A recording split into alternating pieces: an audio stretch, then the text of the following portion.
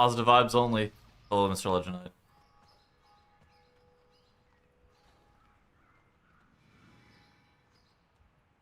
You hate watching? Oh, word.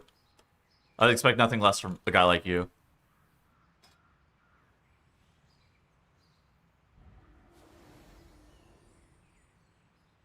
Oh, there is only one shot. Huh.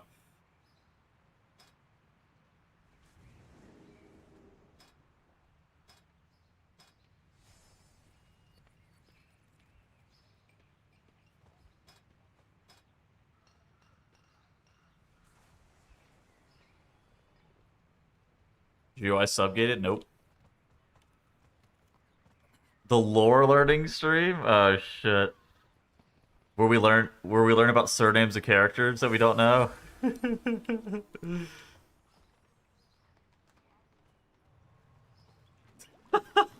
And I confused Jaina and fucking Sylvanas again? Yeah, that was good.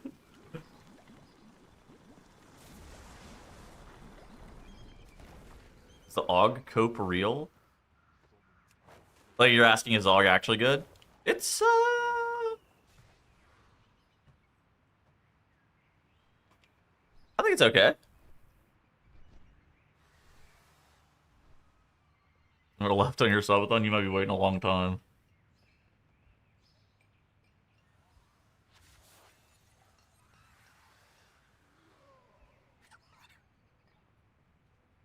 I'm sorry, unholy DK topping damage, what the fuck? Hmm. Hmm. Hmm. Unholy Death Knight.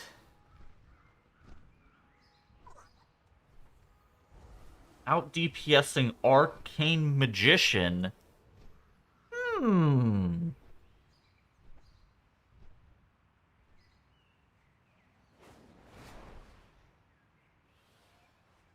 What makes you think?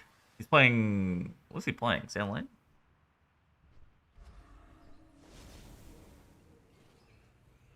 It does not look like he's a writer.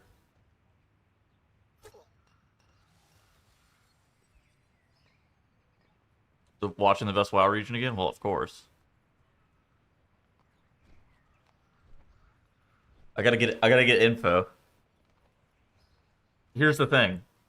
They don't like to play exotic, aka bad specs. They like to play good shit only.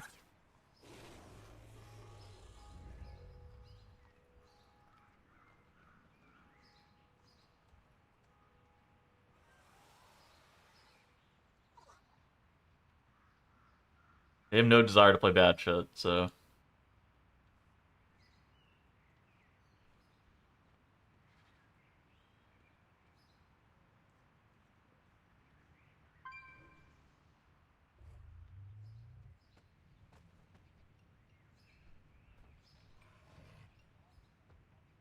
still get Sand Lane? Yeah, okay. Yeah, I just noticed this guy Sand Lane.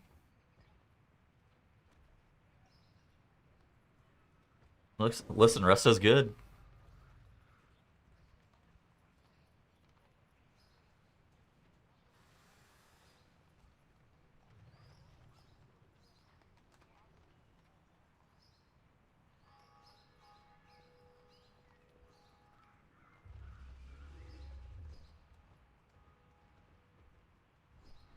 Wait, did he just control and dead that mob? Wait, what does that do?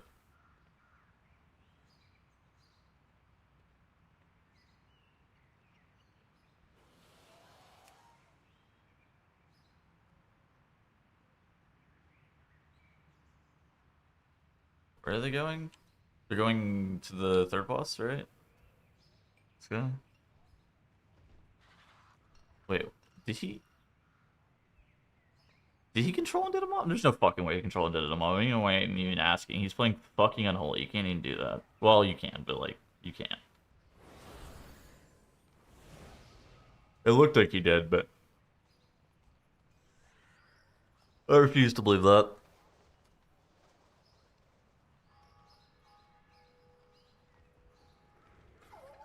Mom must have just got taught or something fucking weird. You have an estimate that was good? I mean, I know it was good on last patch.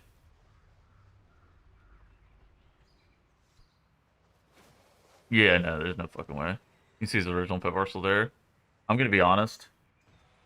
I have no idea what the fuck I'm looking at. Oh, this is probably his original pet bar. Yeah, it's gotta be.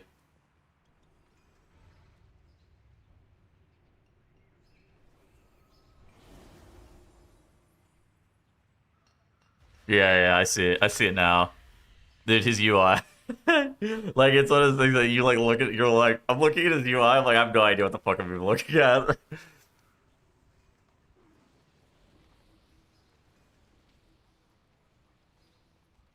Dude, tech UI, yeah, for sure.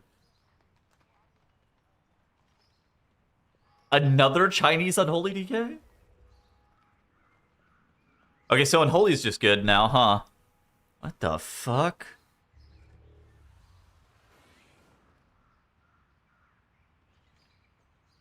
Huh. Interesting.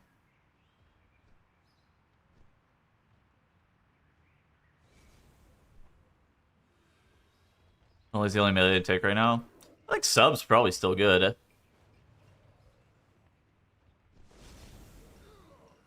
Yulo was doing unreasonable fucking damage whenever he was playing it.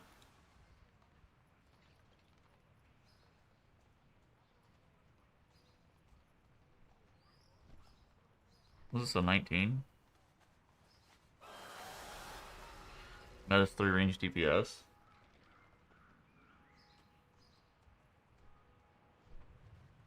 Third Punter's probably still good too, right? Devourer's probably still good. I guess the problem is, like, what you're talking about, like, what is the absolute tip-top shit? You're talking about Arcane Mage. You're talking about Warlock. And then you're like, what is the third?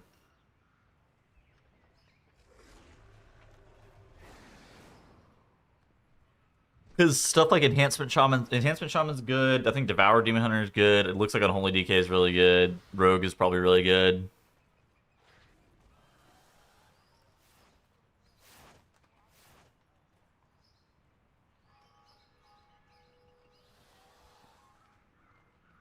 Og. Yeah. It's crazy. I don't even like normally think of Og, but yeah, Og. Pretty good.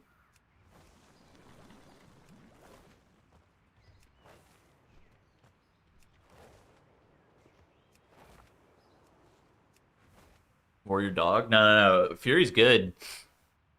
Like, I don't know. The problem is that there's some stuff that's just fucking 20% better than everything else. Like this Arcane Mage shit is insane. Like, I'm pretty sure they got a fucking buff or something. Oh yeah, I just still don't understand these fucking patch notes. Like, did Arcane actually get a buff? I gotta read this again. Those additional demon forms. Oh yeah, well, out of that, yeah, Fury's good.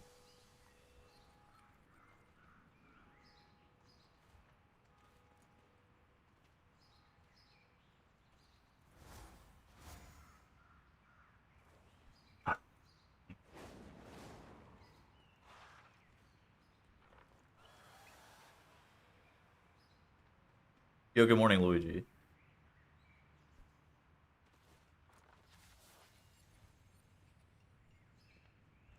A slight orb buff. Okay, so the orb shit, I have seen clips of them doing 1 bajillion fucking DPS with orbs.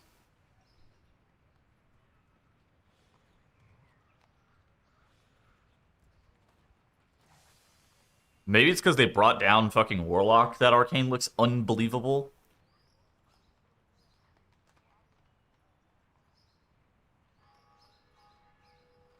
Yeah, they got an orb buff. Is this a fucking buff? It's one of those things that, like, I see them now, and it's just like, wait, they're so much better than everything else.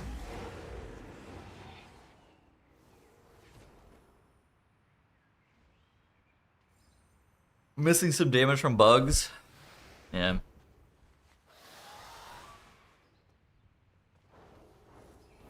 I mean, look at this. Yulo's topping overall damage right now in their Mysaras.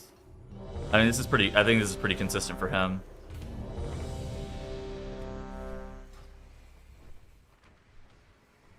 I have a Serve Hunter and a fucking this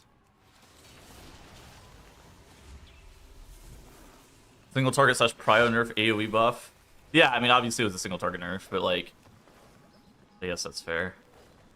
I guess that's a fair way of looking at it. If you would have had your choice on the damage profile type. It's just so fucking cringe. It's just so fun. How the fuck, dude? No other fucking class gets treated like that. It's just unfucking believable. No other class gets treated like, oh, you know what? This spec that's like pretty average on AoE, we're nerfing their single target. We're gonna buff their AoE. That's like no. That's not how that works. But it is for fucking mage. Pack leader. Who is? What the fuck?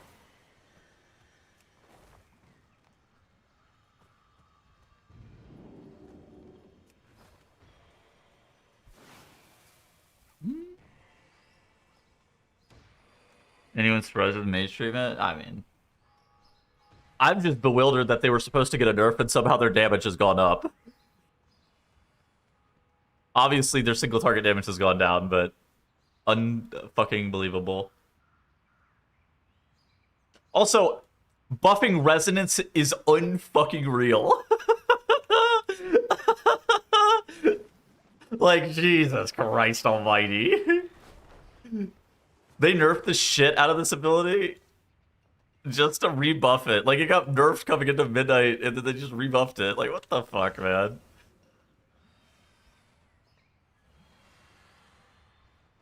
Yeah, I sold my hair. Oh, yeah, sure. Here, I'll just link you his talents.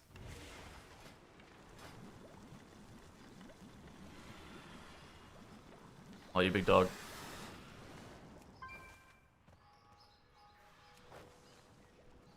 Return to defensives, please fucking don't. What dungeon is this? Seat of the Triumvirate?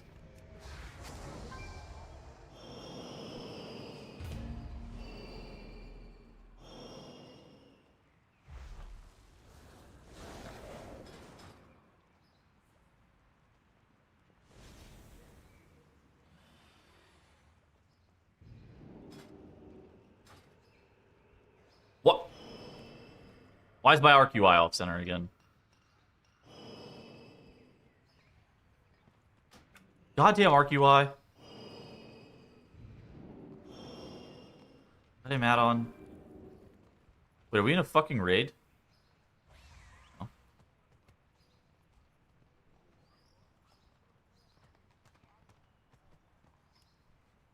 My Dander's frames are different now.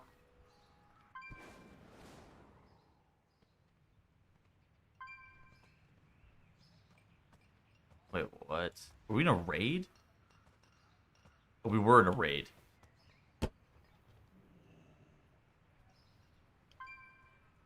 I want to scream. Interesting.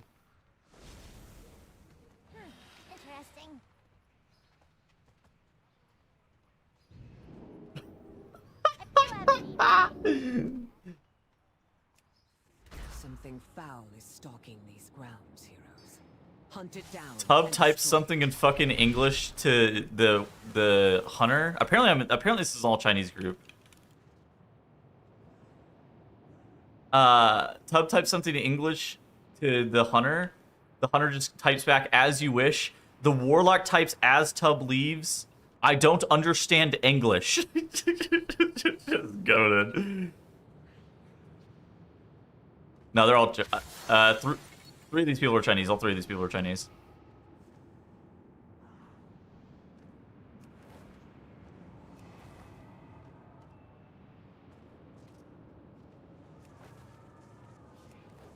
It's the beta is all regions rather. So we play with CN.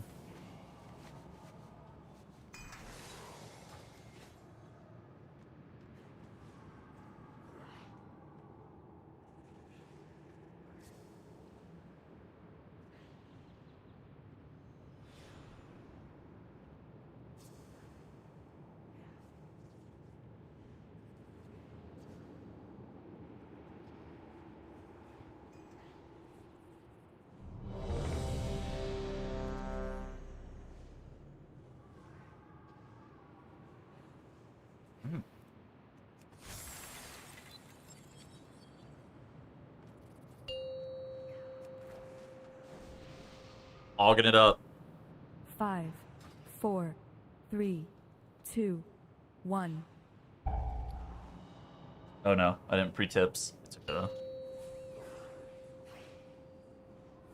5, 4, 3, 2, 1. Boomy buff's not good enough, not really. This fight's pretty bad still. It's okay. Oh, I'm the lost one.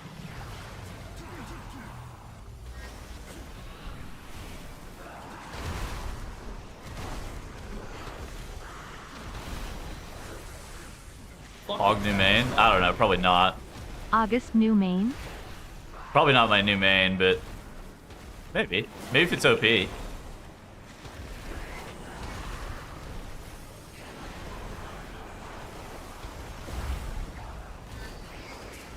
definitely played it before.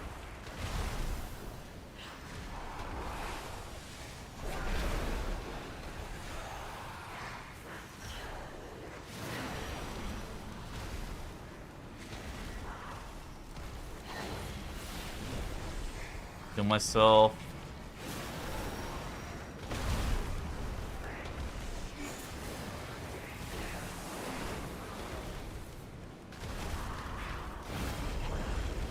Rescue that guy.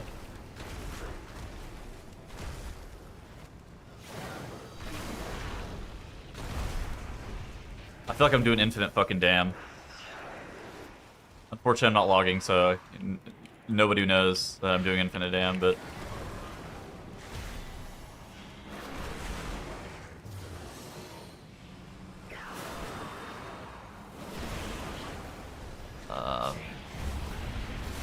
break this off of me.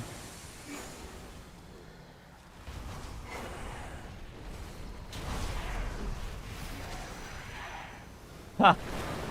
No, AUG hooks are never fucking coming from the meters, bro. That shit is... Blizzard doesn't want you to have them. It's not an issue of, like, being able to make them. It's an issue of Blizzard doesn't want you to have them.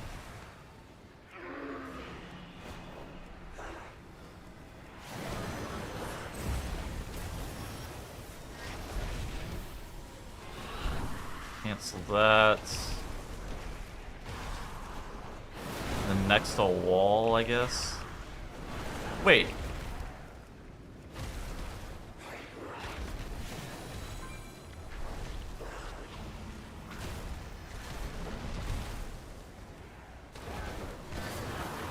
I'll look at something.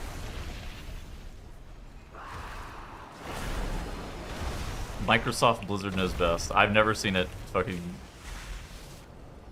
abbreviated like that. Why? Fire breath up here. There's just so much wrong with my fucking UI right now. Okay, I think a bunch of these buffs I'm tracking are completely fucking useless too. Oh my god almighty, kill that. It's lizard.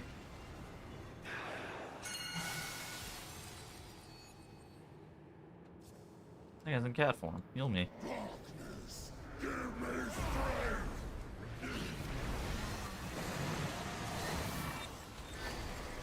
Something's wrong with my fucking cast bar.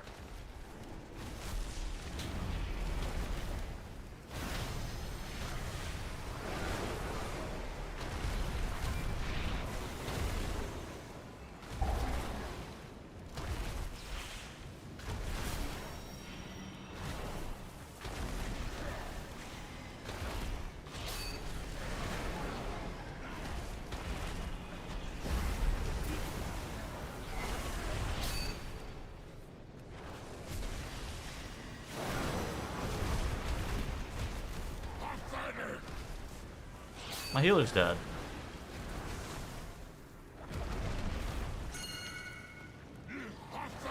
Well, now what? A Your bombkin? survival Playing a fucking Augur wasn't Evoker. necessary.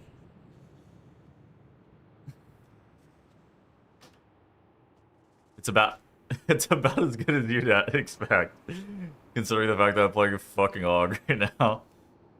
But yeah, Aug's kind of, especially Scale Commander's pretty much just like a DPS. I don't think I give a fuck about this. I don't think I give a fuck about this. Destruction I kind of care about. I don't think I care about Leaping Flames like that. I actually don't think I care about Breath of Eons like that either. I think I care about the cast, but how does Elsmere keep getting away with it? He's smarter than the rest of us, I think.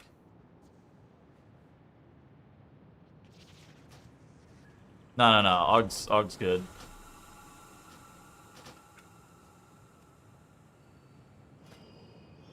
What?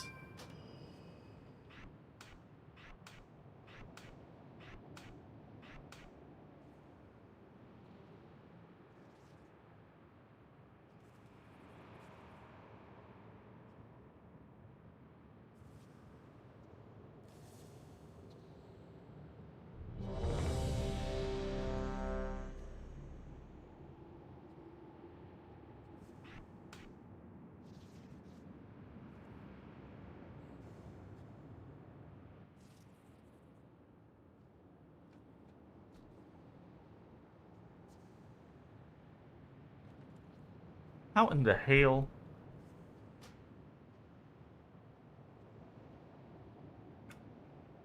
My UI is broken. What? Why? I'm confused.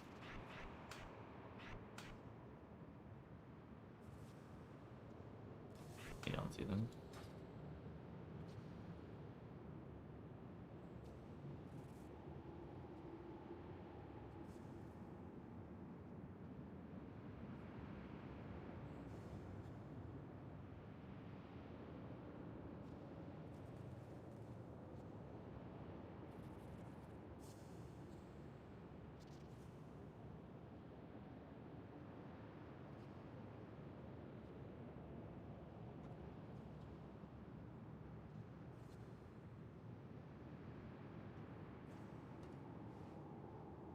Yeah, that seems pretty good. I'm good with that. Something foul is stalking these grounds, heroes. Hunt it down and destroy it.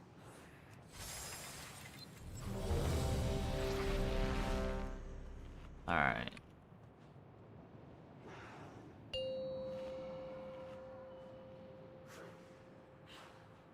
Five, four, three, two, one. Hands are up, we're good. But yeah, no, Og is actually good. It's more like a DPS than anything. But 4, 3, 2. I'm logging now. See the cupcake tweet? No. What, I don't even know what you're referencing.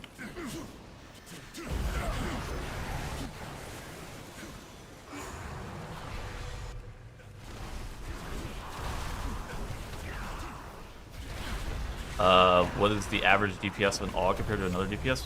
100%. I don't know, they're the same damage as another DPS pretty much.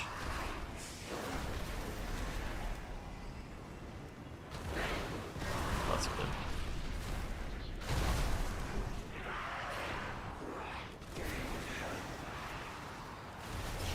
My tank's dead.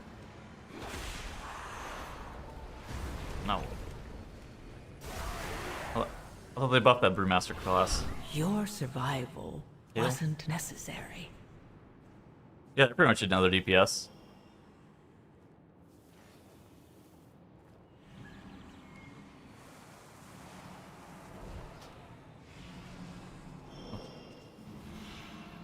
Let me do that.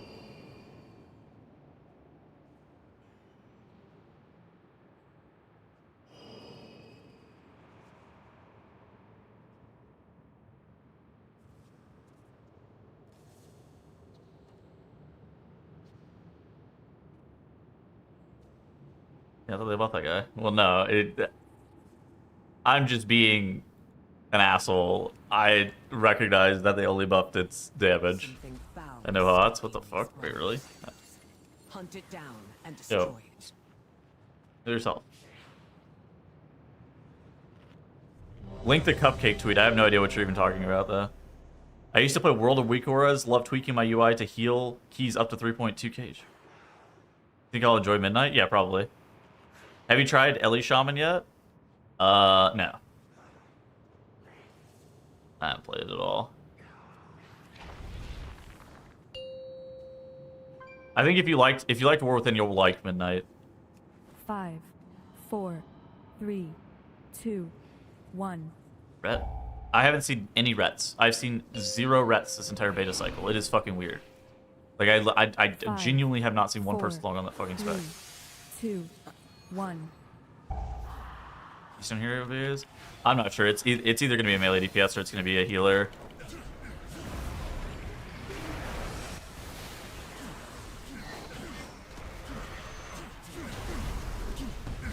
I didn't lust. Oh, never mind. Somebody else already lusted.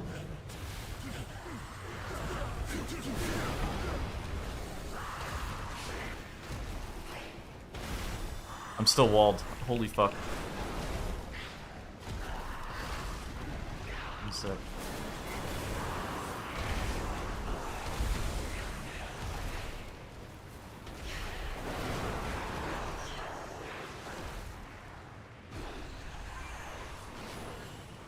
Learn Outlaw. I can learn any melee DPS.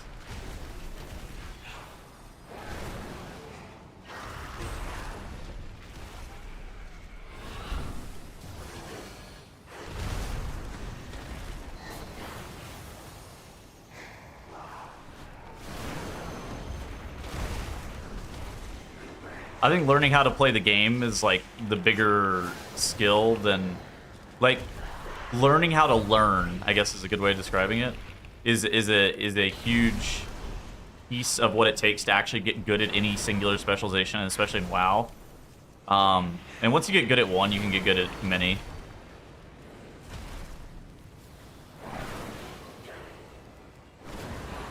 So that's 5 melee. It's probably gonna be like Rogue. If I had to guess. Oh no, I don't like this. I don't like this very much. Oh, I'm getting fucking chained, bro.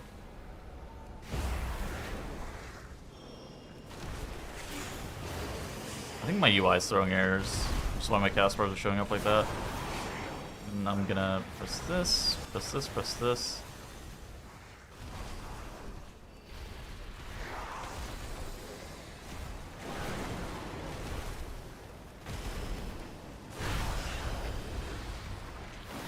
I want to walk. I don't know. I find casters to be pretty fucking easy, but I've also played casters for a very long time.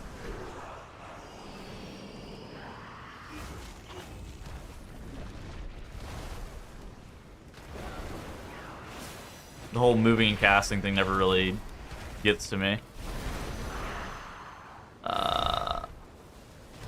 Excuse that guy. Goddamn leeching voids on me. I don't like this very much.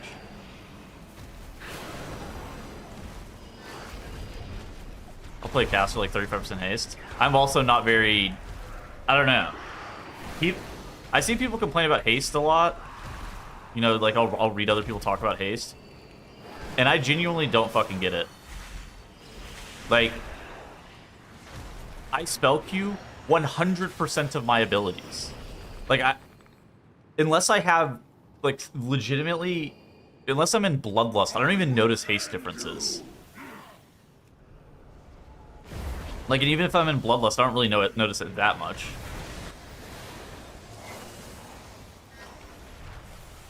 Like, when people talk about it, it's like they feel every fucking global haste difference, and I'm just like, dude, I swear I'm playing a different game or something. Oh, momentum shift. GG. You're less likely to have to cancel casts with high haste? I don't cancel casts anyways. The reason that you're canceling casts isn't because of haste. The reason that you cancel casts is, like... If you're not very good. We moved our banish. I lost my fucking...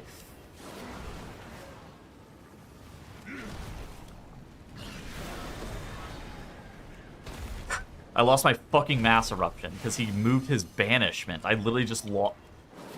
I actually lost so much fucking damage to that. That is... I got trolled, I think.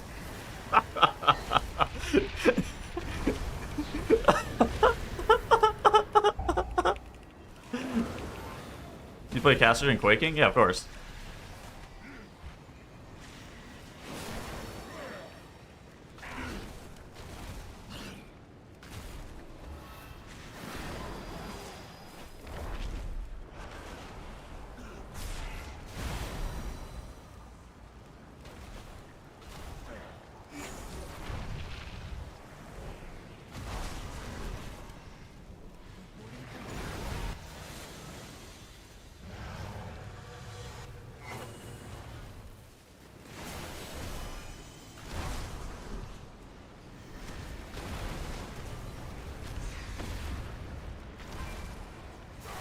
Oh my god. I was just... I think I got stun locked and looking at what the fuck was going on with the boss. I just didn't move out of the puddle like a fucking NPC. I think I'm just a bot. I watched the boss just like run through that blob that was banished, and I'm sitting there like looking to see what's actually gonna go on with the blob, and I just literally didn't move. I'm just so fucking stupid.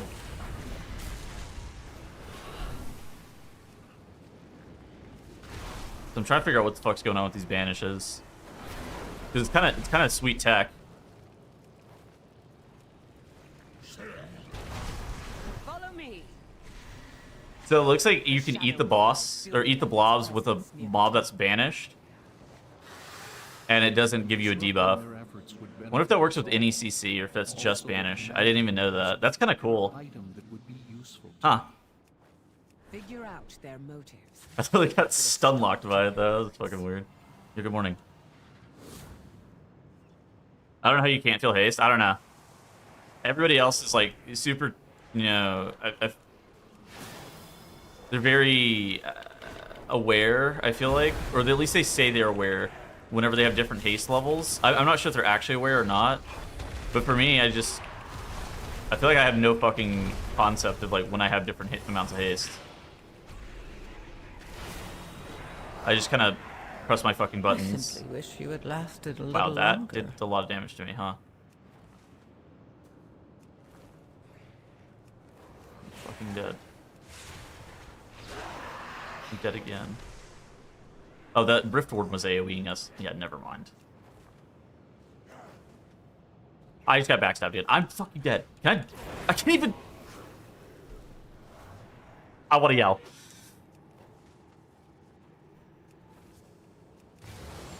I want to fucking yell.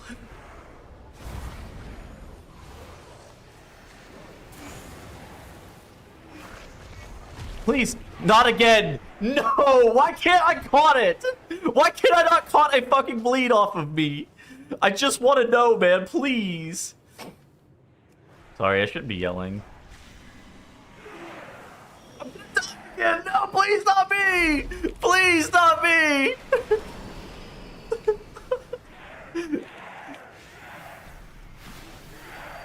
Anybody else?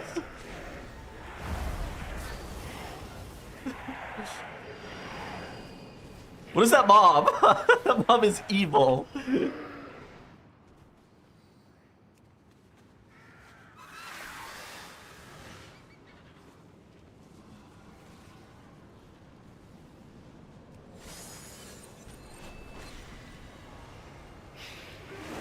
Holy shit.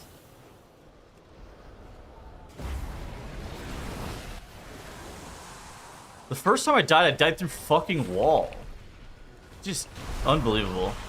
Because I had the dot on me. I don't know where the dot is from. Riporden, I think, is where it's from. And then I got the bleed, and I just fucking evaporated. He's becoming stable. Oh, no. Not that guy.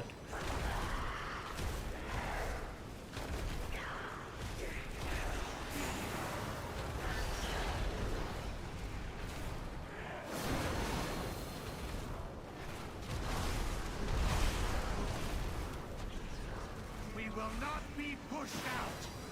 Bring in more forces from the void to deal with these intruders. You know, use some sort of Evan tracker. This bar right here is tracking Evan.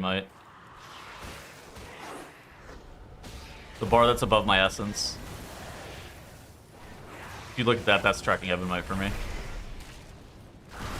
Alright, so I wall this first chains, then I'll rescue the next chains.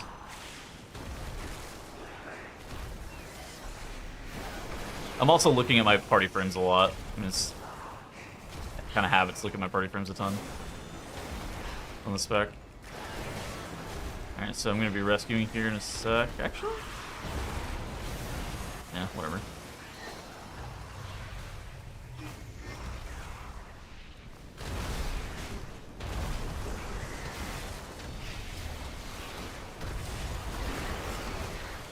You not keep pressings in the tank as well? No. Not with Scale Commander. With Chrono Warden, you would. You don't have enough Prescience uptime to keep it on all three. Negative vibes. Things were getting negative there for a second. Are you not aware and annoyed at like 2-second casts? I mean, I'm aware. I'm not annoyed though, no.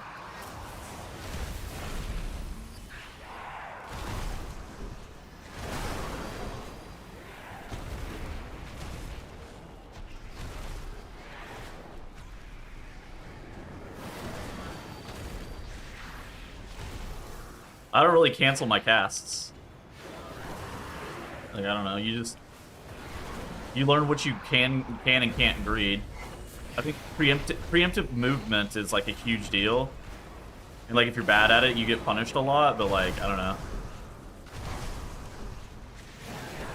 And there's sometimes where, you know, especially on Moonkin that's got like 2-second casts that you spam.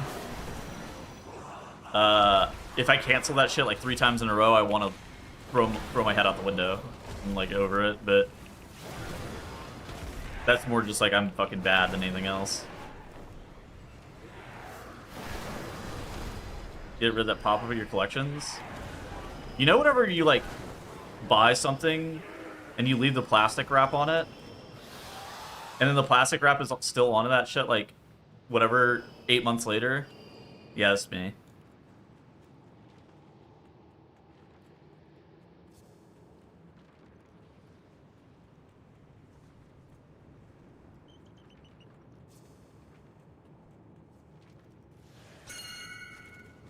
Some will do it every day. Yeah, I'll just close it.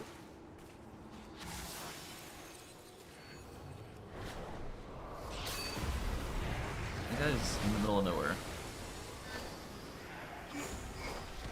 In the wall. Get that. Hey.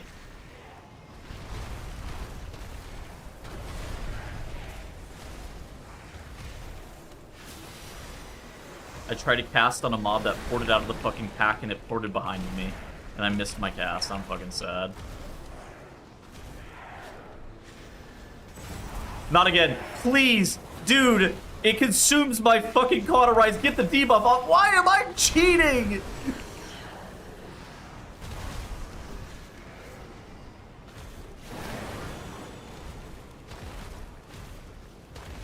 That bleed is evil.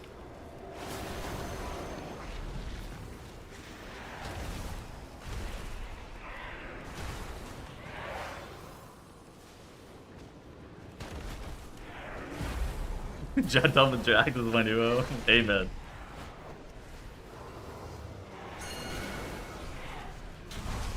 Where's Doug? Sure. What is that mob?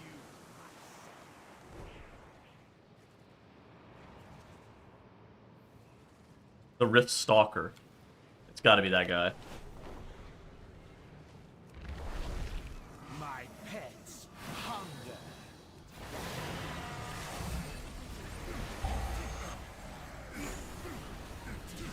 I simply wish you had lasted a little longer.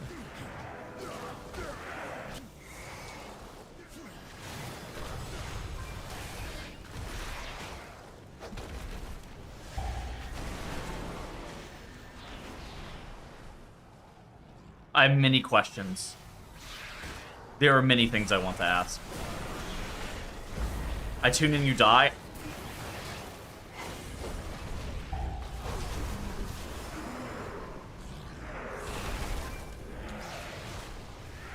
Like, is this shit really my fault?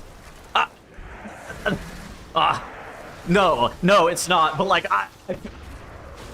I'm having a moment.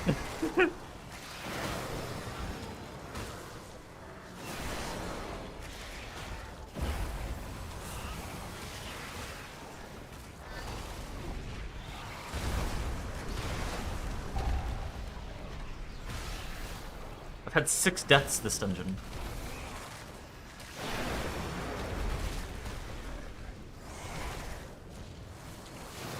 I'm caughting myself. Holy fuck! Please, not again.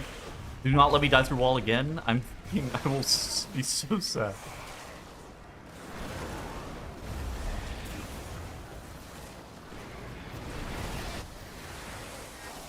I want to go back and look at all those fucking deaths. See, like, what actually could be done.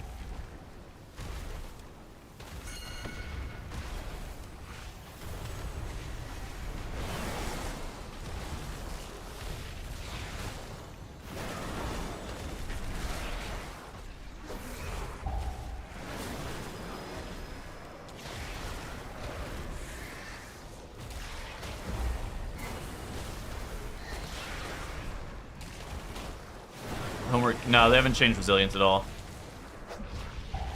I'm dead again, man. I'm going. I simply wish you had lasted a little longer.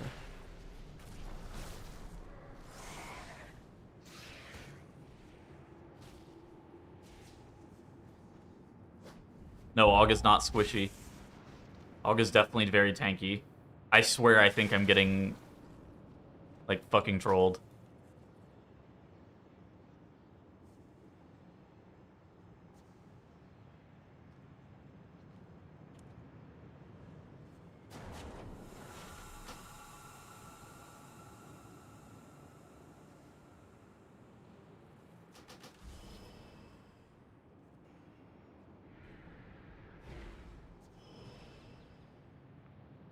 I get left up by the Dark Fang, right?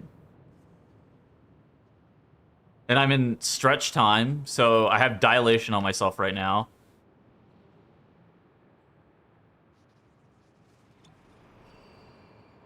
I get 0 healing. I guess I'm supposed to insta-wall that on pull. I thought it was fine. I died through dilation like that is fucking unbelievable. Okay. I guess I'm just supposed to fucking insta-wall that.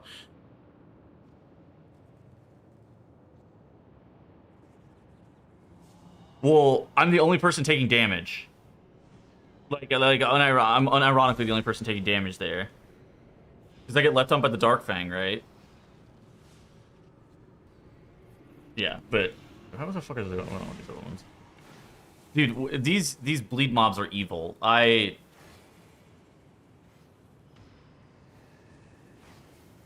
not really. I don't think these Rift Stalkers are fucking pullable. By the way, like I think we had 2 of them in this pack or something. I, like died through like wall and shit. I can't caught them. It's just the fucking worst. So I don't have wall here. I get rifts. No, I didn't get rift stalked. I did get rift stalked. I got rift stalked dotted with the fucking what is this guy from the Aspect of War? Jesus fuck, and then I just die. Yeah, I don't have wall yet. Wonderful.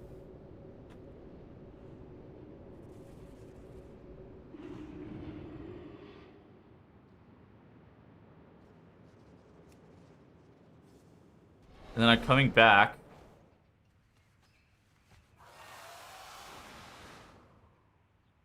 I get Rift Warden AoE'd. Yeah. I don't know. I don't know. I'm going caverns. Get me the fuck out of there.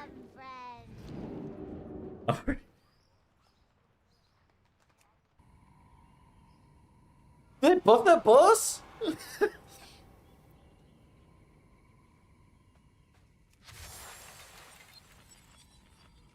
What did they actually built that boss this week?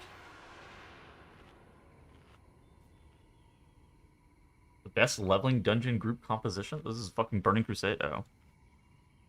Holy moly, welcome back. Last week or the week before? I don't know if I was getting fucking railed.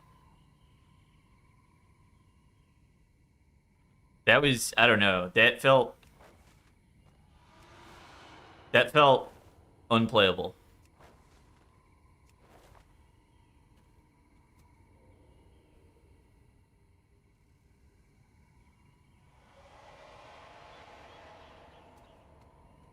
That felt really unplayable. It's okay.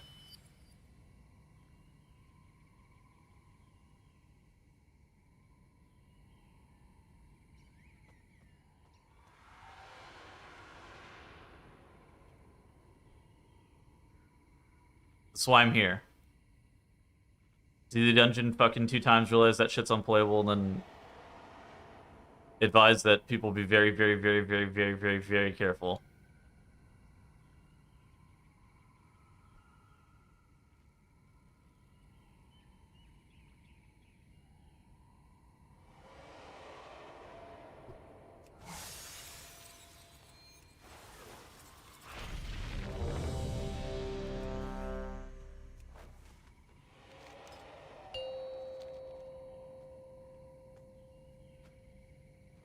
Five, four, three, two, one. DPS is of interest to you?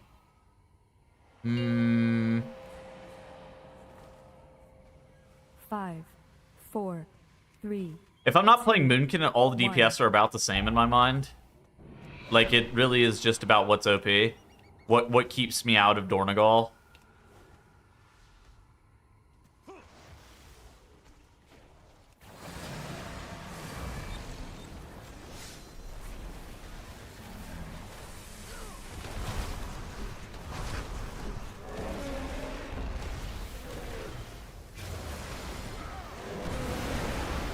Are Moonkins good now? No, they're not!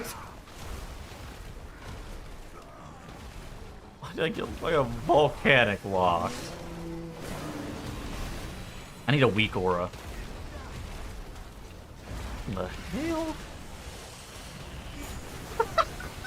I simply wish you had lasted a little I longer. heard the right side was...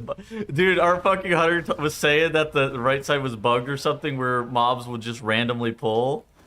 We just got a parade.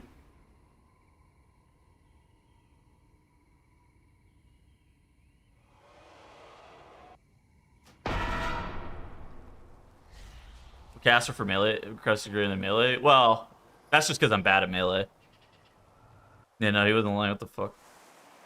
When has melee been better than casters recently? Oh.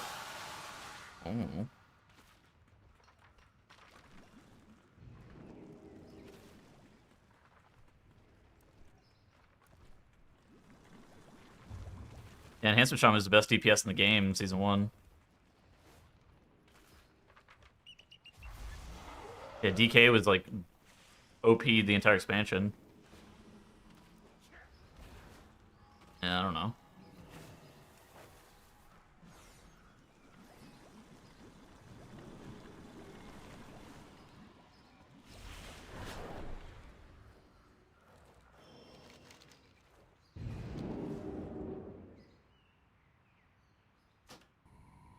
Yeah, melee, I don't know. I feel like it's not about the role, it's more like individual specs. You just I don't know. I just look at individual specs, whether or not they're good or bad.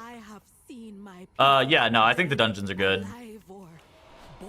I think playing without add-ons is fine. They designed the dungeons in a way that you don't really need add-ons. Except for the part where I just got fucking locked out by that dumbass bull and getting volcanic locked for 4 seconds or whatever. That was pretty cringe, but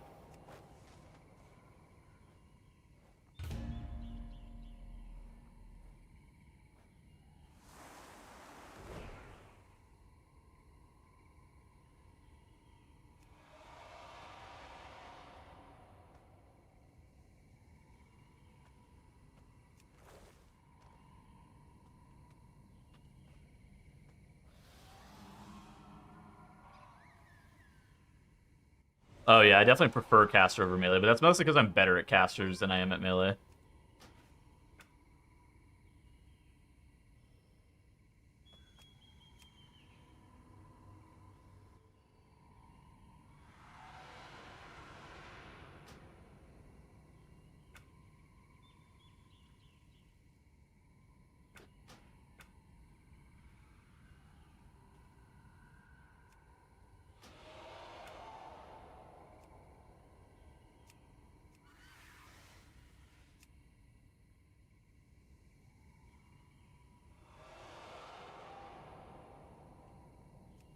It's more just like I'm more adept at picking up range than I am at melee.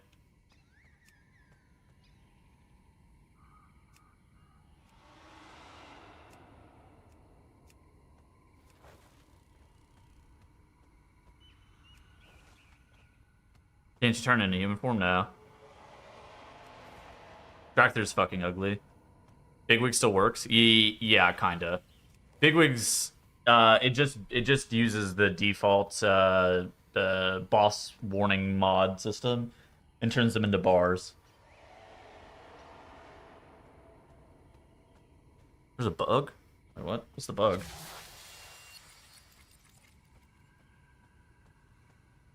Ooh.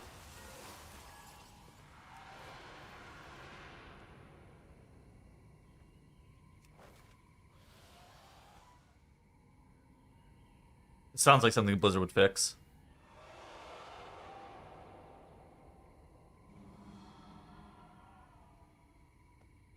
You can allow the change to get walked back in 12.1? No. That's not how Blizzard works. Essence resource bar? Sensei's resource bar. That. Oh.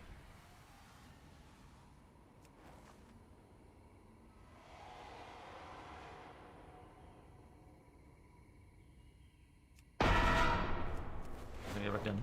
Oh.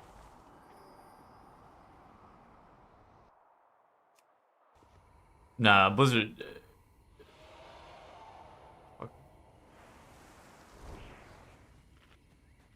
I mean, that's just not how Blizzard works, right? We should change it. Nah. Spec still kind of sucks, but it's okay.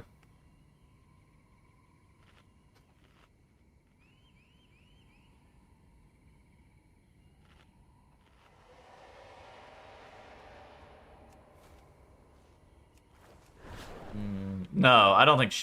I don't. You know, I have issues with the expansion, but it's nowhere near Shadowlands. Shadowlands was actively bad. Like this is one of those things that like Midnight is definitely not actively a bad expansion. Now, I think that there is no novelty and newness with the expansion, which creates a paradigm that's a little bit weird, where you're just like, I've kind of seen this before. And so it can become... I suspect the replayability is going to be lower. I suspect that it's going to become boring a little bit quicker. But Shadowlands was actively fucking bad. Like, there was never a point in time where I was like, oh yeah, Shadowlands is goated. This is so much fun. That shit was just terrible. Through and through, just terrible.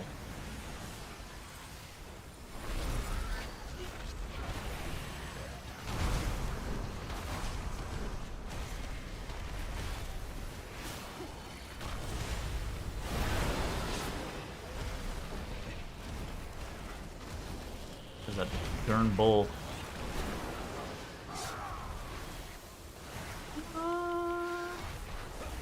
Bro, hey! Hey! What are all those mobs doing? Alert!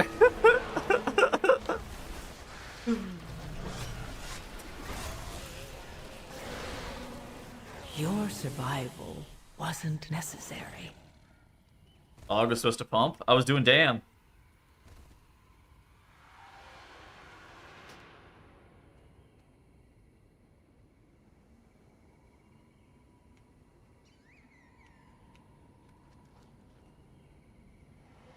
Yeah, I'm not really sure where that bug came from.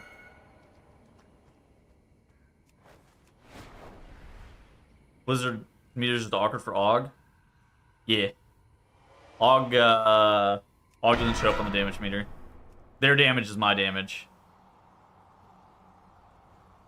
Just know that you can take about 40% of their damage away and just give it to me. That's how that works. Nathria was viewed fondly by the people I play with. Okay. Nathria, the raid was good. The expansion itself was not, right? I think that there's like a distinction that needs to be made there.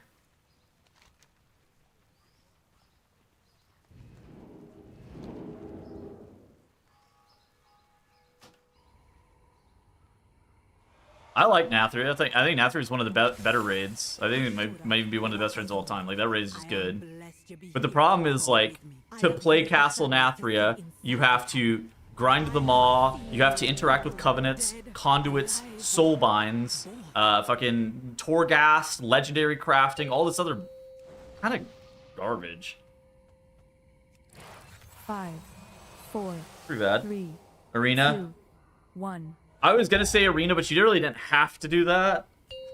Also, I had more fun doing Arena than any of the rest of that shit, so I found that, you know, 5, I don't know. 4, 3, 2, 1. I thought the Arena part was actually kind of fun. But everything else, I was like, oh, take it or leave it. I think it's pretty annoying for a lot of the player base to need to Arena for gear, because there's a reason they don't Arena. It's because they don't fucking like Arena. So needing to actually PvP for tangible gear upgrades is just gonna piss people off. I had fun. I had fun playing. But that's, yeah, I don't know. That's more of like an Arena thing. Like a lot of people just don't like Arena. Dude, what the fuck? The world has been pulled again.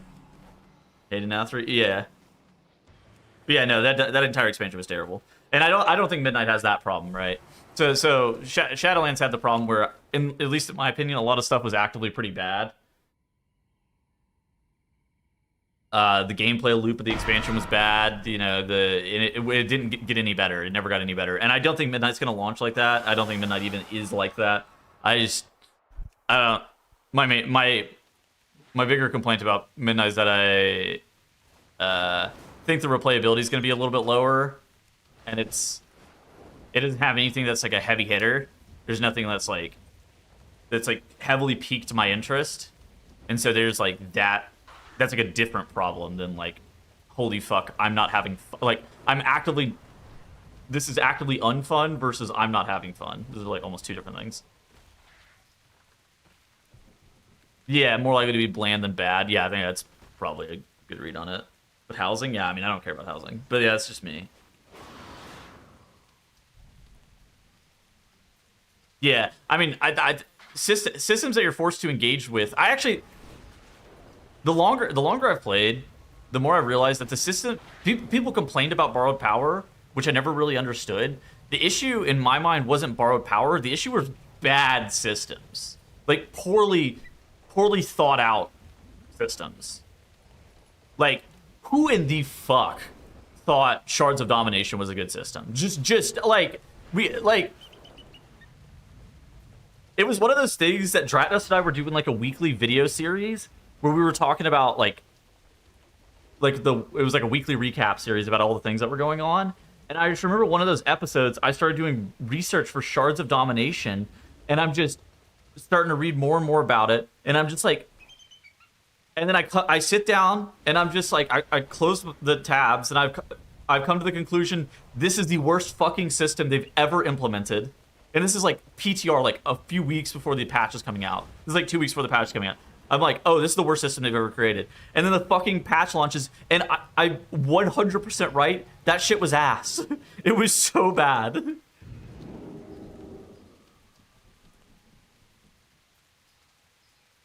You don't want to do anything but Mythic Plus? That's not true. I am not that person.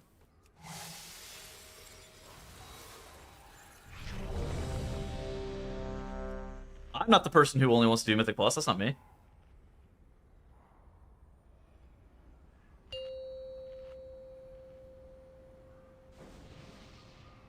Five. I like to just play the game for fun. 3, 2. I like to do 1. things that are fun in the game. Mythic Plus is fun. I raided last tier again. Raided was fun. I had fun. I'm raiding again this tier. 3, 2, 1. I had fun in Legion, even though things weren't very balanced. They threw their home and their bond away. I liked the Heart of Azeroth. That shit wasn't very balanced. The Ranger General was sharp and steadfast, while the Peacekeeper kept the calm. Which path will you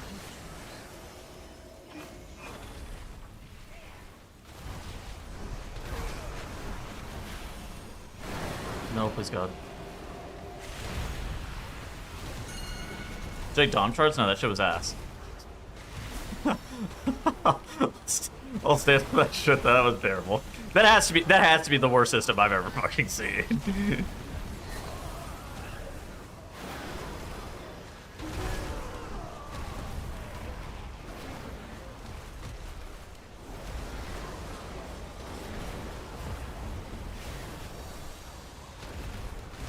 Fucking Tettles. Fuck that guy. GM. Yo, good morning. Thank you for the resub.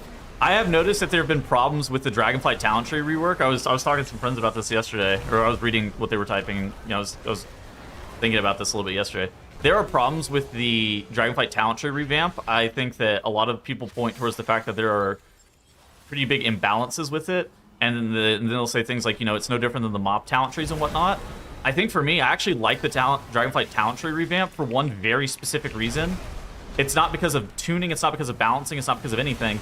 It's that it was new, right? It's new, it's fresh, and it's keeping the game new, right? It was a novel system that was brand new, and then Blizzard, you know, continued to update profession gear, and that was new and novel, and then Blizzard continued to Fucking Tettles. Fuck that guy. change gearing, you know, with things like the crest upgrade system and stuff like that. And I don't even think it's like, I don't need things to be balanced for me to have fun. Yo, Piff 96, thank you for the prime. Like, so I'm not the guy that does Mythic Plus only. I'm the guy that does things that are fun. I do whatever I find to be fun. Like, I wish delves were fun. Delves aren't fun, but I wish they were.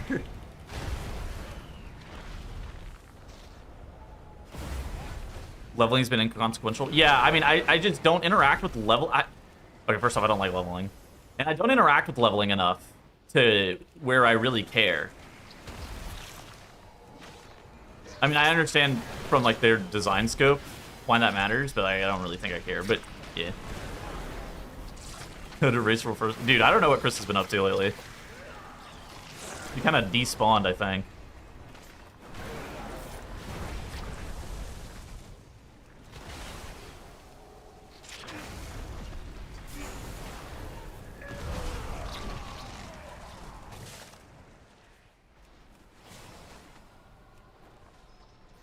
He was live yesterday? Oh, shit.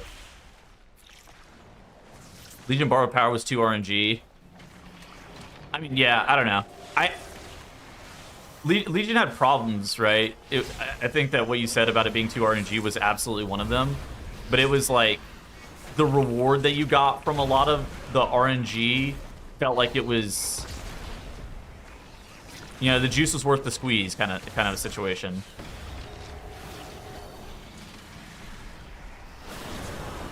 It's just like a very different. It was a very different game. I mean, it was just designed very differently, but yeah.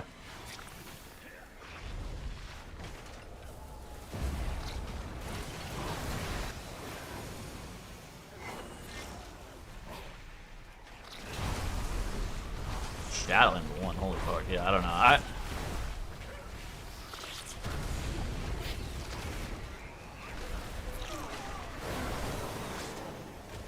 To me, it's like,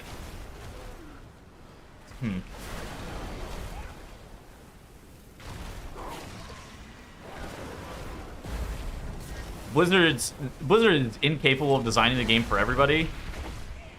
Like, for me, the thing that I would like the most is like a game with really strong replayability that I can log in 2 to 6 hours for 15 weeks consecutively and play and still feel fun about, still enjoy it each and every single time I log in. That's kind of the World of Warcraft that I enjoy. And I'm not saying that it needs to have like really insane grinds or anything like that, because a lot of people, whenever they would hear that, would think that like, oh yeah, bring back fucking artifact power. I'm not even talking about it like that. That part is like almost irrelevant. It's more about like keeping things new and fresh, and how do you increase replayability. AUG is fun. I actually don't mind playing AUG. You know, some people hate this shit. They're like, I don't like buffing my friends. I'm no simp. And then they get mad, and then they're like, I don't want to fucking play AUG. I like how AUG plays. I think it's fun.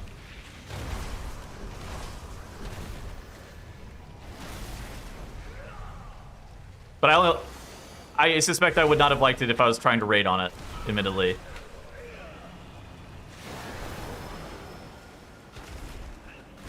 I mean, in raid, it was a homework spec. Now, I think they're trying to curb all of that in Midnight. They've done some changes to it to where it's completely different with how you're buffing and shit in raid.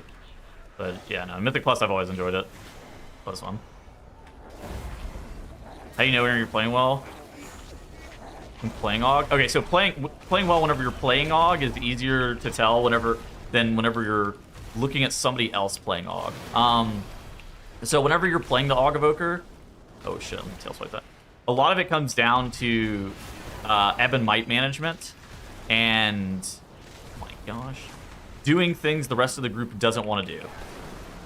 So since you have like a lot of mobility, since you have the ability to be able to kind of do a bit of everything, you're kind of expected to do a little bit of everything.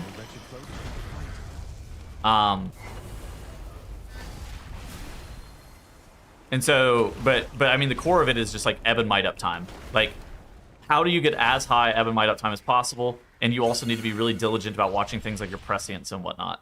Then, so those are like the level 1 things that you need to be doing is like your rotational stuff. Those are going to be the biggest things that give you damage increases and whatnot.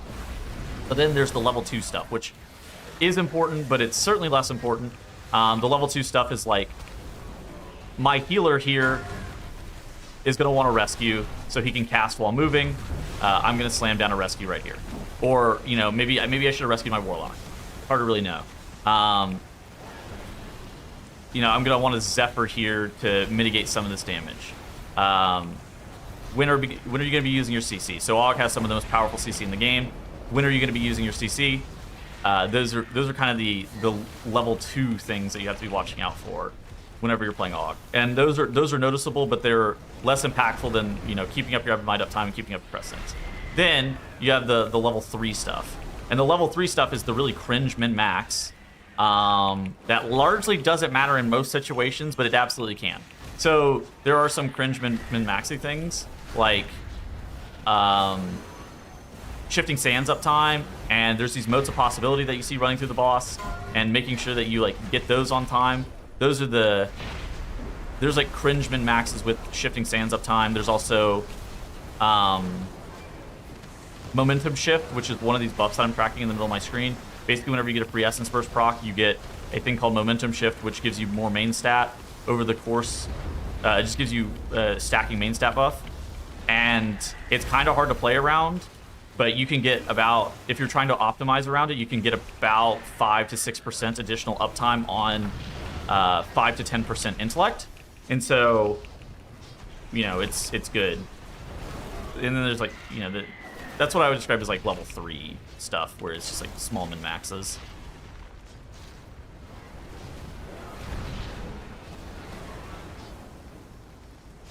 And then if you're in a coordinated group, shot calling is like a really big deal.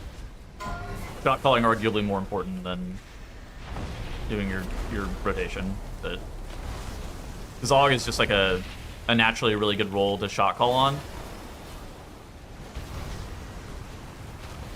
Just because it is in control of a lot of the CC that's going on in the party, and it has a lot of tools for everything. So just kind of buffing other people.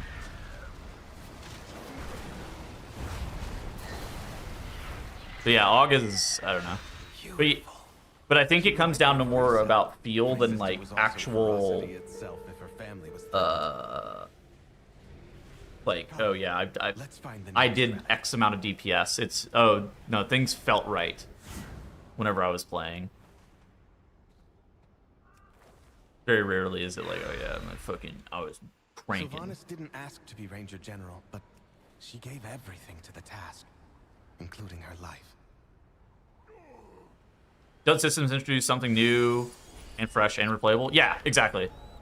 I mean, I'm not a system hater. I'm a bad system hater, but I'm generically not somebody who just like, I never really understood the rhetoric of, I don't even really know where it came from, where Blizzard was getting a bunch of the feedback where players wanted borrowed power systems to get deleted. I never really understood where that rhetoric was coming from. I did read a lot about it on, you know, see it posted on like Reddit and shit, and I would just be like, I never really understood it, but I thought there was just some disconnect there.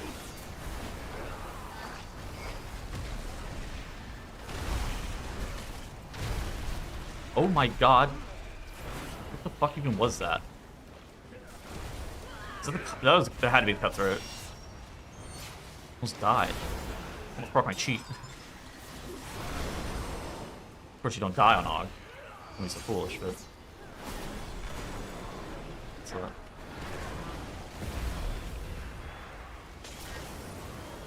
Bad system after bad system? Yeah, I mean, that's fair. Please God, no one. I mean, yeah. I mean, Dragonflight didn't have any,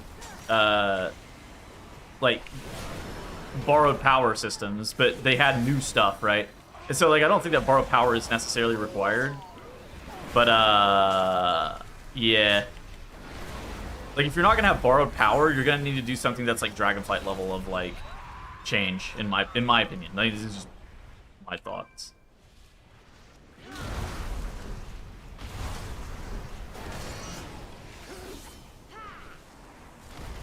On Og again? Always, baby.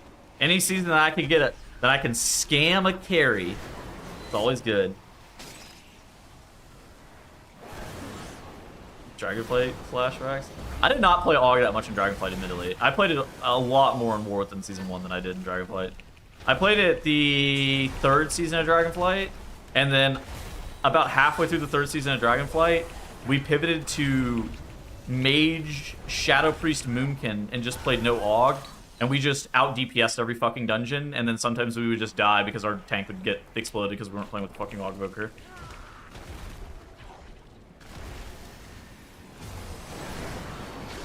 But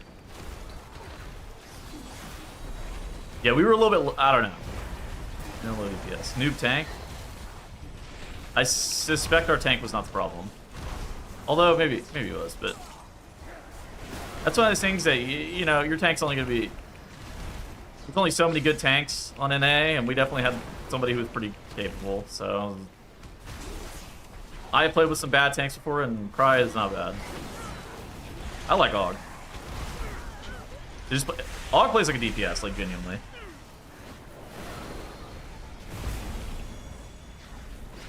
But if you're somebody who is enamored by looking at the meter all the time, I understand why you would think that Og is not very fun.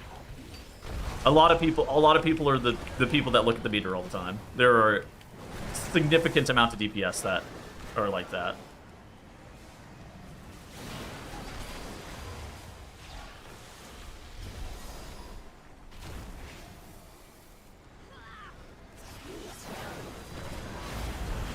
The DPS off-healing meta? Oh, I mean, that was, like... I'm pretty sure that wasn't even good. I'm pretty sure the thing that was way more troll was the, zoning out. The zoning out a dungeon thing as a healer. Going DPS and then, like, swapping, that was way better than the playing 4 fucking DPS thing.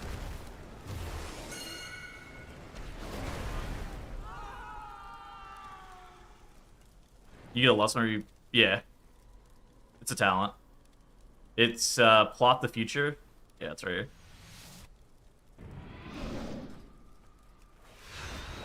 Our mother's bow meant everything to Sylvanas once. I'll need it. Yeah, I mean, I don't think there's any reason that you should be able to zone out of a fucking key in the middle of a dungeon. I mean, I think that there are some times where it's actually kind of cool to zone out of a key in the middle of a dungeon. Like, especially whenever people were making corruption decisions and stuff like that. I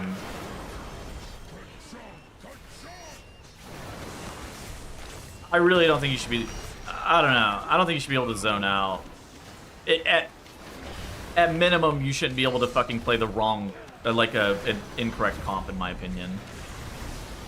But it's so rare that shit like that happens, and it's like, you know...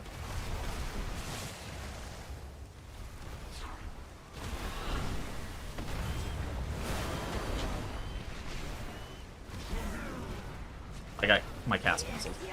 So. Oh, let's go.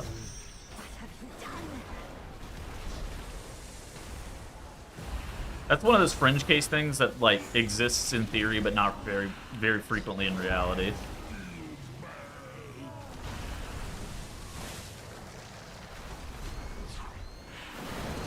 Yeah, Kegels is dead, bro. Do you got spec swaps? I do not like spec swaps either. Like, I don't know.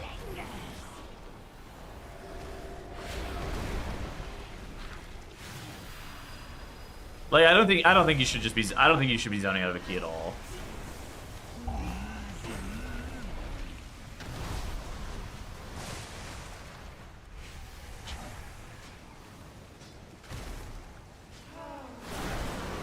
Flip it to Nerda.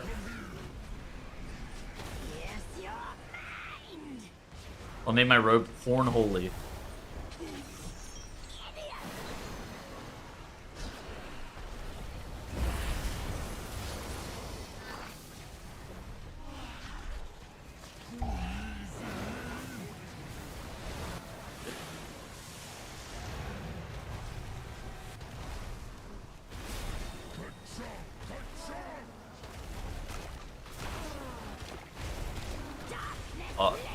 What ability specifically are you referring to? So AUG has a few sources of CDR. It's passive CDR, where all of your abilities just aren't normal duration timer, and that's from interwoven threads, where the cooldowns of your spells are reduced by 10%, just flat.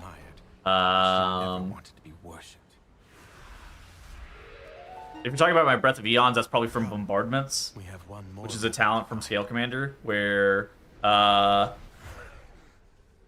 actually is it? Bombardments reduce the cooldown of Breath of Eons by 1 second for each target struck, up to 3 seconds. So you'll get like, I don't know. Eons is probably like a 50-second CD outside of Bloodlust, probably like a 35 to 40-second CD if you have Bloodlust up. There's some variance on that, but where's Doug? I don't know. I don't know where that cat went. Sleeping probably. Alright, do not get locked out here. Do not get locked out here, dude.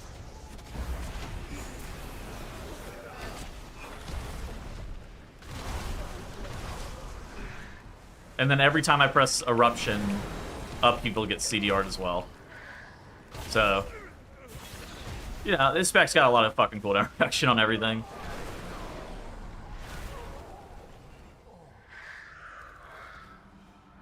I think it's a talent, though. Yeah, Eruption reduces the mini cooldown of upheaval by 1 second.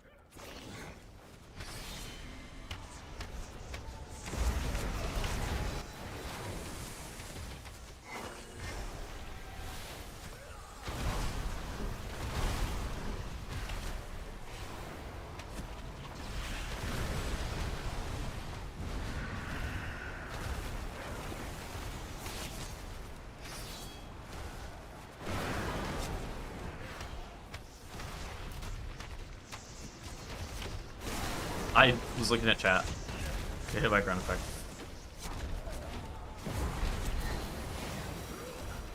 It's a good spec for reading chat too. Alaria hunted the old horde with a ferocity bordering. It seems weird to make Breath of Eons CDR if you're just gonna line up. Oh, you don't line it up with your cooldowns of your homies. They took my life. You press Eons on CD. Eons isn't a very good cooldown in Mythic Plus. Scouting maps is within. I don't know what you think the. I bet. We'll need that map from them. Yeah, I don't know. I can hover over their damage, and I bet like 2% of their damage is Breath of Eons or something. Eons is a shockingly low amount of damage to your friends. It's mostly used to give Ebon Might. Like, it bridges times where you should have Ebon Might downtime, pretty much, is what it's used for. No, yeah, Ebon Might is, like, almost all your... Ebon Might, like, Eruption.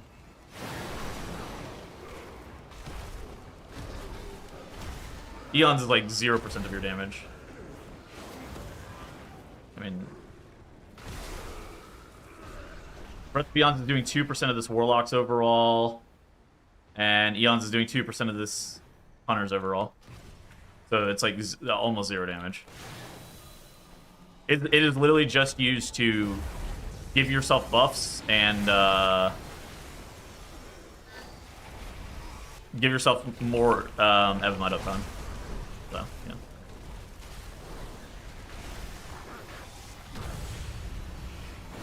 That's why you just press it pretty much on CD.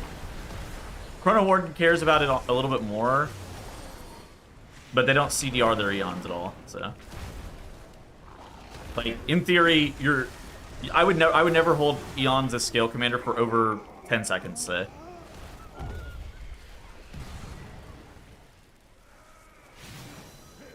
That's just a grief. Otherwise, they used to be very good though. Never Mythic Plus.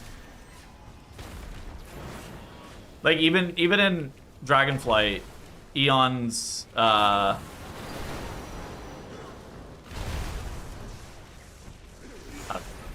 heavily overstated how much damage it did for your people.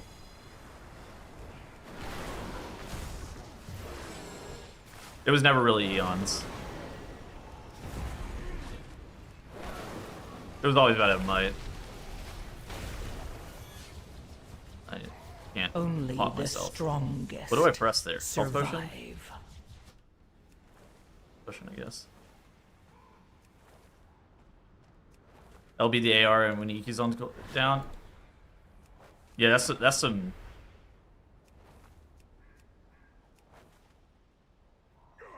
Some shaman shit for sure. No, I don't know. It's hard to explain. It's never been that good. It is not OP as fuck.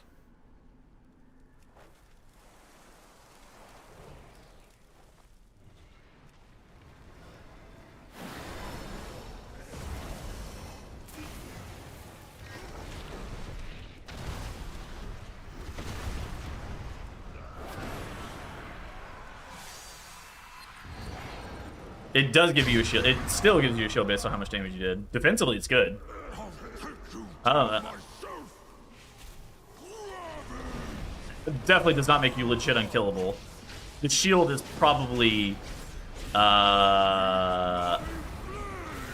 it's capped at 20% of your HP or something. And pretty frequently, you don't even fill the cap that much.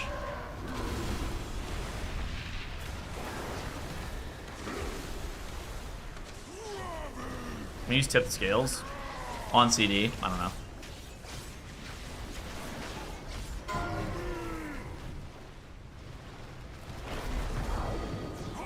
It's mostly just used with the Eons, but I'm trying not to die. 3 bars of shielding and Dragonflight? Not from this. I promise it was not from this.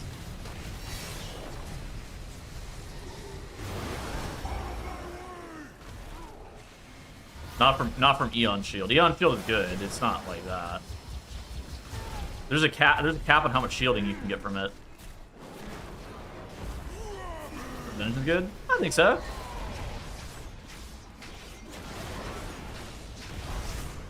There's one dungeon I don't really like, but I think the rest are pretty good, yeah.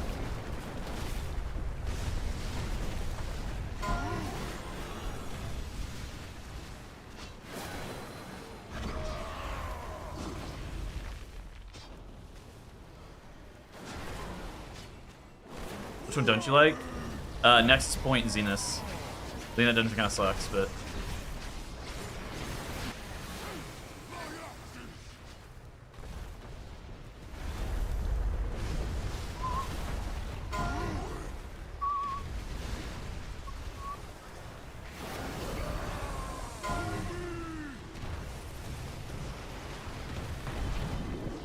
Shit, I Zephyr there and almost fucking died. Makes me wonder if Zephyr doesn't work versus that.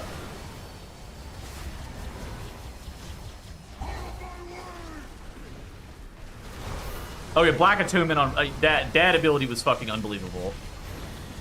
Unreleased, I'm pretty sure that gave 8% HP to your party. That thing was Fortitude on crack. That I don't understand that, how the fuck that was even a thing. Yeah, the HP gain whenever you press Obsidian Scales was stupid. The more dumb thing was certainly the passive 8% stamina on your party. Unfucking believable.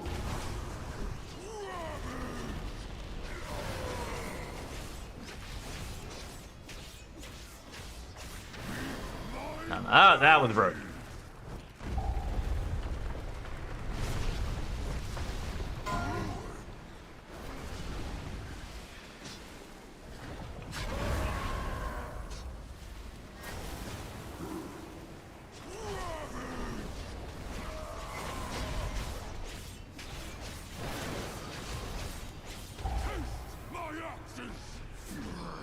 Alright, we're good.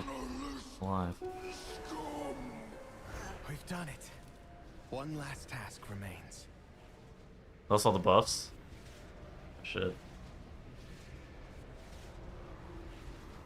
I'll use these relics. What do you think the future support specs will look like when they say only AUG? I don't think they're making any more support specs. Turn to me. There, the restless heart that haunts us. I think we would know if they were making other support specs, right? We've already seen them.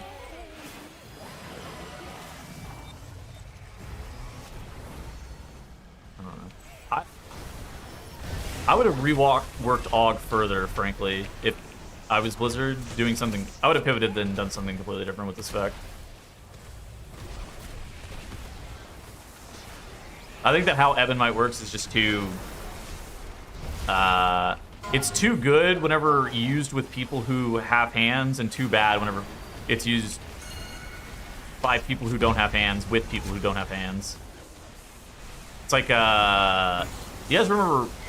I don't know if you guys follow competitive League of Legends at all, but there was Season 4, Season 5, and Season 6 Rise, where he would have like a fucking 42% win rate in solo queue, but then be the most broken thing ever every single weekend during the LCS.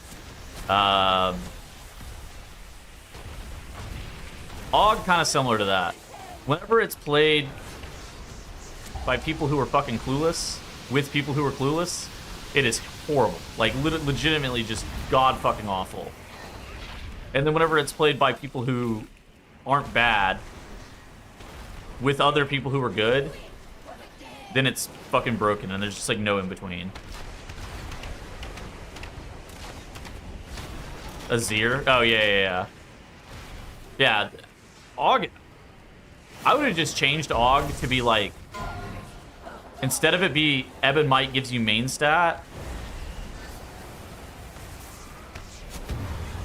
Instead, Ebonite does damage procs based off of like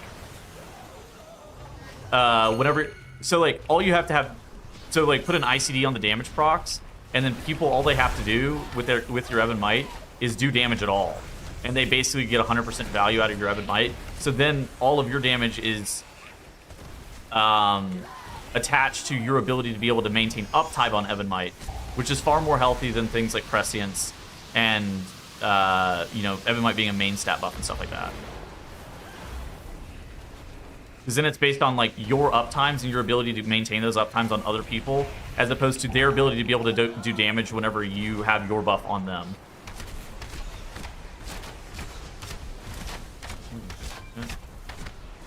Just a little bit of a baffling spec. You get a dot. It's not a dot, but it's like a... That's a good way of describing it. I'm trying to think about anything that's like this.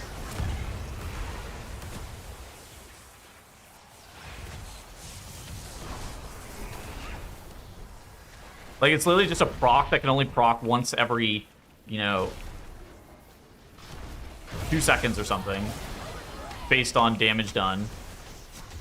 And so all the people that you're putting your Ebonite on have to do is fucking hit a mob. So I mean, like, in theory, if your group is legitimately AFK, sure, maybe you get punished a little bit more, but we're getting trolled anyways, right? Our agreement stands. At last, spirits that linger within these halls have found peace. I hope that 54%. one I day mean, my league balance, sisters league will champion be able balance to is like do the very same. different than anything else. As for myself, I shall fill these halls with music. No, you don't press until they return home. press against the tank war Thank yourself. you, champions. Ooh, Moonkin Monthly, good calm. Maybe.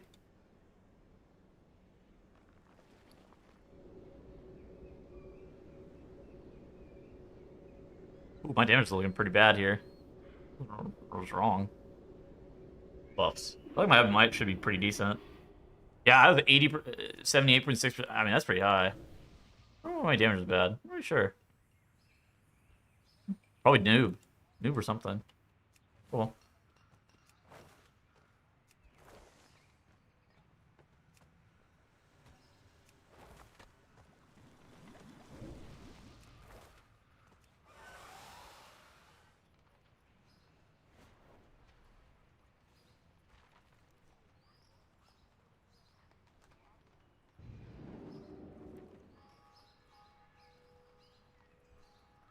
Fuck.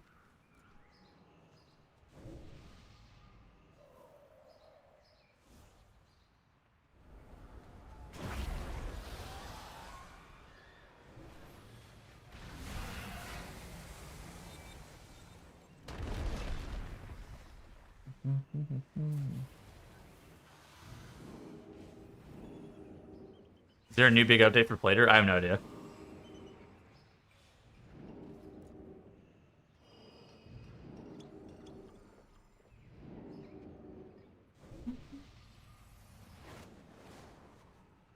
Yeah, I'm not really sure.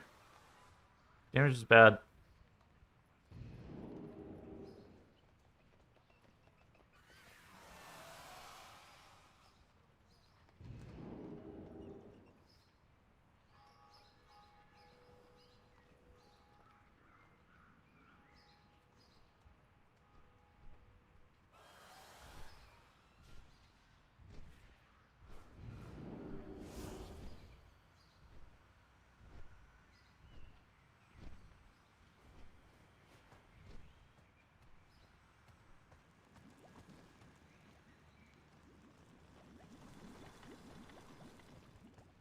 But yeah, I don't know.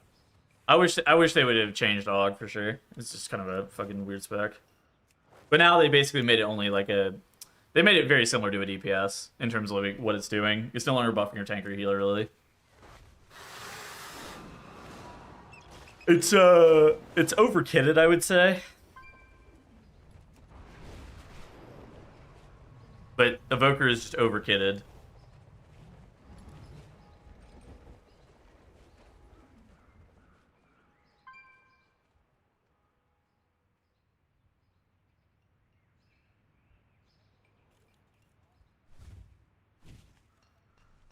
What is this?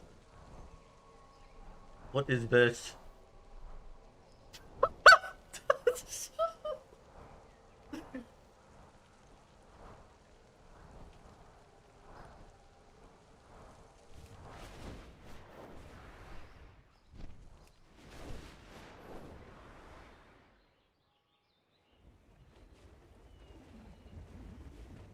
Dude.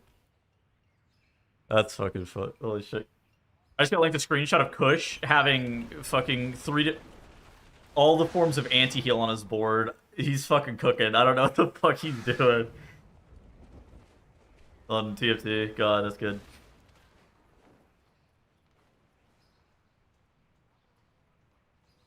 That fucking owns. Dude, I gotta link this video about an interview with Holly Longdale, Ian Hazakosis, and I actually don't know. I think it's just those two. Maybe this is something we watched today. I got told it's pretty good. Shaving a haircut achieved. Hello, Aubrey. He had a 3-star Zaheen? Wait, what the fuck? He was streaming TFT? Wait, he paid for that unit?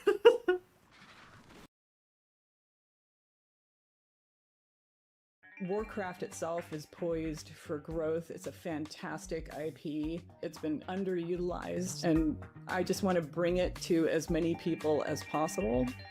We firmly believe that our best years are ahead of us. It's game design, but it's also social design, and it's trying to understand and think about how we meet a new generation where they are.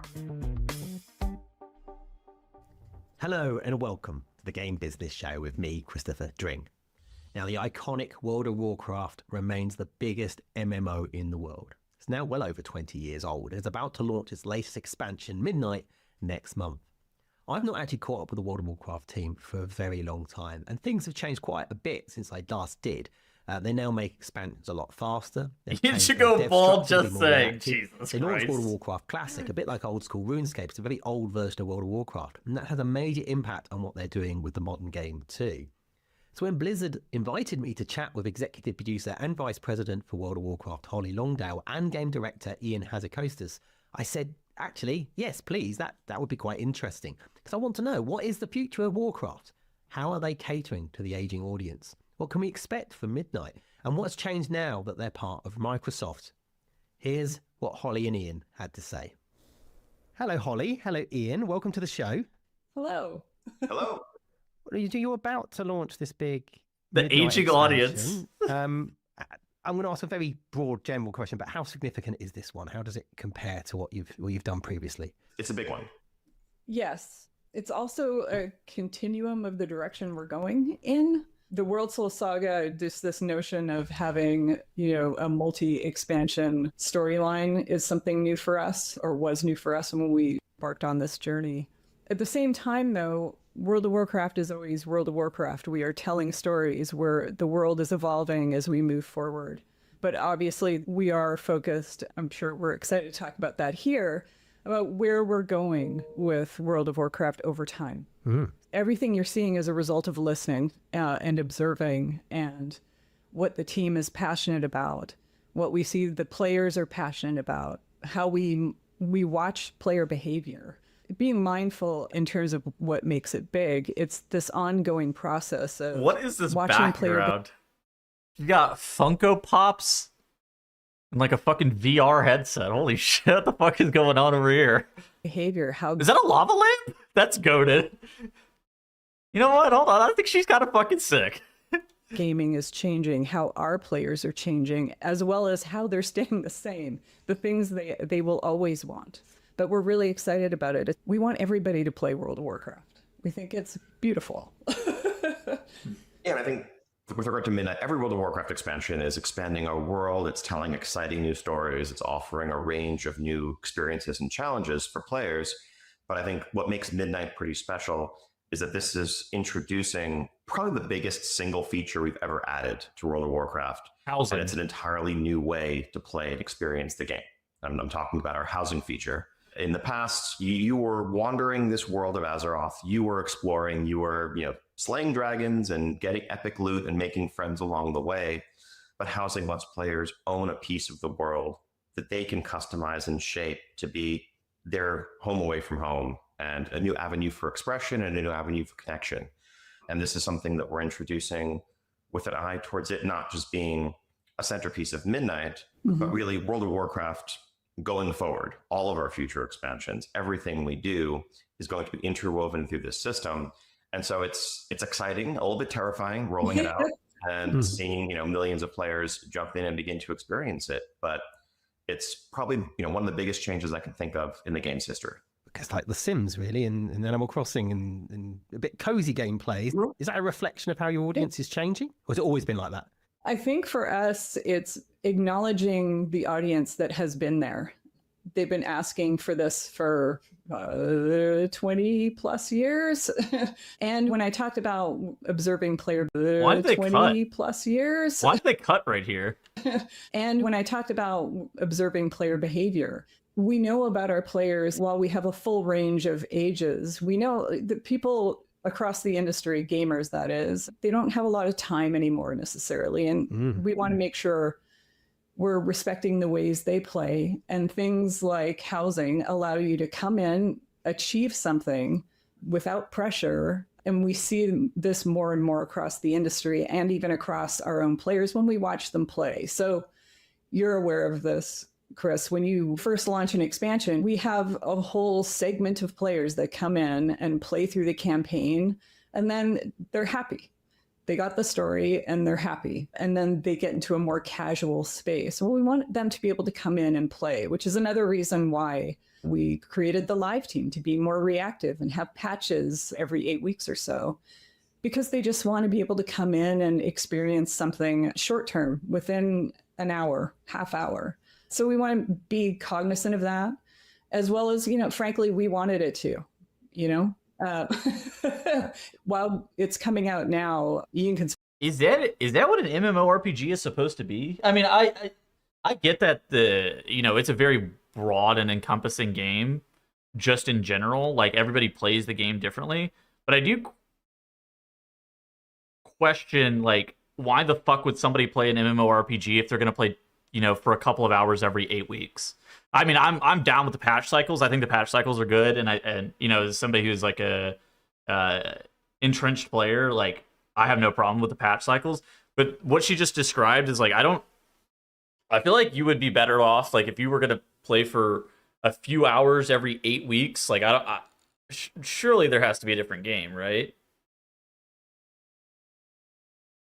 Speak to this in clearer terms, but there's been a number of people working on this for years and years because of their passion around it. So yeah, I think it's a feature that's been speculated about by players and asked for by some players, honestly, since WoW's earliest days. I mean, I've been on the team for coming up on 18 years at this point, and it's something that was being discussed internally as a potential idea for as long as I've been on the team.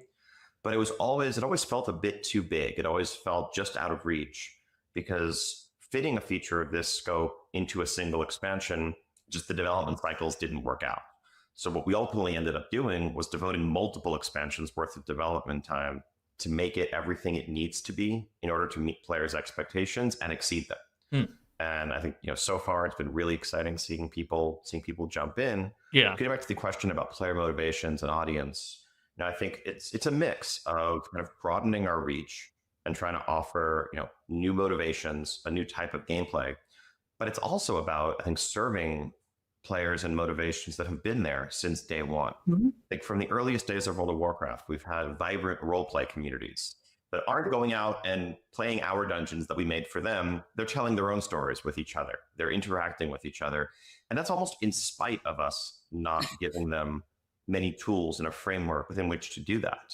Players have always, been drawn to socialization, to cosmetic customization, to self-expression. And I think this is pulling all of those motivations together. And I think we're excited to really be able to truly serve this audience that has always existed and been a huge part of World of Warcraft's history, but now can kind of be front and center when it comes to this portion of the game. Holly, I like what you're talking about, these sort of people with less time. And we're actually seeing that, particularly as you look at the data, and the industry's aging, right? It is. I think he's actually spot on. I mean, it is a very broad game, and the way that everybody plays it is incredibly unique. And trying to make it a good experience for each and every single different way of playing the game is going to be fairly challenging. I mean, I recognize that. I actually think that, as much as they've hammed up housing, with all of the shit that they talk, like, I mean, that Warcraft Connect or whatever was literally only talking about housing pretty much. There was some stuff, but like, realistically, it was just like an advertisement for housing. It is a good system. I mean, it is a feature that they should be proud of. Kids anymore, people have less time, and it must be true of your audience as well. I imagine you're bringing in new people all the time, but I imagine that how old World of Warcraft is now as a franchise, you must be having it where some of your core, most avid players just don't have that much time or play in different ways than they used to. 1,000%. And I think it's interesting too that there's so many aspects of this game that do largely address that. For example, when we look at guilds and weekly rating, having a schedule you can kind of build some of your life around enables that kind of gameplay, which I think is fantastic. We didn't necessarily do that at the casual end of the scale, and that's why we're really excited about housing, given that housing reaches through every gaming segment we have in our game, between casual and people who we lovingly call them mid-core. And it is about time. We've got a lot of players that say to us, I want to play with my kids now. Like, give me something I can do and play with my kids or play with my partner. We have so many players, and now the ability to really dig into how they play It's given us a lot of really interesting opportunities to be able to, broaden, to Ian's point. We are aiming at a game that's approachable for anyone. This idea of a third space that you can come and hang out, and it's not necessarily just standing there staring at each other. You can go do housing, you can go collect things for housing, you can go raid, you can dungeon. We're looking at different ways with the time you have available to have options that feel meaningful. Delves are another part of that. I'm really proud of how the team has crafted a response to how players are changing. And so something that she's not saying, but is kind of the underlying notion here is like, and it makes sense, is like more people now more than ever are trying to play World of Warcraft as like a solo player, and they don't want to socialize, right? That is kind of the point that she's trying to get across. And something that like a solo player is going to want is very different than somebody who is trying to play in groups or interact with other people, right? Like, what is the solo player going to want? They're going to want delves. They're going to want housing. They're going to want open world content where they don't actually have to group up and get in groups with other people. I think that the bigger thing is like the solo content in World of Warcraft hasn't been good for a while. And even though I still, I think delves are a step in the right direction, and like it's not one of those things that should be deleted. I do think that delves like absolutely can be better.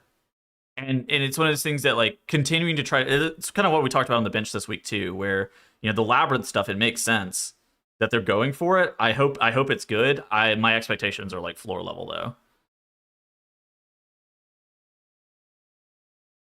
The high end is also very well served. I mean, I don't know.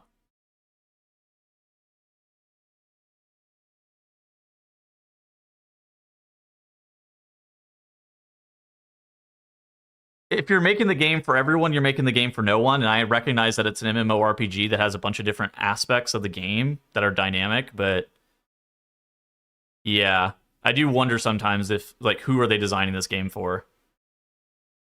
What they're asking for. I like the idea that at some point in the probably not too distant future, you're going to have a generation of players that grew up with World of Warcraft who are now retiring, and suddenly these situations reversed, and you're going to have a very active audience with lots of time on their hands, and they want a very different thing. Yeah. I mean, for me, I was saying this earlier. Like the thing that I would like most is like, what does a game feel like that I can play for 2 to 6 hours a day every single day? Where I can get that MMORPG experience, where I can, it is a game that I can play every single day, no questions asked, and always have fun when I'm playing it. But that's not the experience that all players want. Like, I also recognize that, right?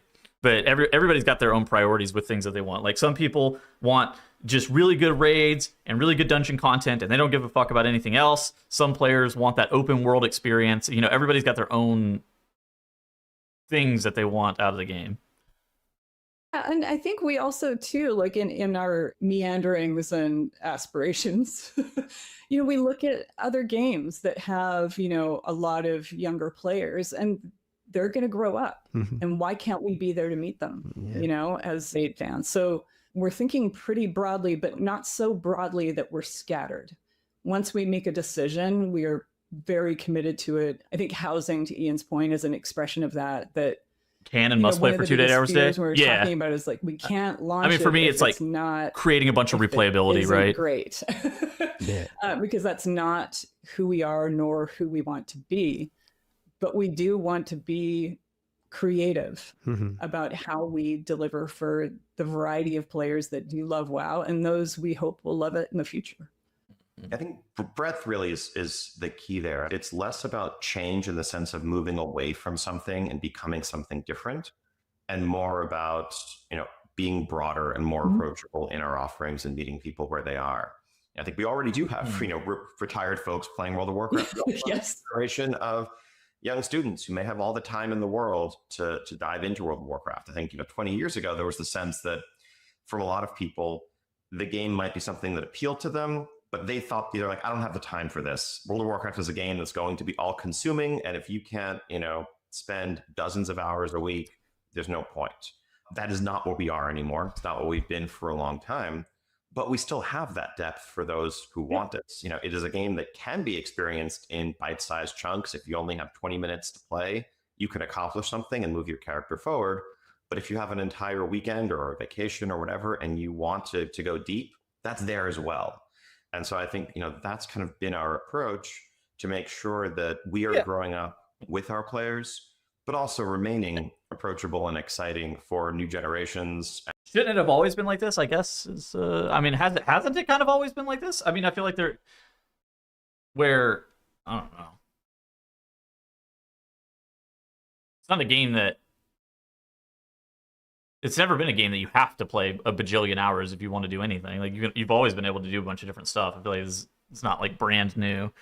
I guess the brand new part is housing, which is I don't know.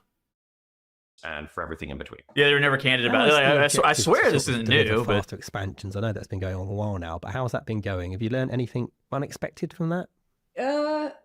I'm not sure I'd say unexpected. We've learned a lot. It's very challenging. It is a trillion-piece puzzle, and I think just organizationally, the team changed a lot so we could bring focus. So we have actual teams dedicated to each expansion and dedicated to live, and we have a team dedicated to housing.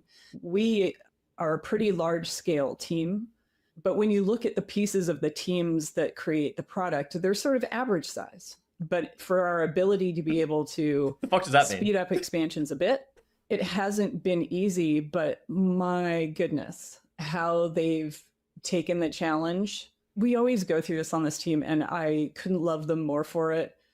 We scope things so that they're reasonable and doable, and they always do more than we expect. Sometimes, most of the time, they tell Ian. But a lot of the time, they're like, hey, I added this thing, because that's the level of passion that is required, not the time, the passion. They find ways to do things without too many compromises to themselves. They're just so creative and innovative and passionate about what they deliver to players to always give them that 20% more somehow. So I think in what we've done, I think as we go through it, Ian, we forget that we're shaving time off for the good of the players. Yeah. It isn't easy, but the process has remained relatively similar. It's just around focus, like Metz and Ian, and we have a core crew at the beginning of any expansion. Like 13 is already well underway, Lost Titan's well underway, and we're thinking beyond that. It requires that kind of focus and planning in order to make this real, so that people do have the time and the agency to create what they want to create within. So if I were to say we learned anything, it's really how to be sharp and be clear with a pretty large team about what we're doing, what we hope they can do as we move forward. A lot more communication. Yeah. The focus hasn't necessarily been on faster expansions per se. It's more been on a steady delivery of content to players without gaps. And I think 10 years ago, it was almost taken as a given by our community. Why did they that do at a the cut end of right a there given too? expansion, there was going to be a 6-month drought with nothing new in World of Warcraft. And that was objectively unfair to our players, and something that we've been working for a long time to try to fix. I think from my perspective, the one biggest change, along with just very rigorous planning and pre-planning, I think has been investing in our leaders. I think at times in the past, we've tried to grow the team, thinking, all right, let's bring more people on to deliver more content with fewer gaps. But there were still, when we tried this years ago, we still ran into the same bottlenecks in terms of approval, of creative direction, of game direction, of decision making. And I think our focus in the last few years has really been on building empowered, strong, creative leaders, people who understand the spirit of World of Warcraft and can make decisions and keep things moving forward, so that we can work on multiple things in parallel and keep. Yeah, I'm definitely not going to complain about the fact that we get content way quicker in 2026. Although I do think there is something ironic about the fact that we did have to wait forever to get content in the past. I just remember WoD was like a month between, or not a month, a full calendar year, 12 months in between Hellfire Citadel coming out and the new expansion coming out, Legion. And that was just like, yep, common. Oh, very good. Droughts are good. Well, now they kind of design, there's kind of like planned obsolescence almost with the patch, where there's this expectation that you play a patch for only a specific period of time, you drop the patch after you're done with it, and then you come back for the next patch. Where whenever they were designing the game with MoP, with Warlords of Draenor, or with Legion in mind, they actually weren't designing the game with that kind of planned obsolescence. They kind of expected you to, World of Warcraft was pitched as like the only game that you ever need to play. And so there's kind of like a difference in perspective and a difference in design perspective, I think, from the team with how they were doing things. Content flowing into our players' hands. I think for those who've been following World of Warcraft press for a long time, past leaders have talked about the goal for faster expansions, I think, as long as I can remember. Before I even worked at the company, there were people talking about annual expansions. Whether the droughts are worth it, yeah. The Burning Crusade, Wrath of the Lich King era. But I think what that always ran into was, again, these bottlenecks where, because everyone was focused on one thing and making it great, the next one along the line withered and was delayed. And I think what, we are, as we release Midnight in a few weeks, this will be the fastest expansion we've ever made. It's crazy. In terms of the shortest gap between expansions. We've had regular 8-week content updates. Fucking all insane. Along the way.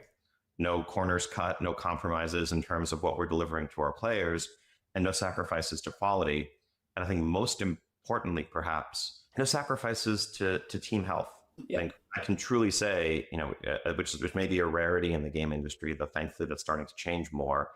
This is an expansion that was made without crunch. This was an expansion that was made without telling the team, all right, we need to come in weekends and stay late and work harder.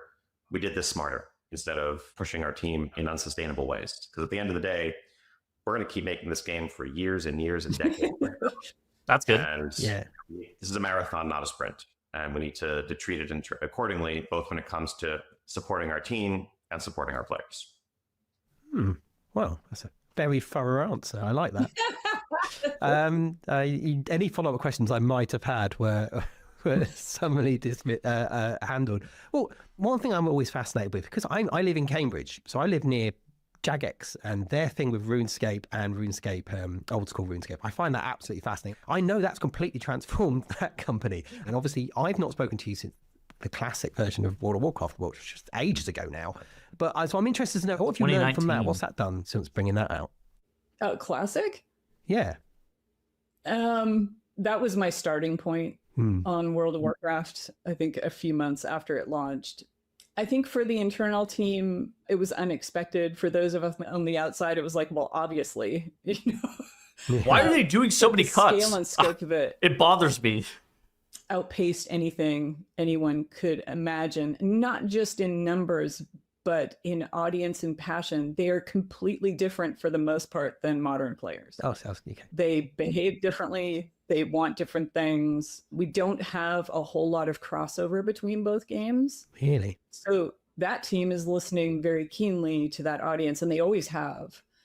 Even in terms of pacing of patches, and it's all very engineered for the audience that is specific. They're not cutting dead Classic. air. Oh, They're wow. cutting like And 1 then, second. In my early times, especially when I came to Classic from the outside, hold on. I'm sorry to break up her flow. This is pissing me off. Look at this cut that they do right here. Especially when So they do a cut right here in the middle of her fucking sentence. They were at most cutting 1/10 of a second here. It's so fucking annoying. I came to Classic. They didn't cut from the anything. outside. They literally cut nothing. Seeing this amazing transformation, obviously in partnership with Ian the entire time, and the rest of the leadership team, is this idea it just looks bad. Can we as World of Warcraft do a bit of experimentation? Because we hear what they want. Can we do this idea of seasons for Classic just to get a picture? What do they really want? And in some cases, they created it themselves, like Hardcore. And we thought the ability to pivot on the Classic team and create Hardcore and launch it as an official realm, like that to me... There's no dead air. She's talking. That's what we're aiming for. Is reactivity to what the players, not just those who create it themselves, what we're hearing, where the trends are, what the mood is. And I think, some of them are bigger lifts, like housing. And Classic, it's on a long journey of, I hate to say discovery given season of discovery, but it is we're in a very exploratory space with Classic, and we are listening. But it has, at a foundational level, changed how the WoW team thinks about the content they create and make, in that it can be reactive while they are committed to what Classic is. Like, there's Era that is the unchanged version of Classic. And then we have Progression, which is reliving how expansions roll out. And we were completely staggered that for the anniversary rollout, that was just as popular as anything else we've done. And in my own history in this MMO industry, there is this group of players that cycle over cycle will keep doing it and want to relive those moments, those day one moments and, year one moments. So again, very different behavior than modern. Wow. Different ethos. And so those teams are obviously separate because their focus is entirely different. Yeah, that's interesting. Yeah. So I know we're not talking about Classic really, but I just find it fascinating. I mean, I bet the cross section between Classic players and retail players is actually starting to get lower and lower as time goes on. I'm not really, I don't think she said anything that's like brand new. I'm not like super shocked or anything like that they have like multiple teams. I actually think that she's right though, that Classic is kind of an interesting game that allows them to experiment and explore with like completely different ideas. That was kind of the cool part of like OSRS, which is what that guy brought up, where like, OSRS is kind of running its own timeline now, which is like very different than what RS3 is. I think it's cool. I mean, I don't think this is like news, but the problem with the cuts is that they're cutting the fucking video. If they were just cutting like pause words out of the audio, it would be different. The fact that they're cutting the video makes it look choppy. It looks fucking bad because of also how frequently it happens. I mean, I get needing to edit it occasionally. I fucking edit all my own videos. I get it. It just looks bad. That's why it bothers me, because I am watching it, like I can't turn off the creator mode, so I just watch it and I'm just like, fuck, why are you editing this? Because Jagex barely change anything in old school RuneScape. They've been like, they're terrified of upsetting that core players, like someone like 70% or whatever of people have to agree to any changes they make. And it sounds like you've got almost multiple different versions of how you approach it, which is even also interesting, fascinating. That's how we started. Like when we first relaunched Classic in 2019, the mantra at the time was like literally hashtag no changes. It's what our community wanted. The community viewed this 2004 game as hashtag no a perfect changes game. And we went out of our way to even reproduce bugs and to reproduce quirks in the game. After barely change anything. Yeah, they're running a simultaneous game that is all fucking now it's a living wrong. organism. And like it belongs to them as much as it does to us. And I think they came to the realization they just released sailing. There are areas where they would like to see change. They would like to see some things tweaked.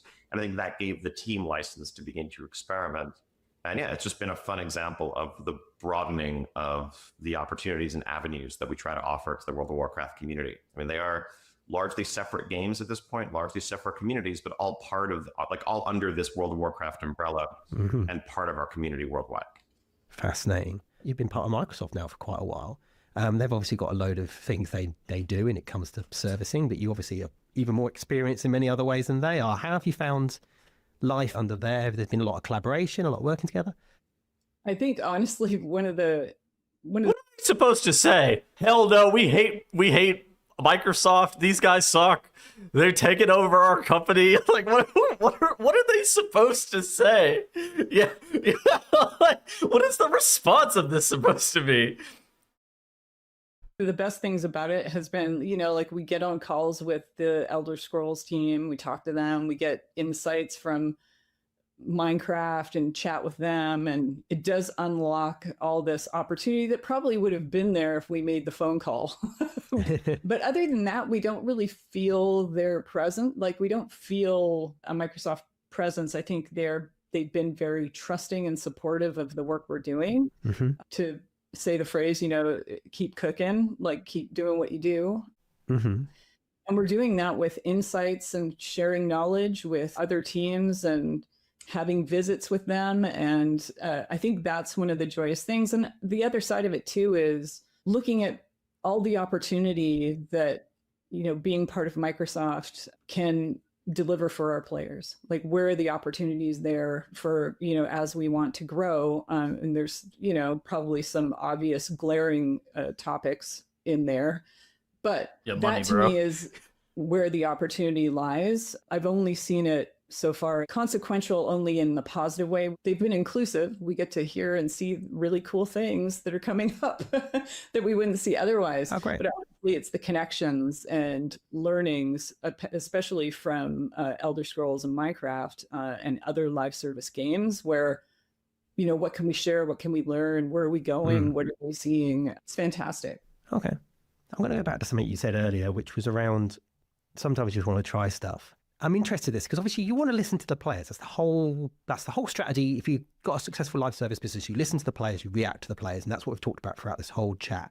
But also, you're creators, you're artists, right? You want to come up with new ideas and innovations and stuff. You want to give players things they didn't even realize they wanted, right? So how do you strike that balance between wanting to create and innovate and just break stuff, and obviously also the most important thing, which is making sure we react to what they're saying? I think listening to players is less about hearing them say, we want X, and then going and making X. It's more about them telling us what they enjoy, what they're frustrated with, what they wish there was more of, and both, telling us through forums, through social media, through in-game feedback, but also just through data, through their behavior, and making sure we have, good analytics so that we're understanding what our silent majority or plurality of players are actually doing with their time, the people who aren't necessarily going to forums or to X or whatever to talk to us. X the everything app. Yeah, just trying to serve those motivations. I think one of the most exciting features that we've added to WoW in recent years, Holly referenced it earlier, it was a feature called Delves that we added in the War Within expansion that are basically, very dynamic solo or small group dungeons that rather than needing a pre-made group to do, you can just do on your own in your own time. That's not something players were explicitly asking for, but what we were seeing was that there were tons of players who played solo, who maybe played with a single friend, who engaged with the game deeply, but then kind of hit a wall at our end game where it felt like you needed to join a large group in order to progress further, in order to do anything.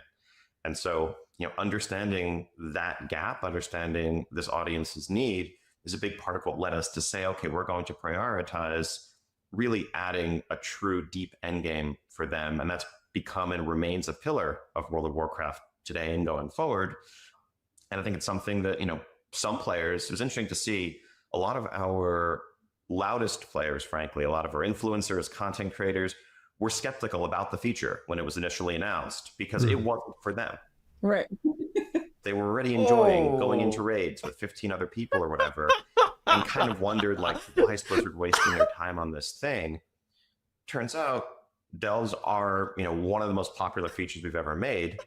They just weren't aimed necessarily at our hardcore audience, but, it's what players needed.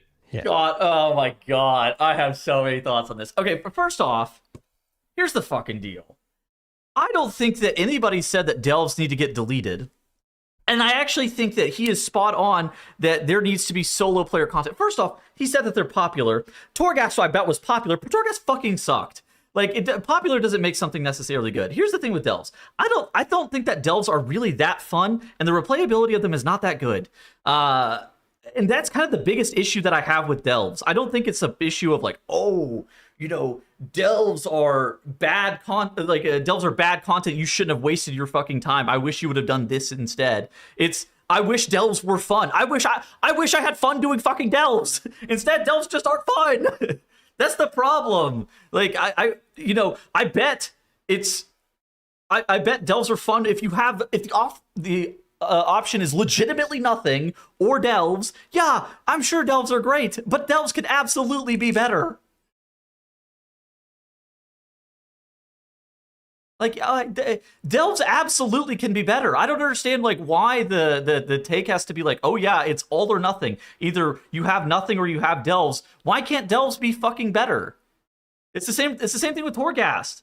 Torghast inherently isn't bad. The fact is that Torghast just was not well designed. Like, Torghast what Torghast was for wasn't even bad. Torghast just wasn't fun. I don't know. Like delves are basically just like World Quest Plus. That's kind of how I view delves, where I think that there is a significant lack of solo player content. I actually think that he's right, and it makes sense that they're making things like delves and housing for those people. I don't even know when this happened, but at some point, the average World of Warcraft player became not just not social, but they became antisocial, where they don't want to interact with other people. I remember in like BFA and Legion, people would ask you to get in fucking Discord whenever you were doing a dungeon. It would be pretty commonplace to be hanging out with people in voice. That you would even like typing in party chat would be far more common. You would be more sociable in those older expansions. And something has happened over the last few years. I have no fucking idea what it's related to, but people are literally just antisocial. It's fine. Like, it's just the evolution of the player base. And so, you know, solo content is more valuable. Dude, delves, like,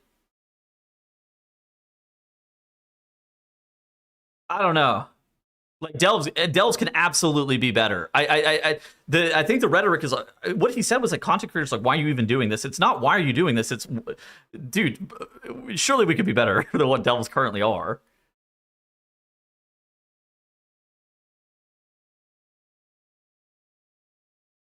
Delves for you mean harder? No, I don't think delves for me mean harder. Like, good solo content in WoW. Good solo content in WoW has been pretty hard to come by, but like, you know, leveling in fucking Classic is solo content, and that's like, you know, it's most of the game, right? That it's in some aspects it's good solo content. Mage Tower is good solo content. I think housing is like good. I think the housing is actually good solo content. I don't think, you know, solo content doesn't have to be fucking delves. Brawler's Guild. Dude, I fucking love the Brawler's Guild. I think the Brawler's Guild's bang. But the problem with delves too is that there's no replayability on them. That's one of the things that I actually don't love about delves either, is like, after you do them like once or twice, like, there is just, outside of getting gear again, the replayability level of the engagement, like, how engaged am I with the content itself? That is the problem that I have with delves. It's like, it is I am not engaged.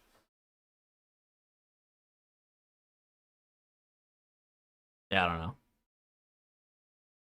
Could just run a delve twice a week and also feel like we're progressing. Yeah, I mean, I think so. Like, there's two different aspects to it. Like, there's the progression system of the delves, which I don't think the progression system of the delves is like particularly bad. I think like how it's set up, where it ties in with the Great Vault, you get gear from it, you know, you feel like you're constantly building up your character. I think that part of the delve system is good. The part of the delve system that I don't like is the actual fucking content. The world quest in a cave aspect of the delve is the part that I don't like.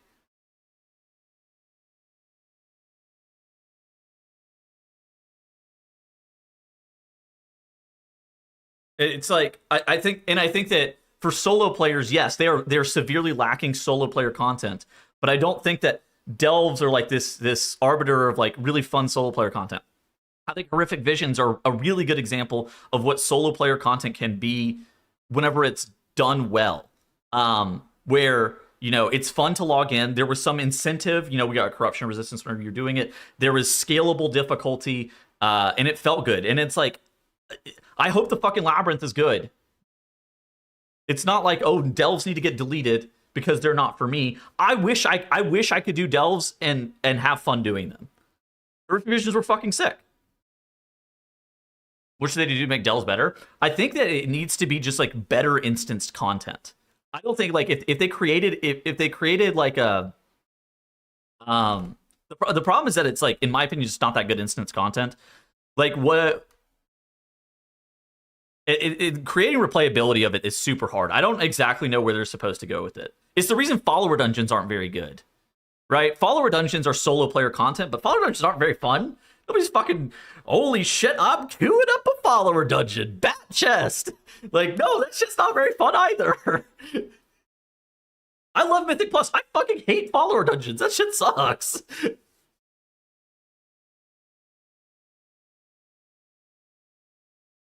And they could make, I don't even know if it's too easy.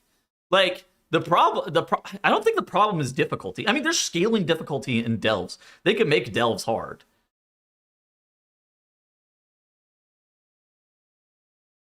No, well, first off, why delves are hard currently? Getting white swung to death is a miserable experience.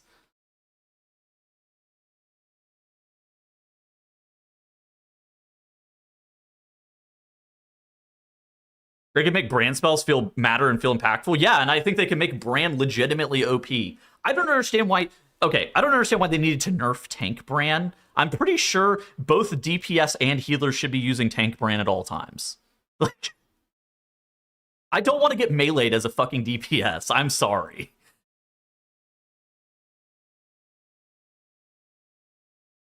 But like, imagine Growl said this like really early on about delves, and I think it's a good way of looking at it. Imagine if instead of what delves currently are, they designed delves as almost pseudo proving ground content. Imagine that was like the design goal in mind. Instead of it's this world quest in a cave, it is instead teaching you, not teaching you, but more or less allowing you to utilize all of your kit in a way that like makes you a World of Warcraft player and kind of gets you to actually do things beyond following fucking Bran around a cave. It's kind of strange. I don't think that delves would be good if every single challenge was the Kaiveza question mark. I individually had fun doing it, but I had fun doing it because it was hard. If they turned delves into that, it would not be good.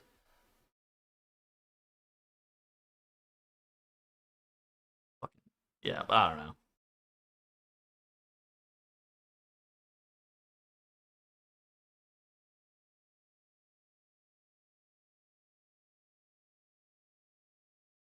A delve leaderboard. I don't know if I don't even think you need a leaderboard for it.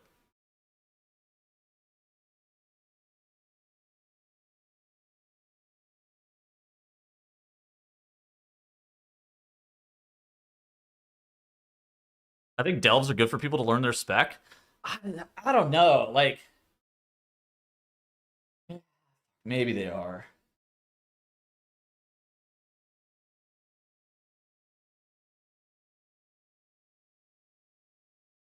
Into delves kind of get a little bit hard is the thing. Maybe they are.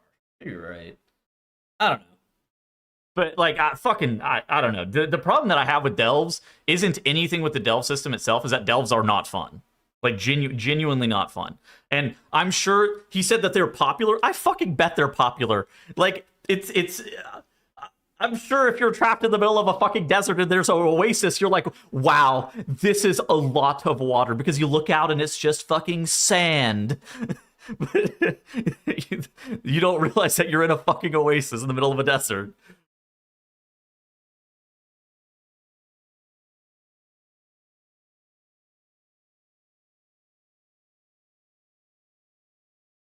The D1 Delvator. Yeah, I don't know. Hopefully the Labyrinth is fun.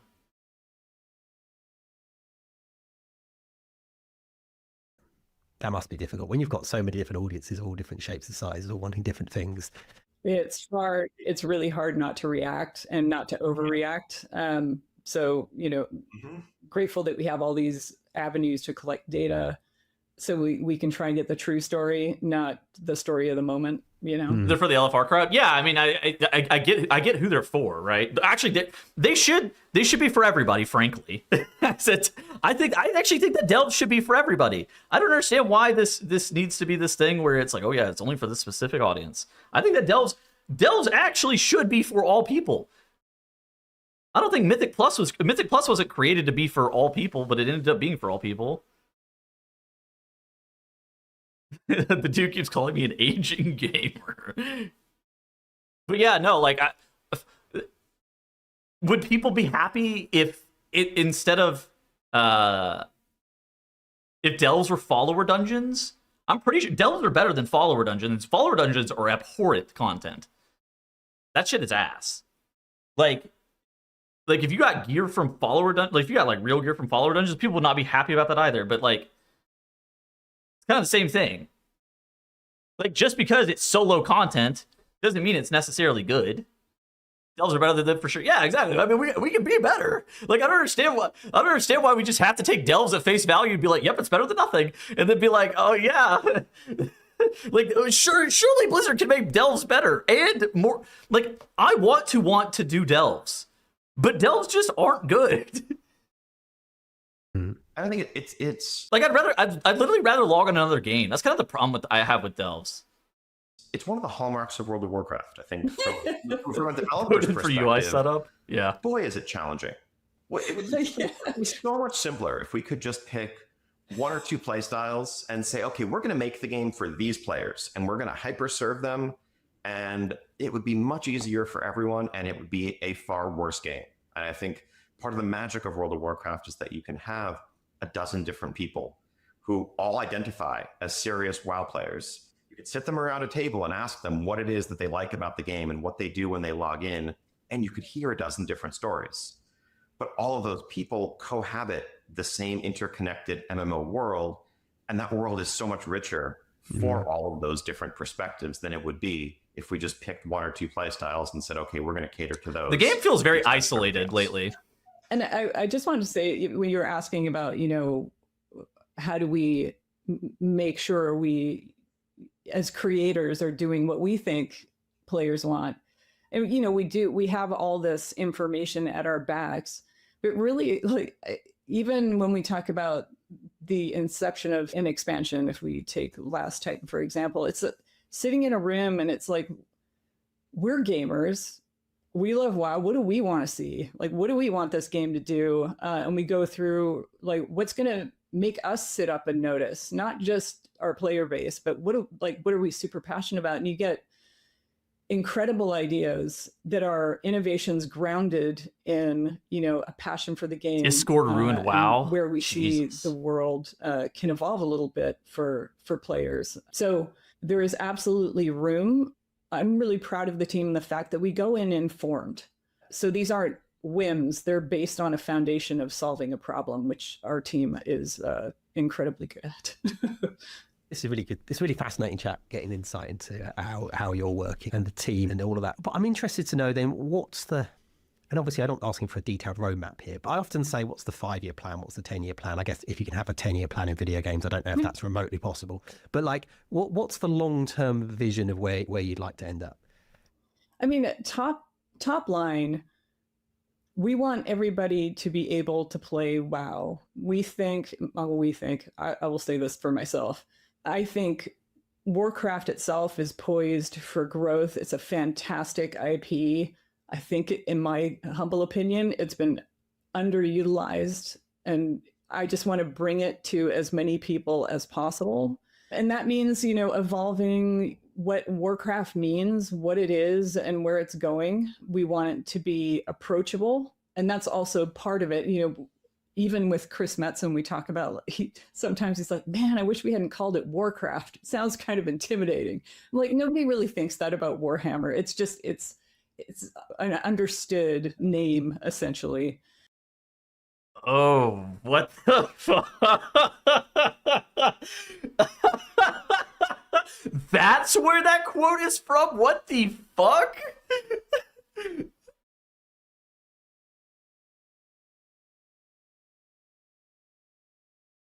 So this idea of third space in our online worlds, we couldn't even define what that means exactly, but we're working on figuring that out. We want people to come in and hang out and have birthdays, have weddings, have raids, grand adventures, play with their friends, meet new friends, like all the... Why did he say that? No, much less I can't believe she said that. Why the fuck did he say that? Things that traditionally for over 20 years World of Warcraft has been good at. And at the same time, we want to take advantage of 20 years of stories that have been told and not told and start bringing it out to the world in a broader way. Like, that's my goal and vision. And I know Ian supports it. And, when we do hear these impassioned cries from, parents who are like, please, let me play this game with my kids. I just want to hang out with my kids. And I don't want to do it in other games. I want to do it in the game I love. And so that's a minor seed of the vast, potential garden of, people who love incredible challenges. Like, what are we going to do for them in the future? How do we roll in the community? And, Yeah. I don't know who they think their target audience is, but it's not children. Yeah, shit. It's like, dude, the fucking Overwatch Hello Kitty collab, that was the most bewildering shit I've ever seen. That could not be right. I think, I don't know.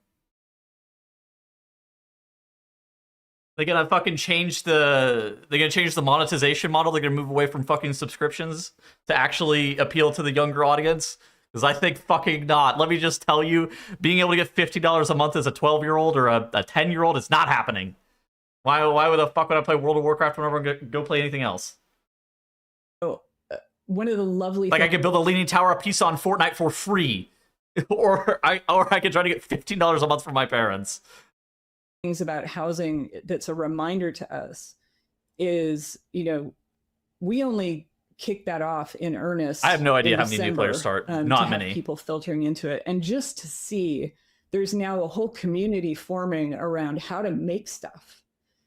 That to me is the beauty of MMOs. It becomes a real community, not just in game, but in game and out, that supports each other. And that to me is the dream. And as much of that as we can create, loving community that likes to inform and be experts and share, that to me is online spaces in a fantasy realm that gives you an escape, gives you a place to hang out, gives you something to focus on when maybe things outside of that realm maybe not so good, or even if they're great, you want to share it with somebody.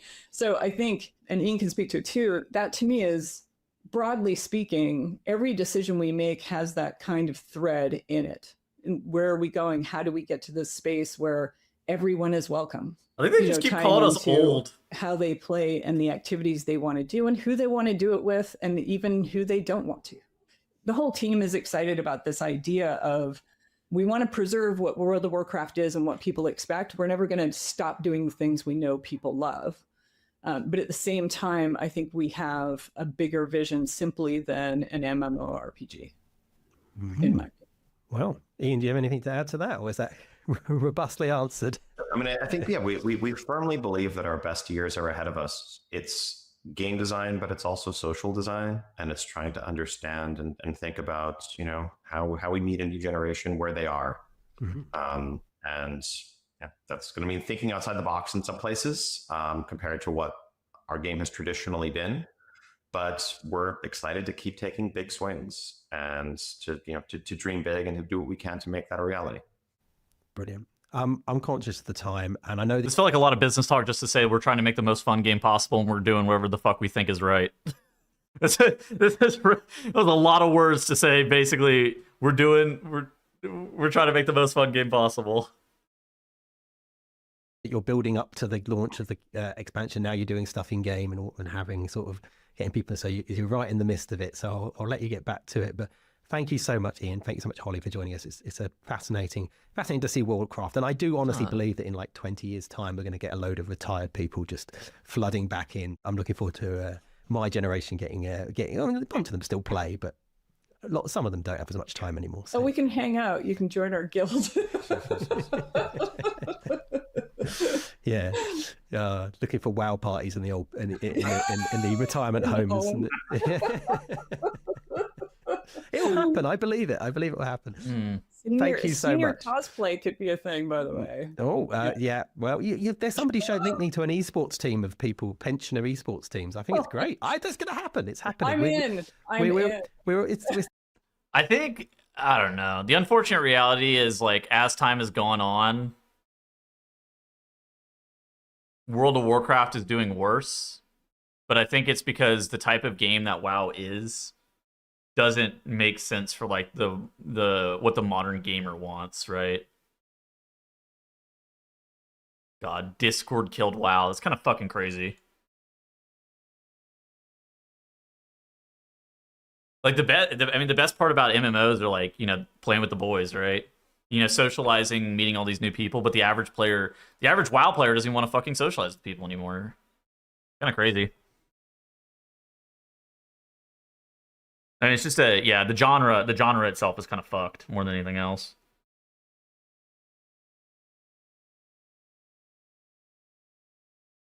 Economy thing too, I'm sure. Yeah, I mean, basically, I literally didn't start playing until I was 18 because I couldn't afford the sub. So, I mean, I get it.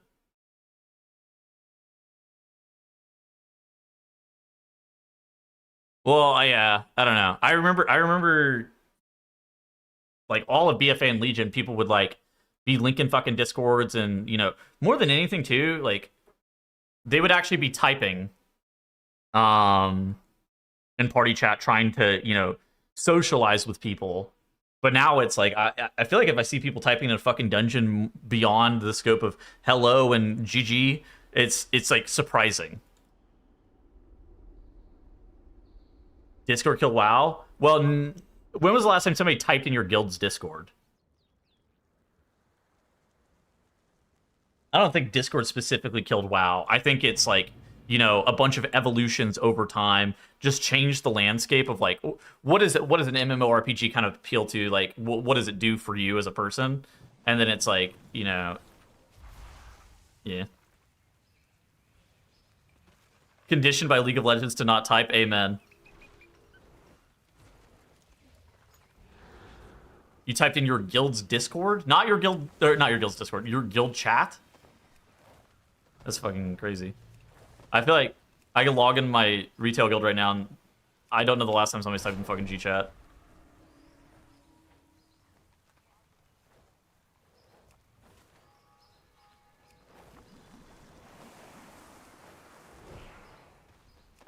Yeah, I don't know.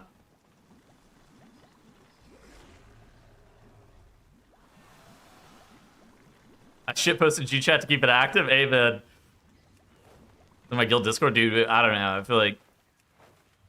But, yeah. In-game voice, yeah. That shit got released and never got used.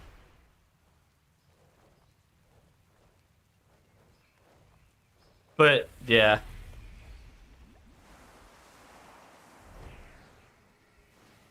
In-game voice is actually good. Yeah, the in-game voice is actually not bad. It's just people won't use it. People will definitely just not use it.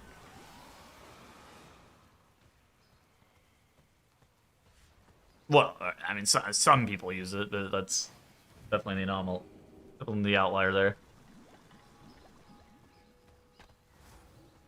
Yeah, like, it's inconvenient to use, actually, yeah.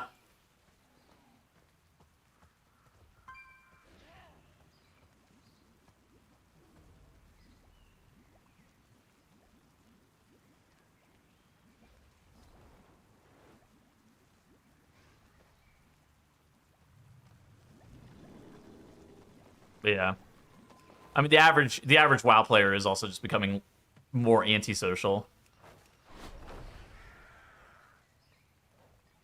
and so I think that, you know, the way that Blizzard's going to be designing the game is going to be more to fit that. But I think the genre of game itself is, I think it's more, yeah, it's more of a problem of like the genre of game itself and like what does it do for the players than the content.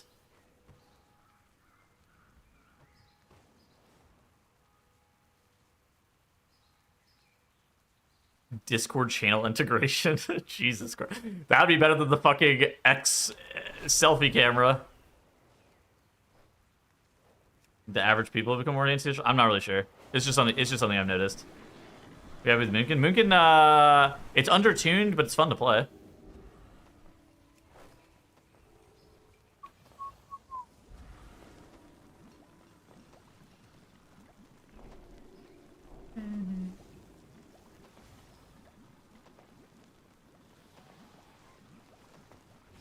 Selfie camera's making a comeback.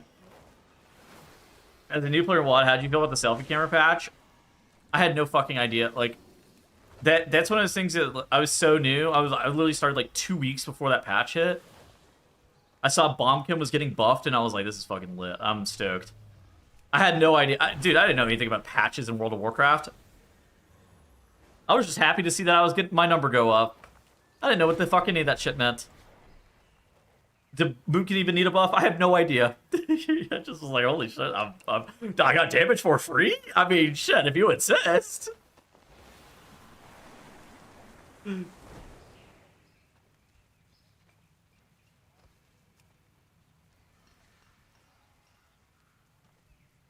It was 6.1, I think. Was it? That was 6.1, right? Was that 6.0.5? I'm pretty sure it's 6.1. Yeah.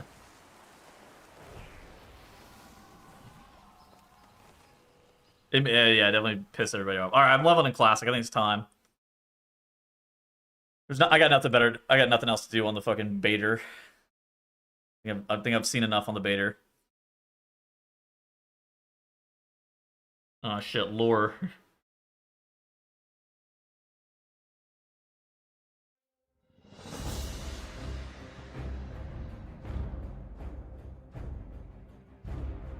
Do I have 332 friends? Is that real? Oh my god. Yeah, they buffed me.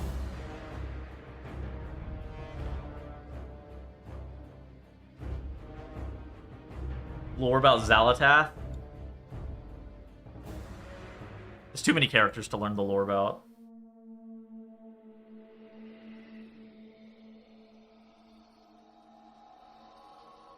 Yeah, rip evade Z. The level 6 gnome. Bat chest. Hardcore.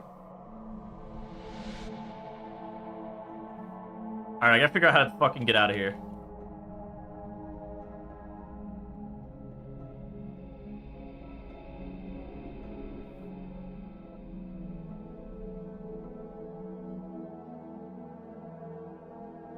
Take the elevator? Yeah, I don't know where that is. I'm looking. Have you ever made it to 60? No. I've never leveled a character. It looks like the elevator's over here.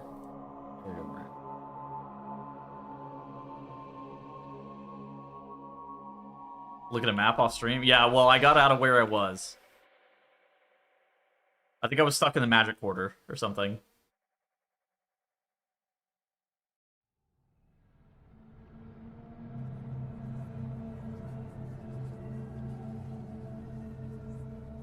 Fuck this one. We're gonna spend 20 minutes in here? Surely not, right? What is this fucking meeting? The elevator's not over there? What the fuck? Where's the elevator? Go up. Fuck do I get out of here? Dinch. Dude, it's not Dinch, I just don't know. I almost got stuck in the water. Not a problem.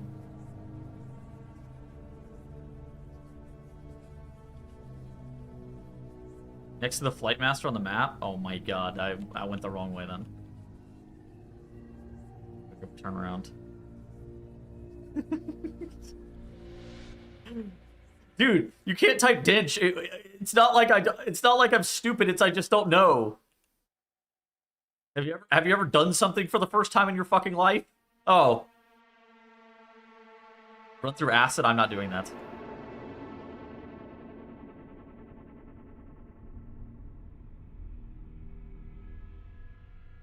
Dinch. Dude.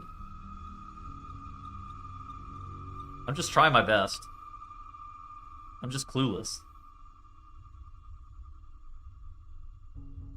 Hopelessly lost Undersea when I first started playing? Yeah. Wait, I gotta buff that guy. That guy's already got AI. What the hell?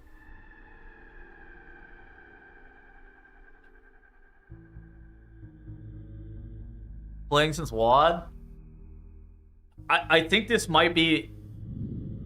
I think I've been to Undercity a single-digit amount of times.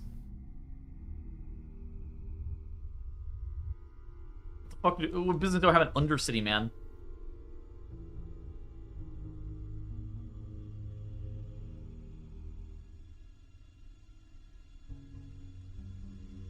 Worst city tier list? Dude, I'm not informed enough.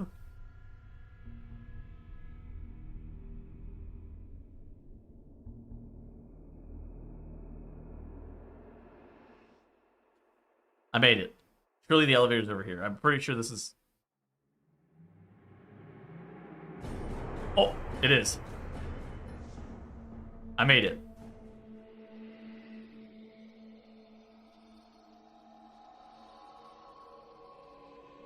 Alright, we're out of here. The Zarlor. What the fuck? You guys both typed the Zarlor at the exact same time. Kinda weird.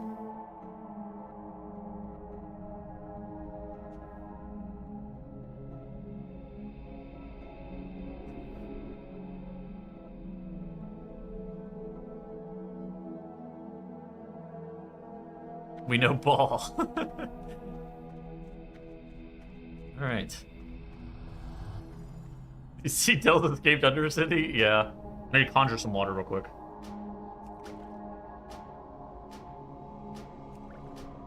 The mole content. 0 to hero leveling in fucking classic. Holy shit, that could be goated. I guess I'm gonna drink this water so I can get more mana so I can conjure more water.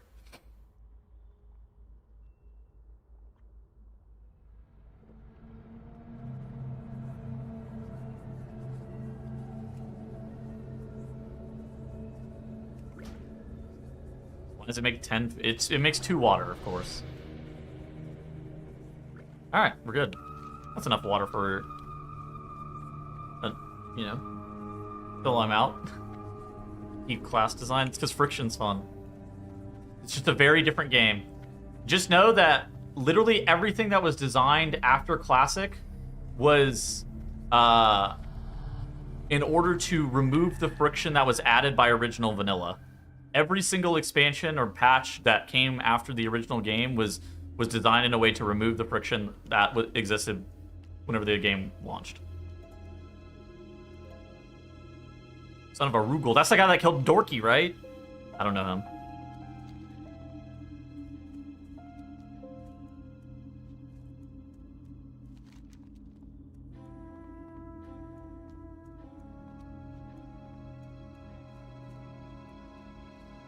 He hits everyone? I can root him.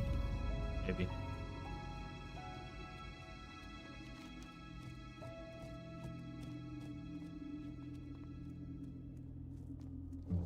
I thought Arugul was in the fucking the Nelf zone. I'm trying to think of what it's called. One where Teldrassil is. I don't know zone names. Clueless. I'm actually clueless.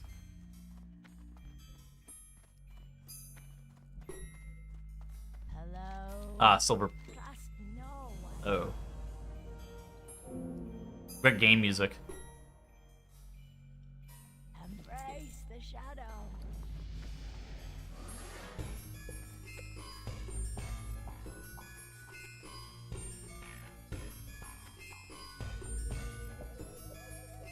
Lower level feasts. Holy shit, that'd be kind of lit.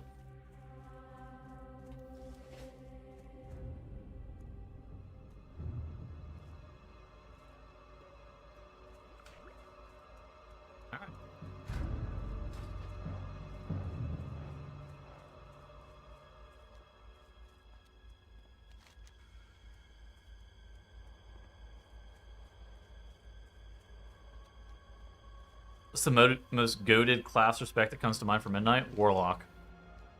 Demonology Warlock. Should Classic Plus have M+? Holy fuck, that would be crazy. Dude.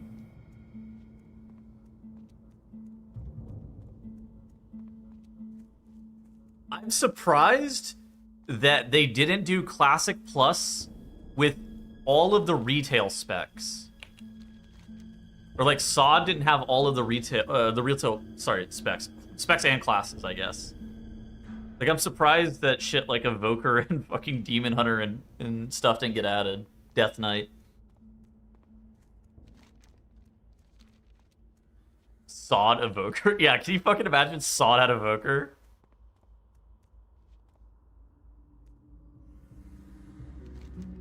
Monk, yeah.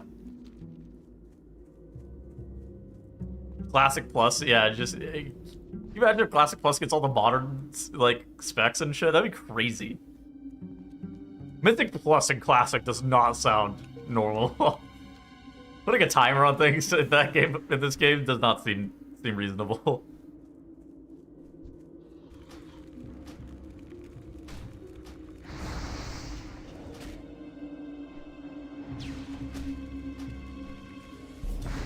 They could probably put Arena in Classic Plus. That would be kind of cool.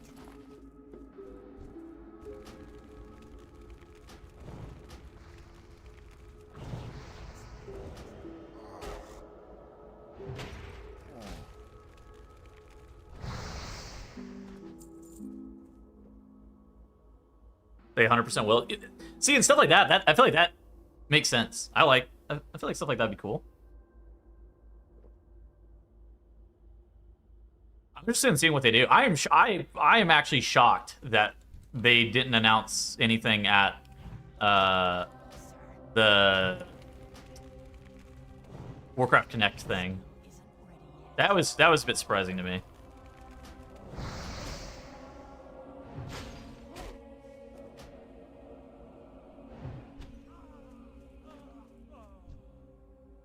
If we do a collab with a random show, dude, the Hello Kitty Overwatch cross section, I'm telling you, that has to be fucking 0 people. That cannot be a reasonable amount of people to be worth doing that. That is the dumbest shit I've ever seen.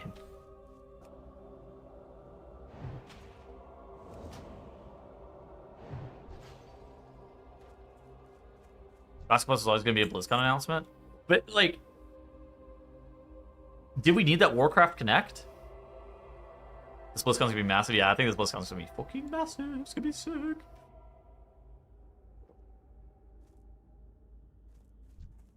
BlizzCon's so fun. I love BlizzCon.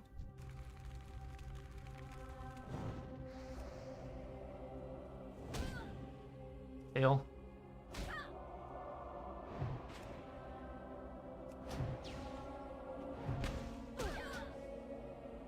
What was it called? Warcraft Connect? What was it fucking called? Was Warcraft Connect a different thing?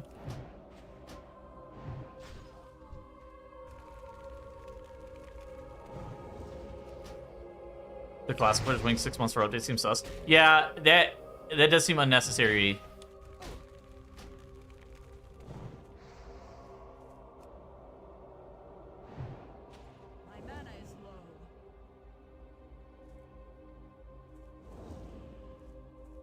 I can beat this guy down with my stick. Oh my god, a belt.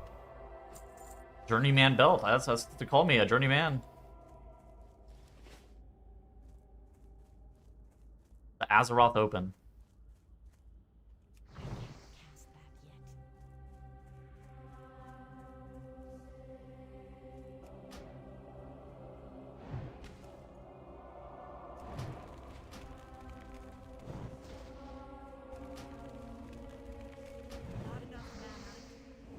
Another major patch for it? Dude, yeah, that's kind of crazy to think. Because Mob Classic is like fucking dead, right?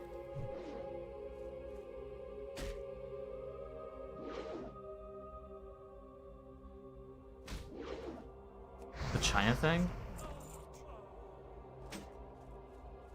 Oh. Yeah, why? Yeah, they could have just announced the Titanforge Realms.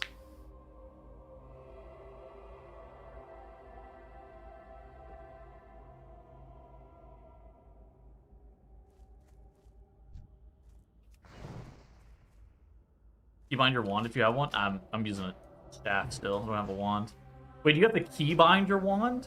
Wouldn't you just like right click to auto attack like a normal fucking person? Or wait, does it need to be keybound? Holy shit!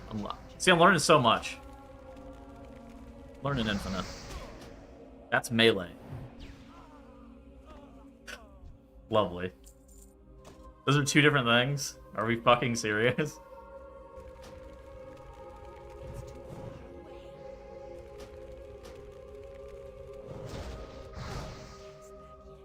Wanding and meleeing are 2 different things in this fucking game.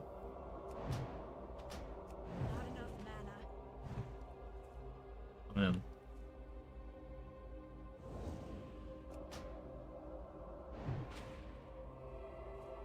No, Titan Forge would be too much fun for the Western player, I guess.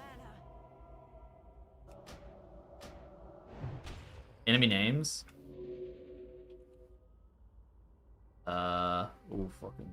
I can't see cast bars.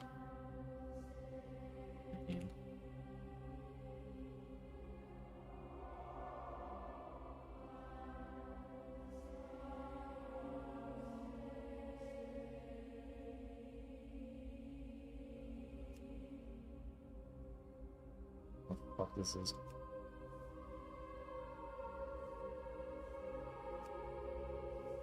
Minimum? Oh. And turn that sucker all the way up?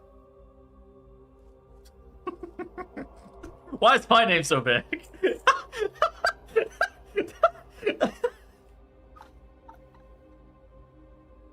Oh shit. That's goated. Oh, that's really good, I think.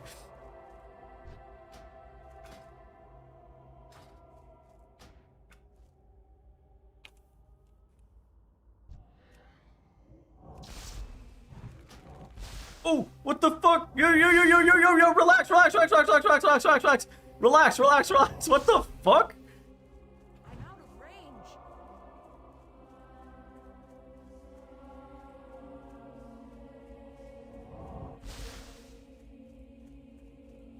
The fuck is that mob? Help! Somebody help me!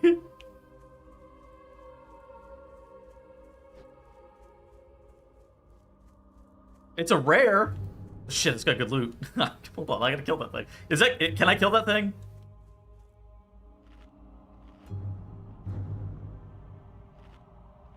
I have enemy nameplates turned on. Yeah, all nameplates are on. Enemy names. Oh, what is this under?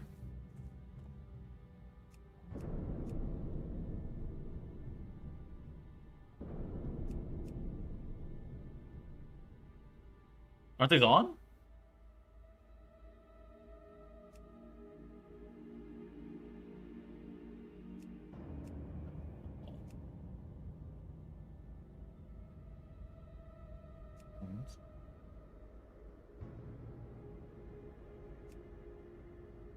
This is on?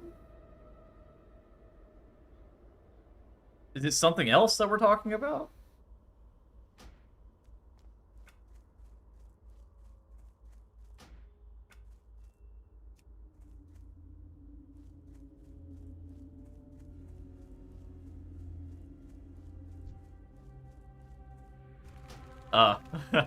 Well, I see what you're saying. I see what you're saying now. About not being able to see the fucking mobs around me. It was kind of. This is the ways of classic. You're playing with a lot of debuffs. Thank you, THD, and evade. Finch.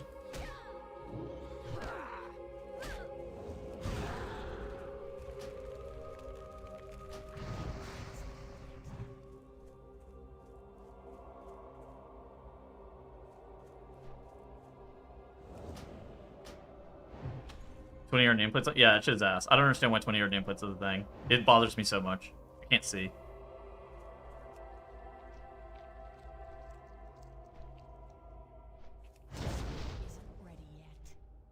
This guy's making it? Yeah. An average classic player could fucking never. I literally just sit here on these... around these fence anytime I enter an area and I just hang out. Crazy. You'd have to change it. Hashtag no change. Okay, lovely. Not to 64.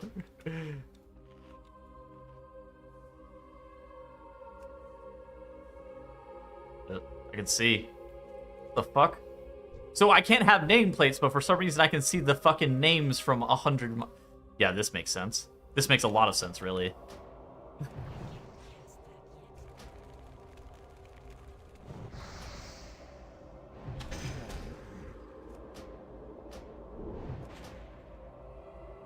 I bet in original vanilla, there was API fucking workarounds where you could do anything you wanted.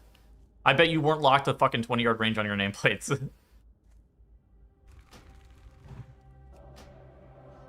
you got the tag, oh my god.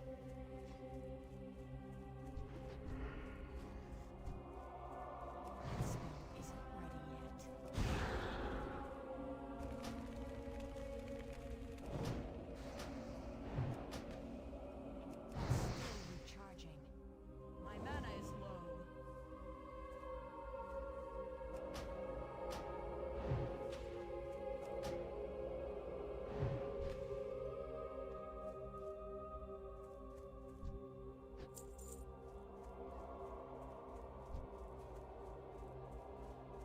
Data PCs back in the day? Oh yeah, maybe. Yeah, the average classic experience right here, baby. Jump over the fence over and over again. Not enough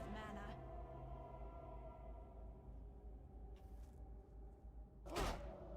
Keep the mobs slowed with fucking Frostbolt. Wait for my mana to regen. I'm still trying to figure out why Will of the Forsaken's a... not very good. Probably one of mobs to sneak up on you too easily without you noticing. Yeah, maybe.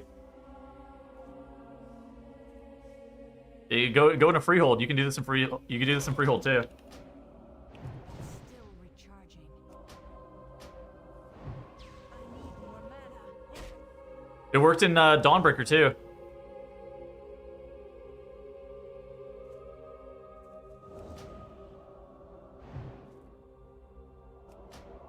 This is a fucking game, yeah, that's right. My mana is low.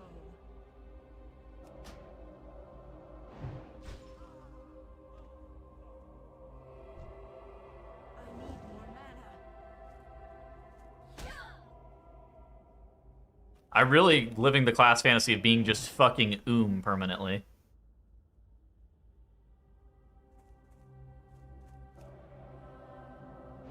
It's literally impossible for it to kill me, but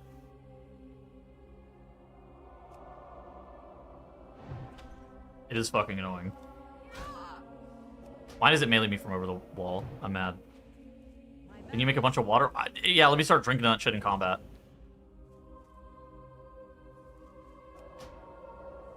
If you really think about it, you should be able to drink in combat. I drink while running on the... I drink while walking or running on the treadmill at the gym.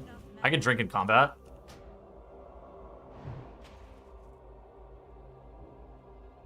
I need more mana. Imagine not having a wand. Yeah, man, I know I need a wand.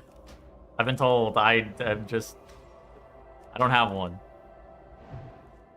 Alright, we won. Victory. Drink.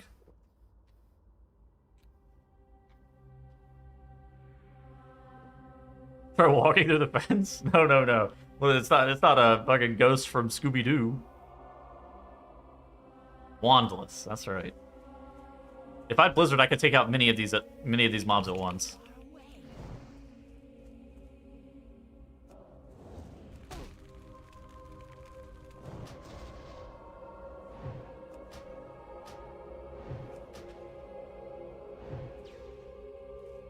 Well, I've been melee through some fucking floors before. You can drink water on the treadmill, but I don't know any lore? Yeah, that's true.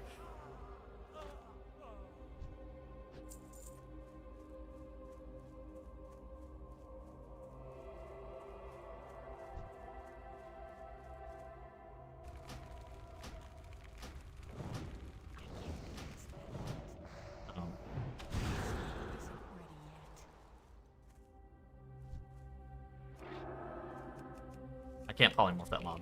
It's a fucking undead, of course it is.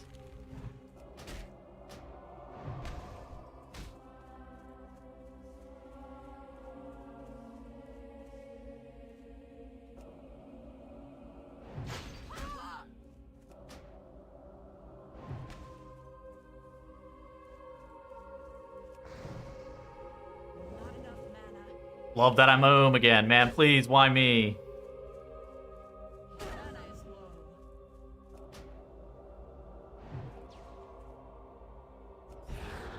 Debated. Of course. Oh, it's out. Alright, we're good, we're good. I wanted to kill it. Surely you can buy a wand? From where? I was looking around in Undercity and they told me they had to be level 15 to buy one. Maybe there was one in Undercity that I was missing though.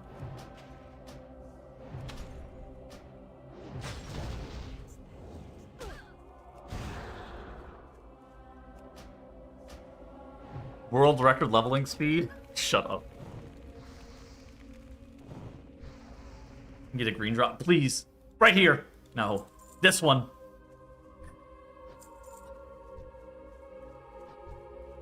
Any more mana? Is this self-found? Yeah. I can't use the auction house.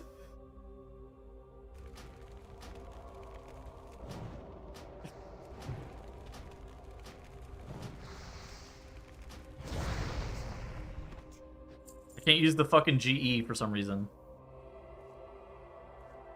Is that on your Brutosaur? Yeah, I don't know where that guy is.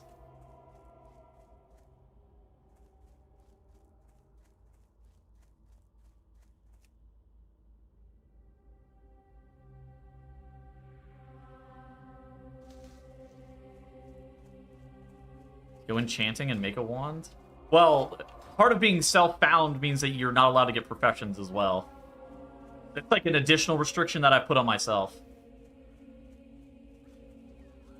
I didn't find those professions.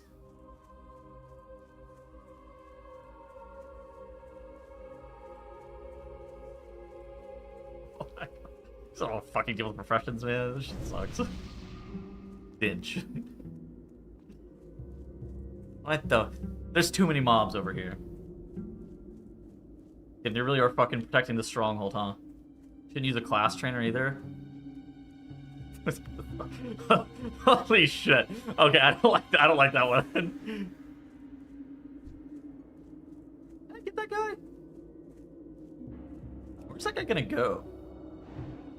I just want to see what's happened.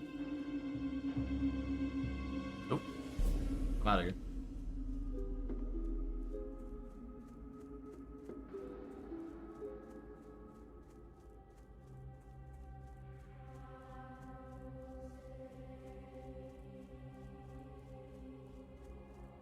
You can sheep these? Yeah, I think the issue isn't the sheep. I think the issue is more like the fact that 3 of them were right next to one another. I think I'm going up the other way. I think I gotta have to kill mobs one at a time.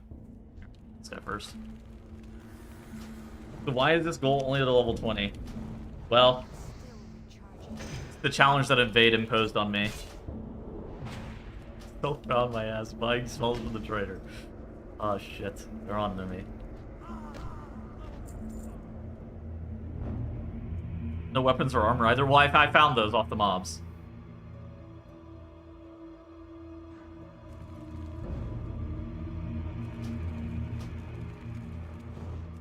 Rogue could probably do that to 60. Wait, what?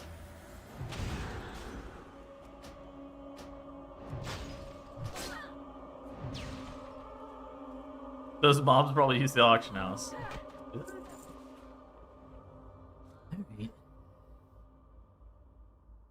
Oh, only killing boars? Okay, well that's not very fun. I would never do that. I'm not killing fucking boars. Alright, this is the part of the challenge where I sit here and conjure water for 20 minutes. I must conjure more.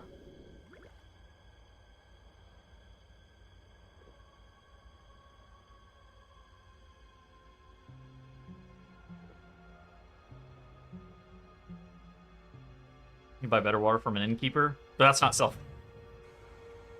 I didn't find that one.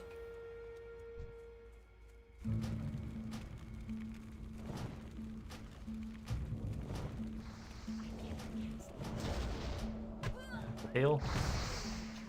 There's another. Yo, he healed that guy. Yo, relax, relax.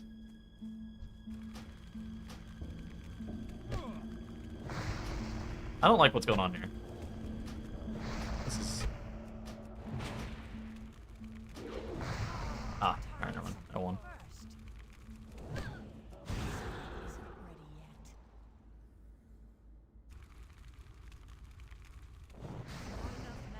Let's her heal. Fuck. Hold on, I can do that too.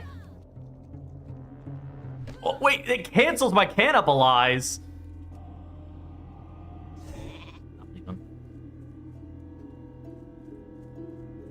What? How does this work? Any movement, action, or damage taken while cannibalizing will cancel the effect. Ah, of course.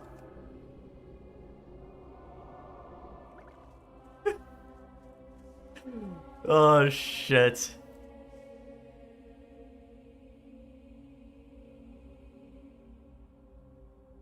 I accept you, thank you.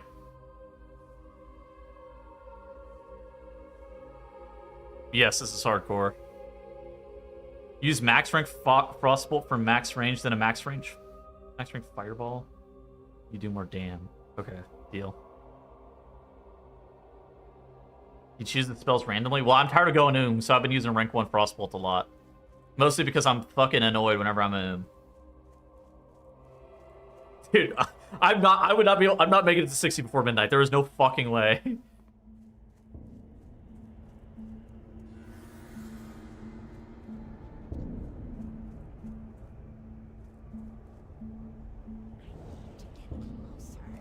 Max range, Frostbolt, Fireball. Fireball. It's over. It's over for Scarlet Friar. Holy shit, I leveled up. I got infinite mana. It's over. That's a Zealot. I don't need that guy.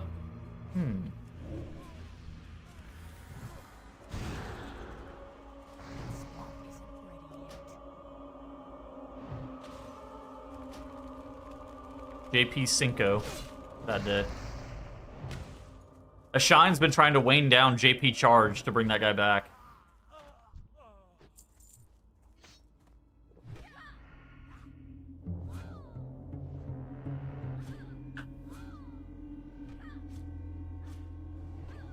Level 11.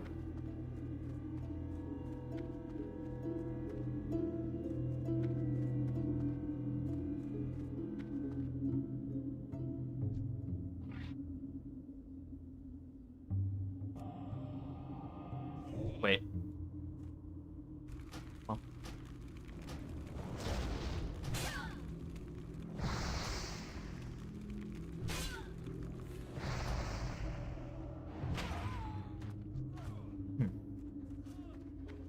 Okay, took my polymorph mob.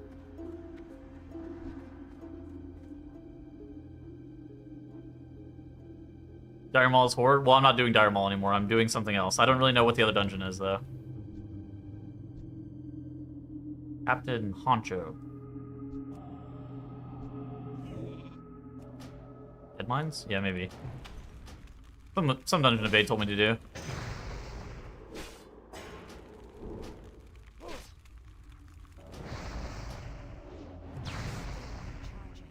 One of them dungeons. You can kill that guy without mana. Not here.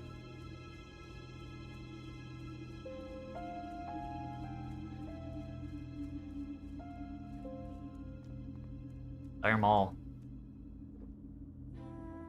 He's at the extreme self-out.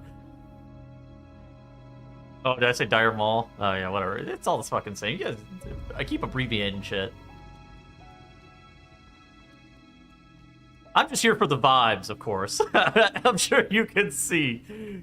I see you made it out of your city. Yes, it took longer than we had anticipated. It might have taken me nearly 10 minutes to get out of Undercity. Couldn't figure it out.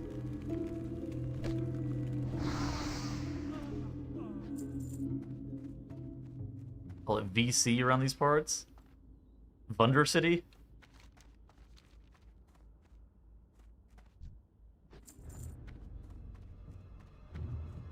Oh, Van Cleef. Is that a boss in that?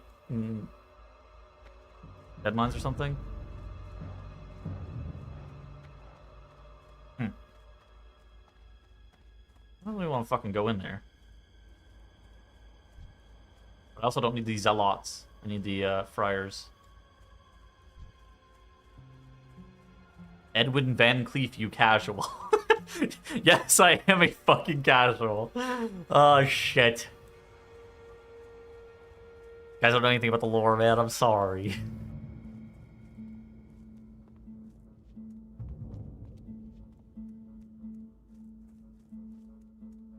I'm just really, really, really stupid. I'm telling you, if you linked me a Sporkle quiz that... Guilty linked me one earlier, and it had questions about the fucking troll language or something. You could literally link me one about surnames of characters, and I would also perform poorly. And shout out to Device Brotherhood. I don't know anything about them, but probably like a fraternity. Delta Phi. Delta Phi Beta, maybe. Masons. Oh, those. Yeah. The people that make the weapons. I know, the blacksmiths. I know about them, actually. Oh my god, I'm out of here. Wrong. They're the ones that are near, like, Lower Blackrock Spire and stuff, right?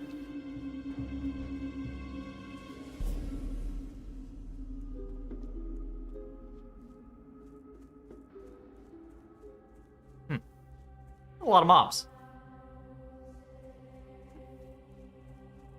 How do I get invis? Okay, wish I was a rogue.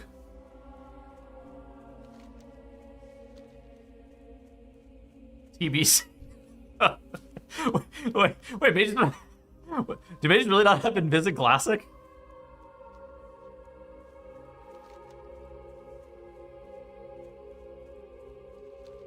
That's news to me, actually. Where the fuck am I going? I think I'm turning around. I go find the spider sacks or something. Wishes to be a rogue. Well, I was a rogue. And then my dreams were squashed by a Yeti. A Wendigo, even. In a cave in Dunmoreau. Oh my god, I have an unspent talent point. It's spent now. Thank you. Is it 1 per level now? About 18 Yetis. It was a lot of Yetis. A lot of many Wendigos.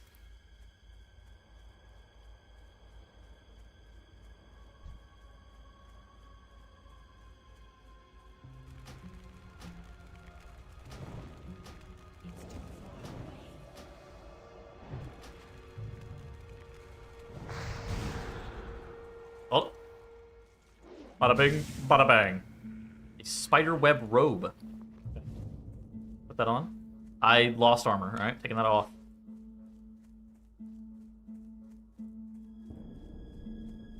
Spec, are you gonna play?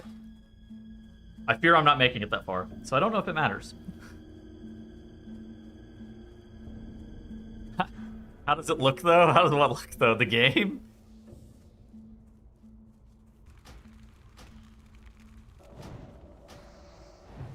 Oh, the robe. That's a good question. It looks better. For sure. I mean, it's green versus this one that looks like a fucking gray.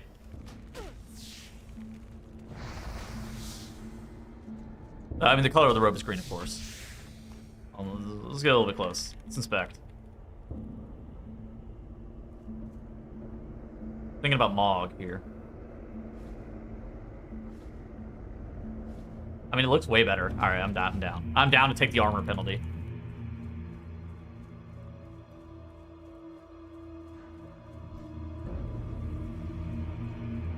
What are the easiest classes to play for leveling? Because people are saying that rogue is actually pretty easy to level up. Rogue.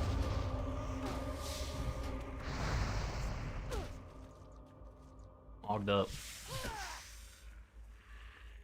For some reason, I remember people think Hunter was fucking the freest, but I don't know.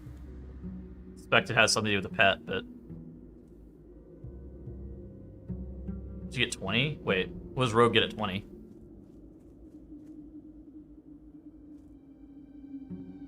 You know, buttons sub 20? Oh. see.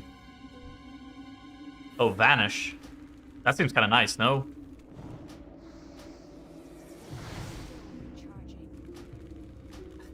Yeah, troll hard to die. I have good news. I can always troll. Always a chance. Hunter is bait. Is it like noob bait? I remember whenever OnlyFans was popular, fucking people were saying Hunter was the easiest to level on, but maybe it's something for like people who are like absolutely brand new who won't press their fucking buttons or something. It's midnight. Yeah, this is what happened with the add-on purge.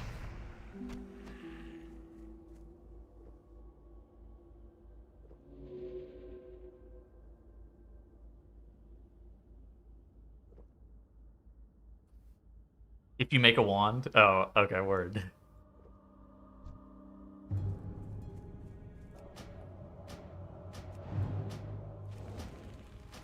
I think flying in WoW was a big mistake. I mean, I think it's just like a different game, right?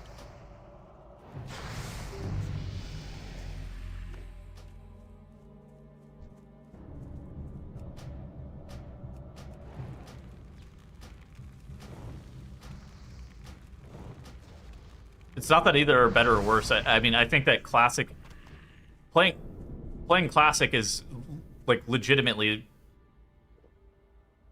it's as close to retail as OSRS is close to retail. Neither of them are the fucking same. This shit is. I think Fellowship is closer to retail than this shit is. Like what?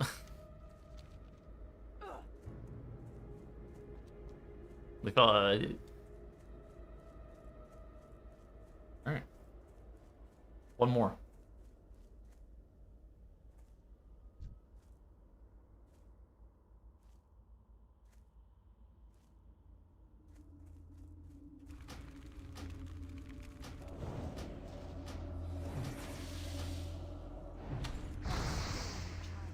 Actual clown transmog.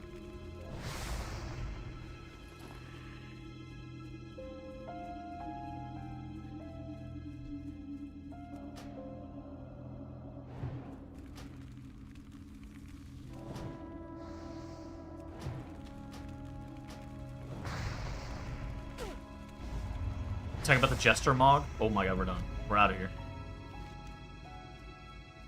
I'm running.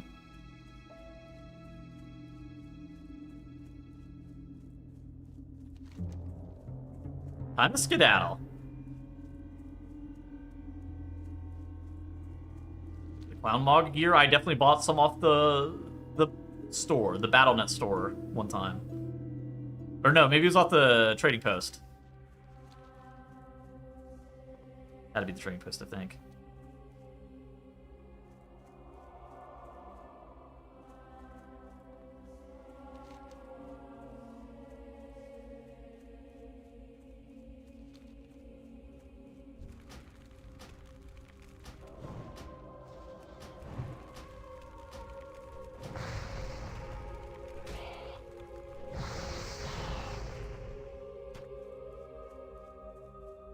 The TBC Clown Mog was unintentional? What is it? Is it like actually Clown Mog? Let me look this up. TBC Clown Mog.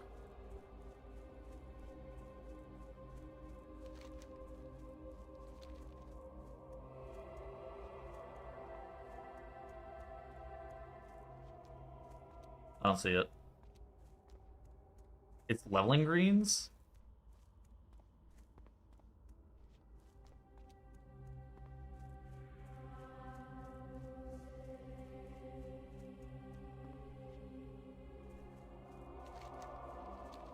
It's called the Hellfire Citadel suit. Fuck. Clean this up. No, I'm definitely getting sets from the fucking raid, unfortunately. Not the greens. Oh. See, here's the thing. Like, somebody said it yesterday. You could tell me shit about the older versions of the game, and I am literally like a 7-year-old or something in terms of my ability to be able to deduct whether or not what's being told to me is real or not. I think somebody lied to me about lore yesterday. Something about Alex Straza and some other people being related. But I know that one of them's a dragon aspect. I don't think the other two were dragon aspects, but like That's about as deep as my bullshit meter goes. Oh, stuff like that. Like, it could just easily be lied to.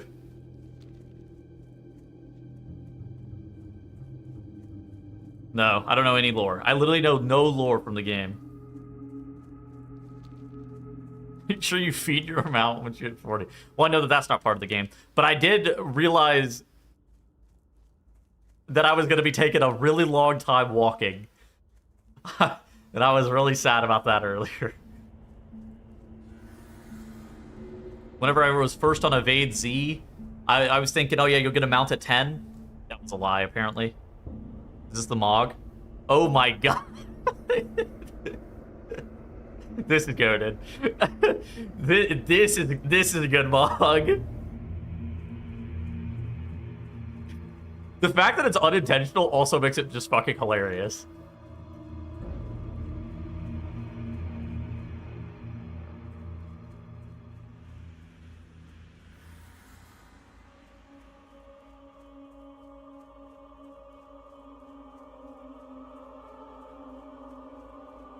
A bigger grinding star. Oh shit. The lore expert. Actually, I have my Shaman Mog to look at that in Shadowlands. That's a good Mog. Oh, this is Undercity. What the fuck am I doing? Guys, I think I might just be stupid. Don't say anything. I don't need any retorts. I am stupid.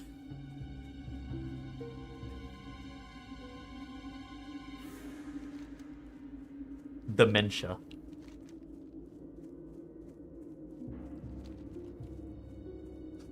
Oh, look, I'm just so dumb. I'm literally just gonna walk around the world.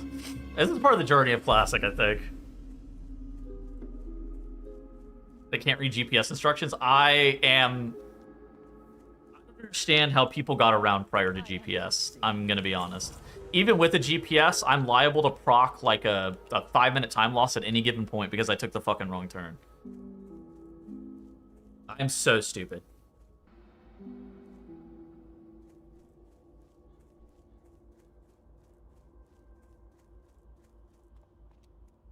The Discovery XP quest instead of grinding. Oh, shit. You had maps? I swear my stepdad and my mom just, like, know interstates by number and exits by name and shit. And I just genuinely cannot figure out how they know the name of exits and interstate numbers. Like,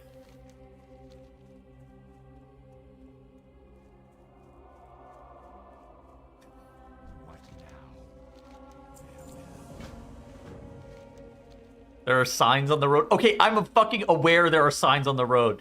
I don't understand how they have that shit memorized, though.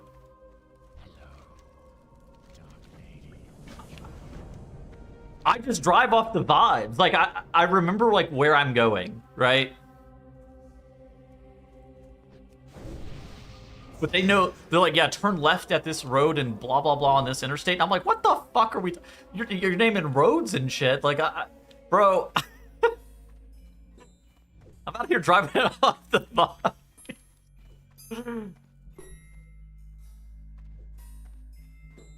Yeah, you gotta tell me what's near. Yeah. You start naming landmarks, and I'm good. You naming streets and shit. I'm just like, dude, you've lost me.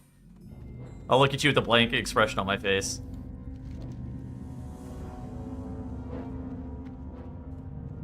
You run a lot of dungeons remembering names of casts and mobs. Same with driving. Holy shit. Maybe I put too many points into World of Warcraft. Not enough points into driving.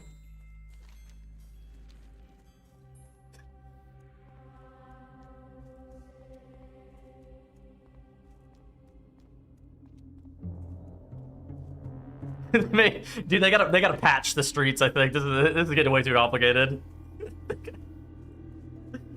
They gotta buff this. They got on a mount. Oh my god, it's a mount. I'm so jealous. Do you ever leave your house outside of Race for first casting? Every single day. Eat dead bodies. Yeah, that was a good name. I went after stream yesterday. I went and got lunch, and then like 10 o'clock last night, I went to the gym.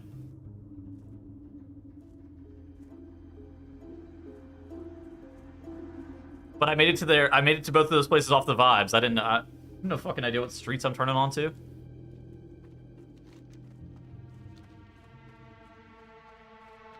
Yep. Yesterday was bench.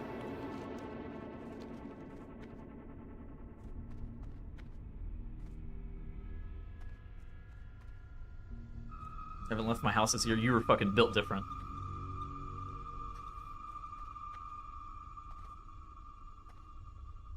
The pythons on. I don't think my arms were getting that big yet.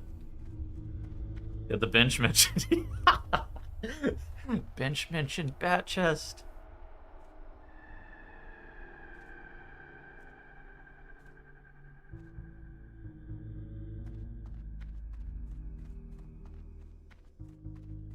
Am I lost? Fucking elevators over here, right?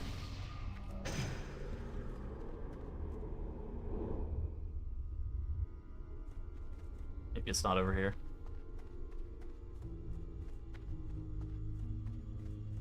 Maybe it's over here. Fuck is the elevator, man? I think I'm lost. God damn. I'm following this guy. Where's that guy going? Oh, it opens?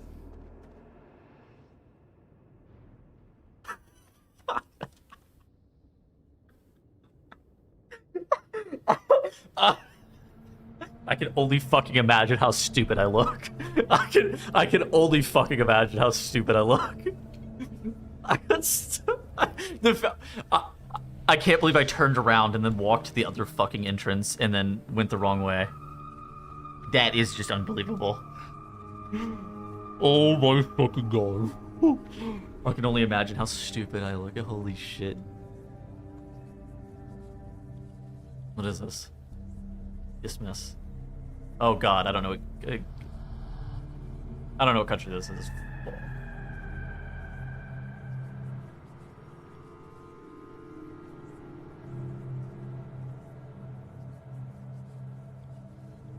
Nobody say it. No, do not type it in chat. Do not type it in chat. It's not Turkey. That's wrong, I think. I was thinking it's a Stan country. You know what? I'll type Turkey. Fuck it. Yeah. Okay, it's not Stan country. Oh, fuck. Is it an island? No. No help. No help. I'm closing chat. I got closed chat. I can't be reading chat. No. No help. It's far. Non-European.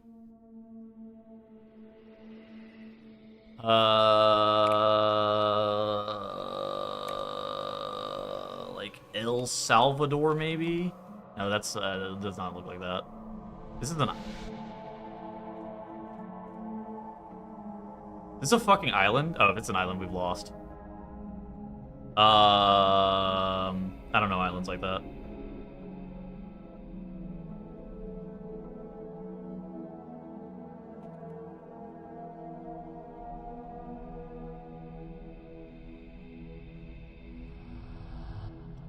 Yeah. I don't know. Not really sure what I'd guess. Trinidad and Tobago. Fucking... yeah, sure. Oh, it's Jamaica. God. I'm not good with islands, man. Cameroon to the United Arab Emirates. Saudi Arabia. Egypt. Israel. Jordan. Sudan. South Sudan. No, Chad. Alright. GG. Can't navigate Can't navigate the Undercity, though. It's all good.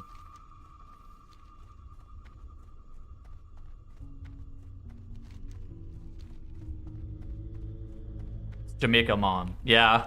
I don't think I was getting that one. I'm just so... Dude, all islands... I don't know. Islands are so hard.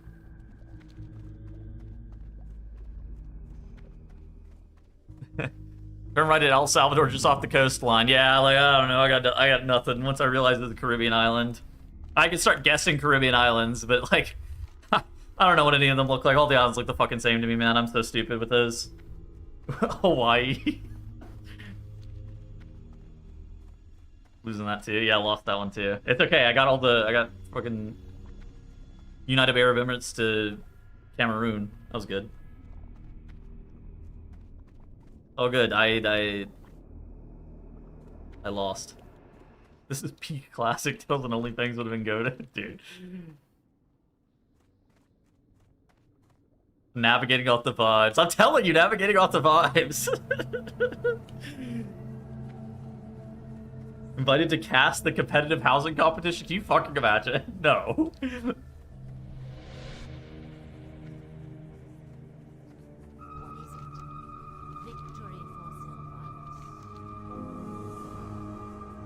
I need a wand. But an offhand? That's just gotta be good. That's staff good. Mage training. I got nothing I can train. GG. Wands in a ring.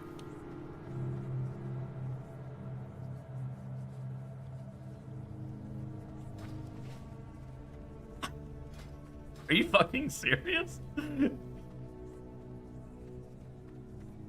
I never.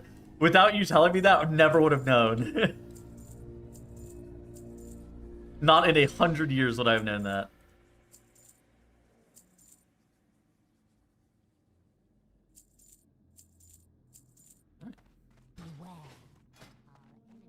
This guy, dude, I'm brand new, man. Like, I'm brand new. I know I've played WoW for like 9 years at this point. Not even 10, 9 years at this point. I literally don't know fucking anything about anything. Hello, Mr. Dog. Oh my god. Yes, sir. Let him know.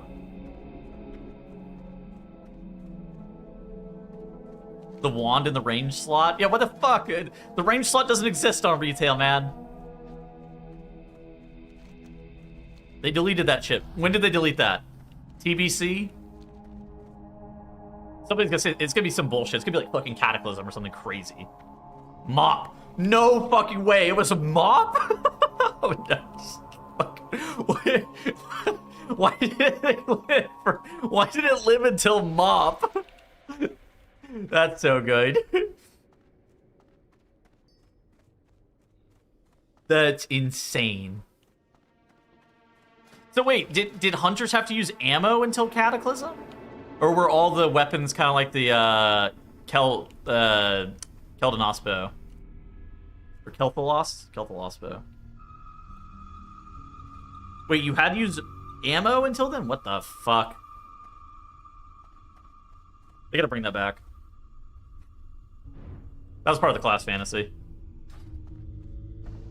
One of the bags is an ammo bag. Holy shit. You lost a bag slot. That is good. Oh shit, that is really good. I don't know, dude. I don't know what a relic is. Like a family heirloom? Soul shards? You mean like your resource? I'm sorry, what?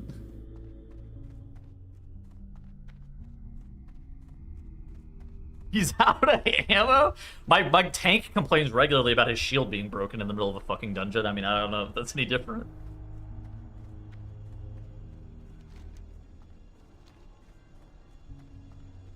You summoned one gata... There was a... Oh my god, a resource to summoning is crazy work. Well, okay, now what the fuck am I supposed to be doing? There's a quest. Oh, dungeon quest. I don't know about all that. Did you train your spells? Yeah, that didn't have any to be trained. Yeah. Holy shit. Meowing on cooldown. Why are you meowing on CD? Oh my god. Oh.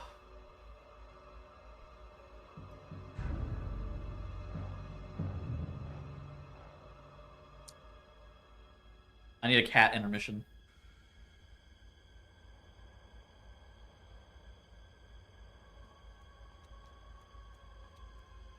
Where am I supposed to be going now? Silver Pine Forest. All right, we're on a mission.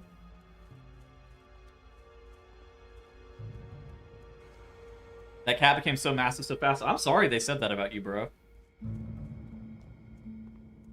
Yes, sir. Yeah, wow. Yeah, sure.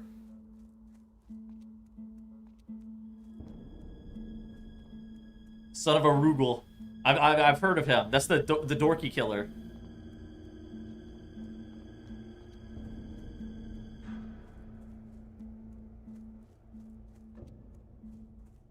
Full screen? Yeah, sure.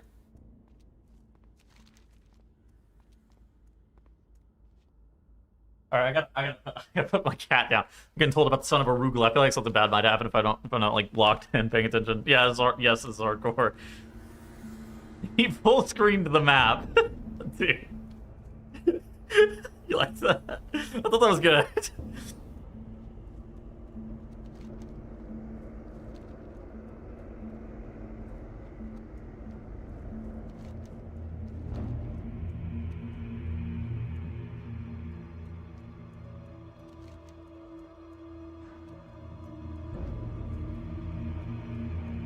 The son of a Arugula. Does he just patrol the fucking entire zone or something? He did. Let me on full screen them out. Okay, that was a joke. It was a joke. Wait, I didn't go all the way up here. Oh my god, I missed some XP.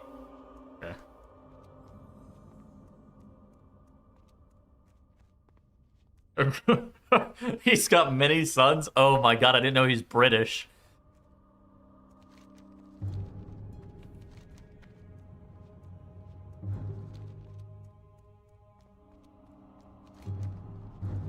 Alright, yeah, man. Get up. Arugula. I don't know this guy's name. Arugula. Medulla oblongata. I'll give 10 subs. I am not making it that far. Your subs are safe. First off, the chance that I die before that is a way higher.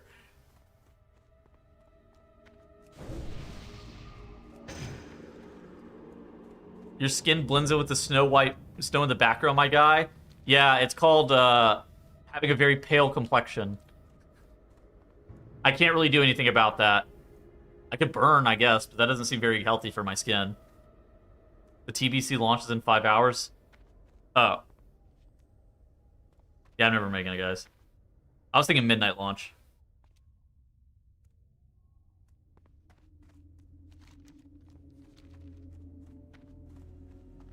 Be careful out there, yeah. It's tough times. My people. But I didn't possible this guy. Alright.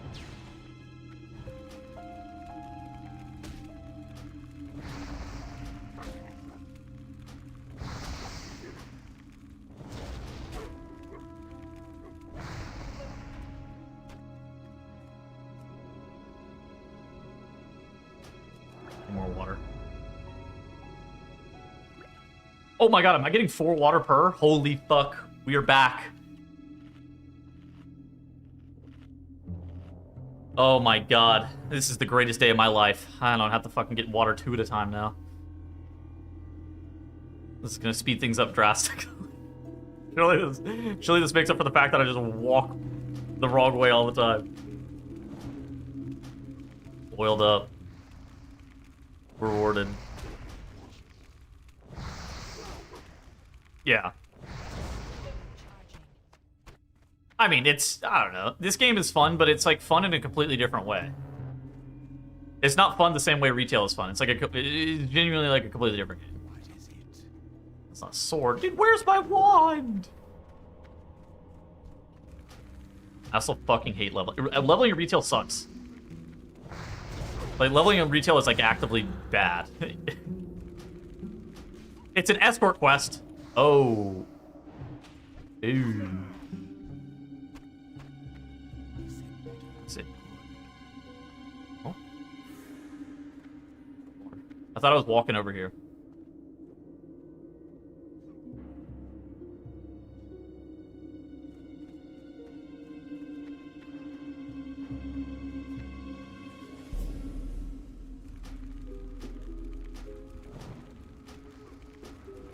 Dude, this guy is going the fucking worst direction possible.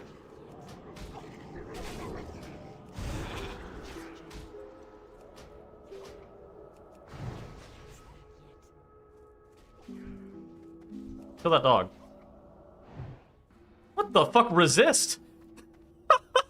I don't like this. Hey. I can't drink anymore yet. Hey. I don't like this very much, man. Why do you resist my spell? You almost got me killed.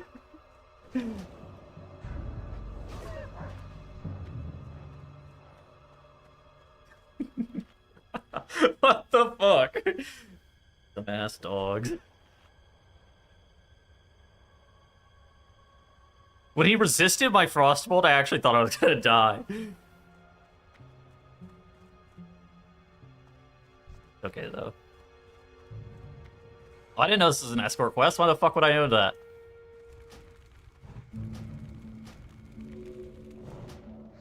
Why is there so many... Come back, come back.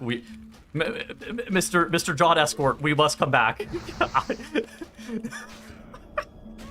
There's patrolling dogs here.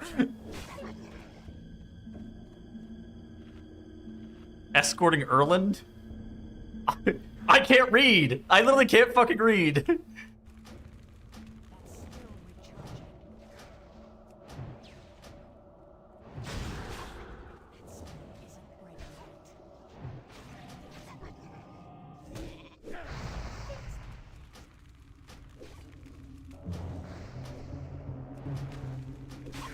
How do I heal Erland?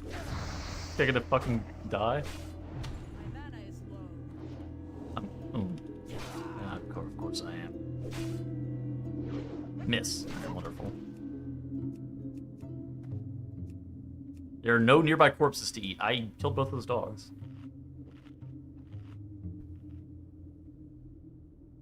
What's your plan? Did you just say spawns 5 dogs? Are you fucking serious? Is he about to spawn 5 dogs on me? Okay, no, you lied to me. Holy shit. I thought... No plan. Walk away. Walk away rapidly is the plan. I'm not fucking completing the quest. I'll find another quest.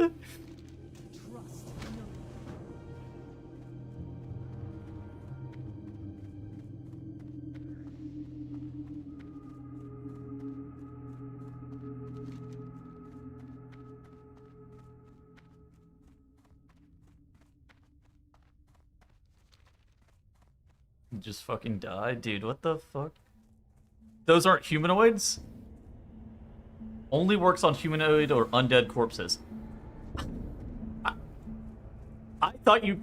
I'm gonna be honest. I thought you could cannibalize anything. Like, genuinely, I thought that any corpse you could cannibalize. I've never been a fucking undead. I have a suspicion that there's probably type restrictions on cannibalize on retail. I've just never been undead, so I've never... Not a race that people play. Yo, the Moonrage Glutton. Leave me alone.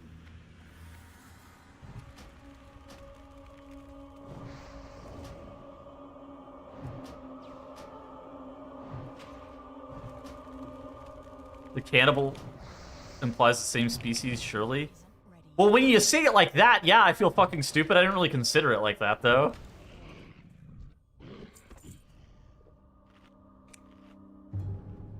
Arugul.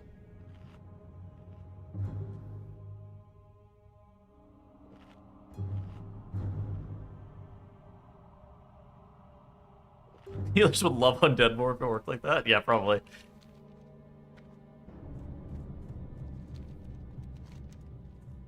There's an XP farm to the west of here? Oh, shit.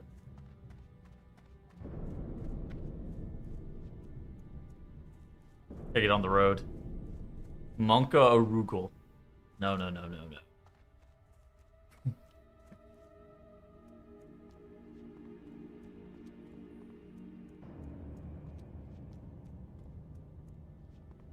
Only works on humanoid or undead. Well, I mean, it should work on beasts as well, because I got that dog in me, if you really think about it.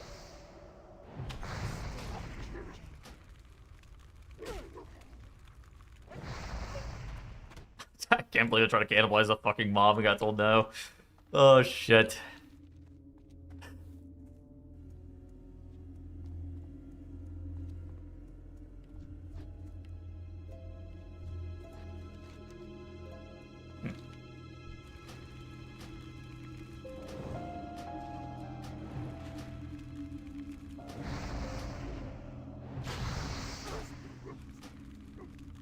Dorky challenge is gonna end the same way? What does that mean?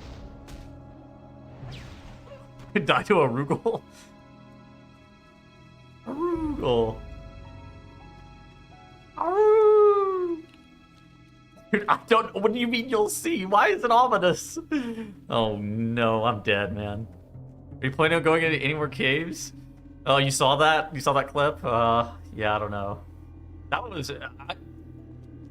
I got told that there was a chest at the end of the cave and that it was fine. I didn't know. I was getting baited. Oogle.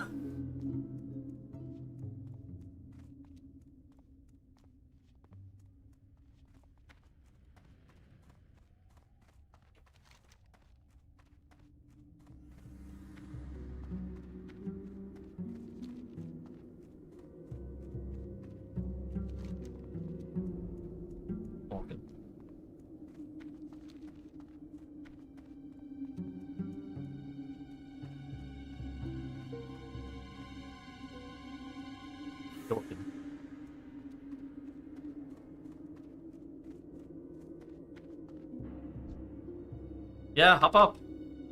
Don't just meow at me. Get up.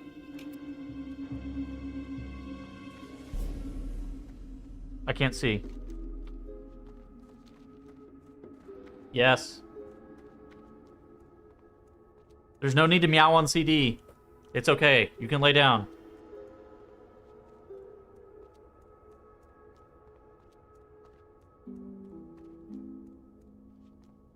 Doug, be on the lookout for a Rugal. Feed him? Bro, he doesn't need to be fed. He's fine. Do you still play retail WoW? Yes. I haven't logged into retail to hop in it. I've only been logging on the beta, but yeah. We banned Juno Shaw. 10 gifted. 10 gifted and consider it done.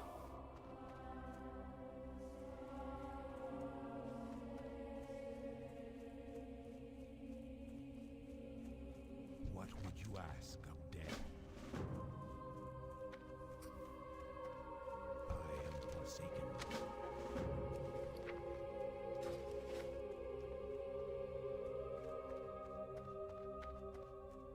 I made it. This feels like the starting zone.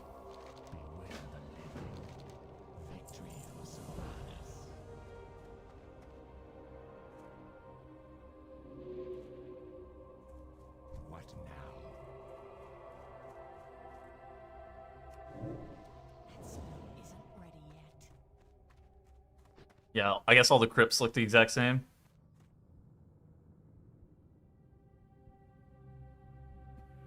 Tired of sitting in queue? Yeah. I mean, there's always something to do. Classic is more about the journey. Retail's more about the content itself, I would say. It's a very different game. This is the starting zone 2. Yeah. I swear I've been here before. Wait, did I turn the quest in? Sitting in queue. I mean, that's what they said, yeah. They said in YouTube chat. As someone who came back to the game a while a month ago, is Classic recommended if I'm getting tired of just sitting in queue. It's just like a completely different game.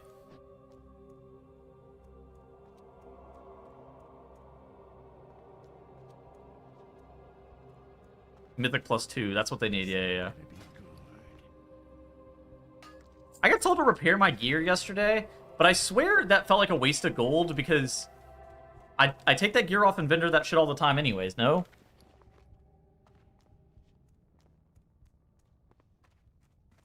This had better be good.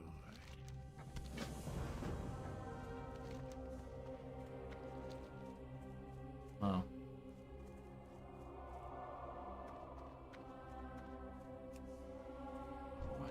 Doug, we're making it. I don't think I'm ever getting the Lich's spellbook. That shit's gone. That shit's long gone.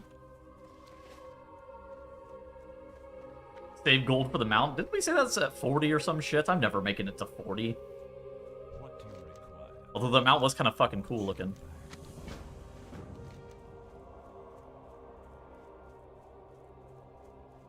Alright, now I got a lot of quests to do.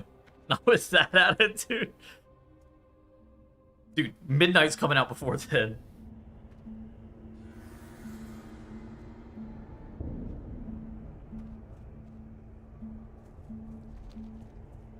I'm also self-found. Watch out. A Rugal. He's on the prowl.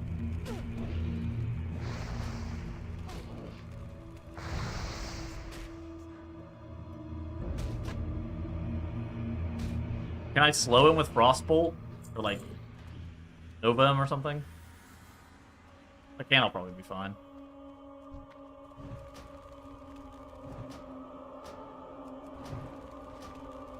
You can solo him?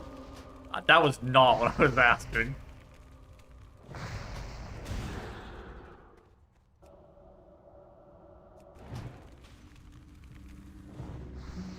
What server is this?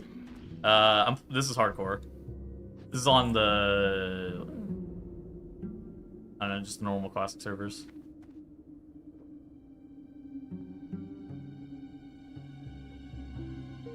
Doom Howl. Uh-oh. Oh, like that kind of server. I have no fucking clue. I don't even know if I've ever made it to that screen.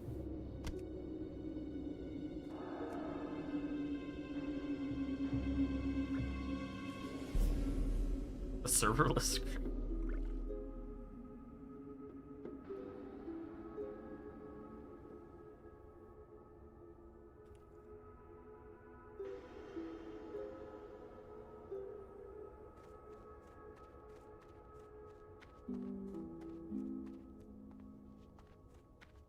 Need some grizzled bear heart.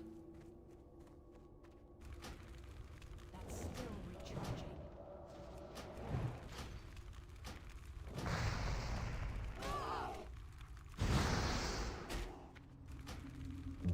Wait, he resisted. Goddamn bear.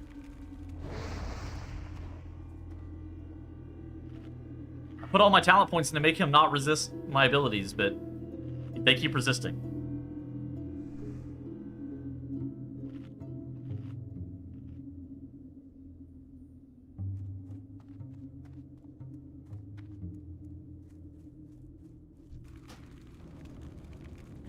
To get closer.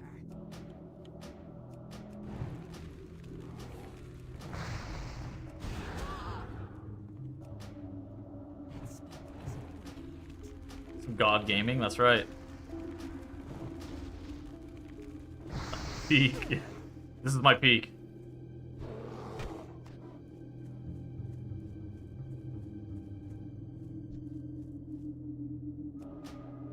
That's still recharging. Isn't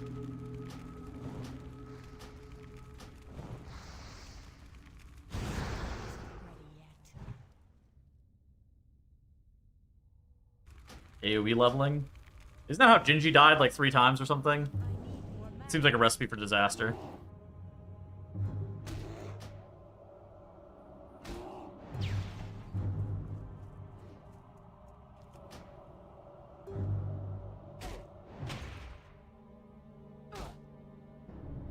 Wait, Gingy died a bunch? Wait, how many times did Gingy die AoE leveling?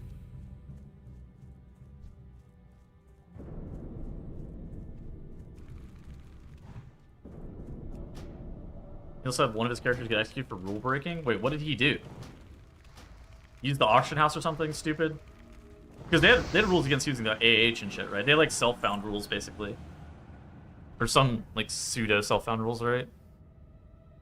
Goddamn Gingy.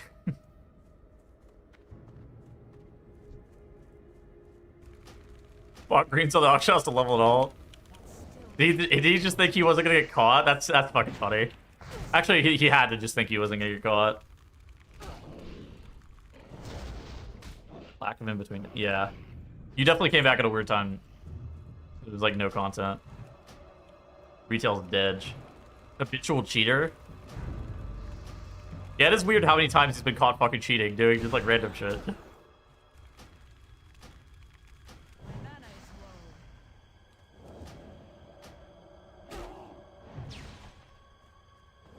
Not enough mana. I was talking to Mira a couple days ago, and we were talking about the time that Gingy got banned for the fucking stupid rep exploit. That was really stupid. Merez. Right.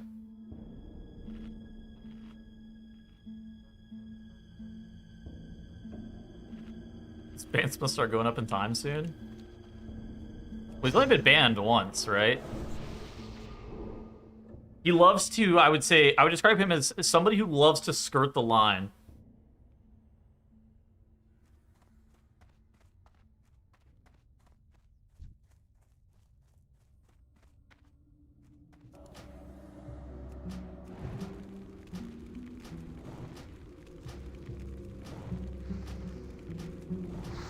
What do you hear about skirts? Talk about Genji. Yeah, it was only a little more than season 1. Well, he'd always come back clean.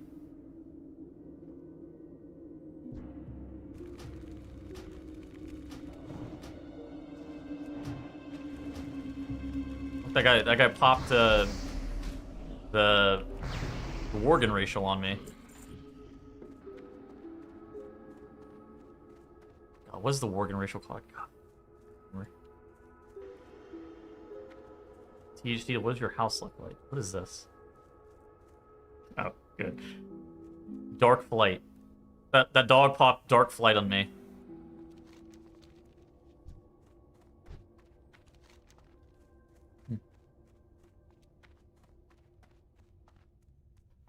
Quests over here. Oh, level 17. Okay, not until later.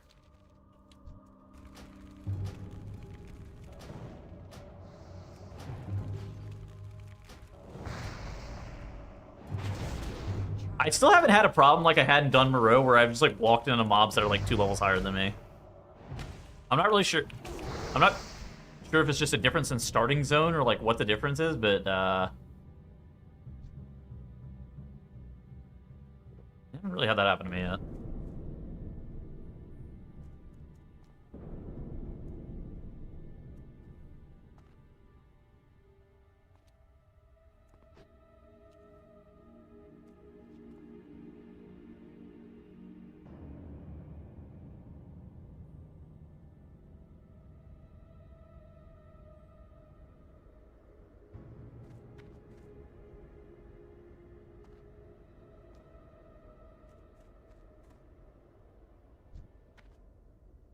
You're a caster now? That's true.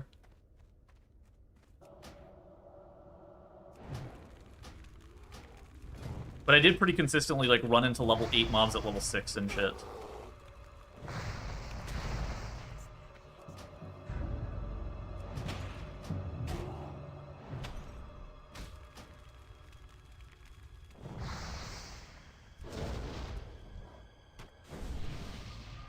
Well, that guy buffed me. That guy's already got AI. You. Oh, he gave me better AI. GG. AI 2. Oh, never mind. Wait, what the fuck did he give me? I don't think he gave me Arcanello. Did you buff me? I can't tell. Do you pick between Fireball and Frostbolt randomly? No, not really. I feel like Fireball does more damage, but maybe that's just made up. So, I normally just fucking put Frostbolt on the mobs to slow them to where they won't auto-attack me. And then I try to Fireball them to death. And then I determine if I need to refresh the slow or not, based off how the vibes are feeling. It's not random, but it's definitely more vibes-based than you'd expect.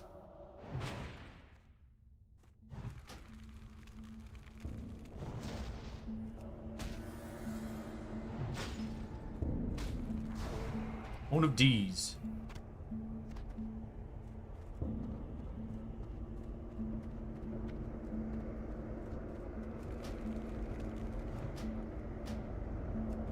It would be really good if I was just like picking between them randomly though. That'd be fucking funny.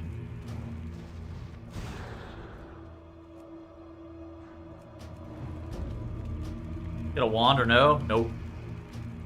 Fucking beating up the mobs myself. Hand-to-hand combat only.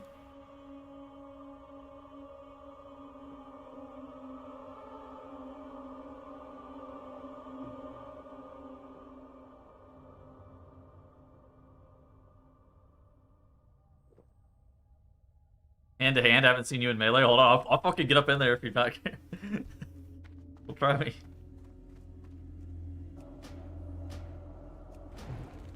It's like fisticuffs. Like, you know. It's like fisticuffs, except one of you's a mage. You just staff weave, yeah. Not about that fucking life. Isn't that what Druid has to do? Doesn't he have to fucking swap in bear form all the time and shit and try to do damage? That looks terrible.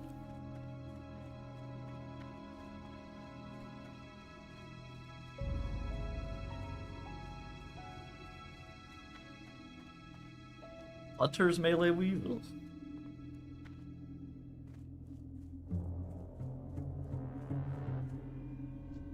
Not really about it getting melee to death.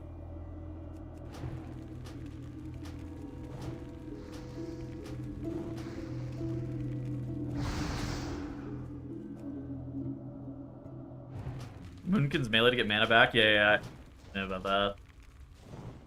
Isn't Moonkin fucking horrible? I guess Druid in general seems like it's not very good.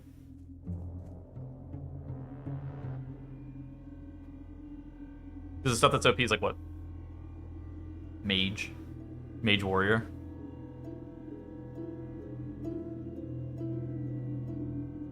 Until they run out. Priest. Oh yeah, priest.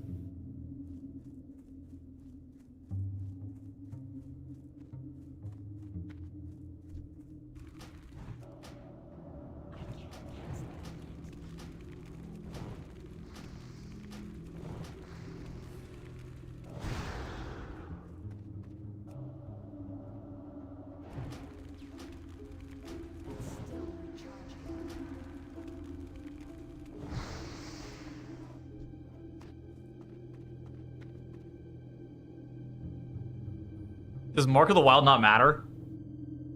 Or do you like play like one Resto Druid or some bullshit?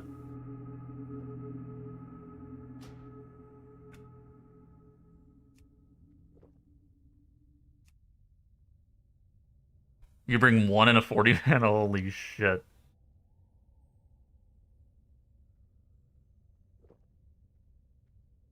That's kind of crazy.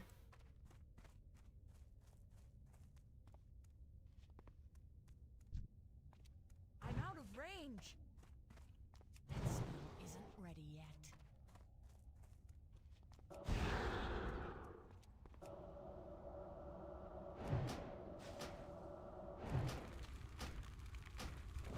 It's not World of Warcraft? Warhammer or something, yeah. Metzen told us that he regrets naming it Warcraft. That is a fucking crazy thing to say. It is crazy that they said that on the fucking thing. On that interview. But it is arguably even crazier that he even said that to begin with. Titles read YouTube chat. Yes.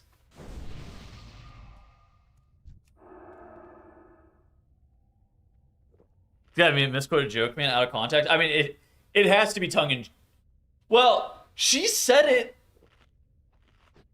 She said it, like, joking, but the way that she said it made it sound like he was serious. It was just... I was weird. I mean, that is a weird thing to fucking say.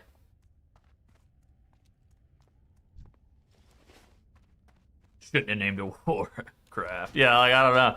Like, it's just a fucking weird thing to say.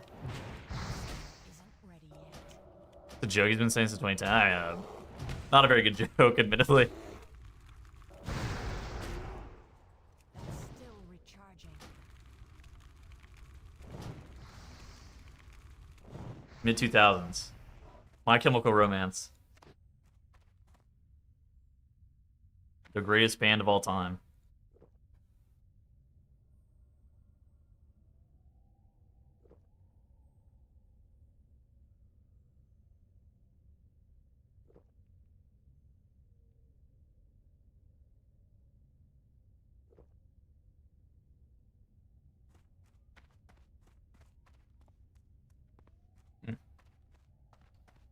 I'm not getting many of these hearts of bears, or whatever the fuck I'm looking for, yeah. Been tough.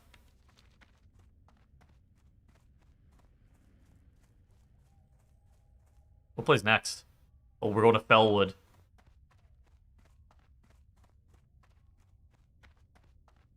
Silver Pine on repeat just wasn't doing it for me. Had to switch it up.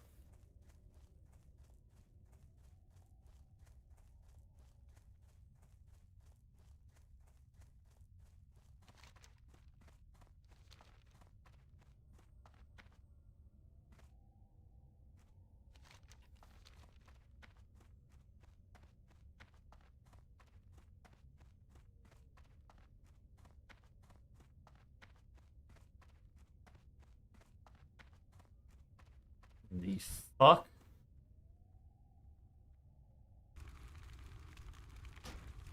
Arugul. Arugul! That guy's cross-bolting me. Hey, wait. I'm the mage.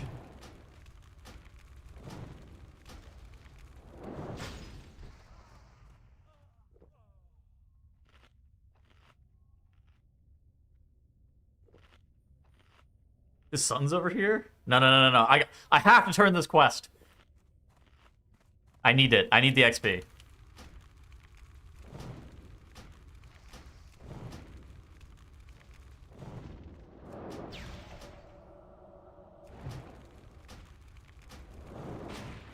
Listen, the Arugul's not here.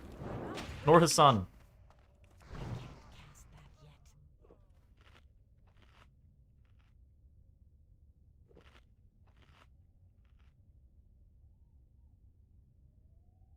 How do I turn this in?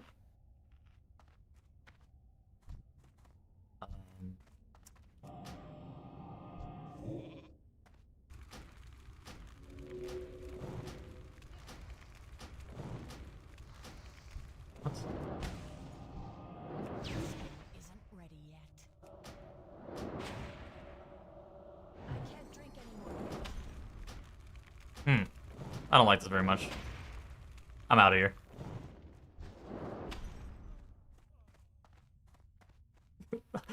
I don't like this quest, guys. I think that I'm not fit for this quest.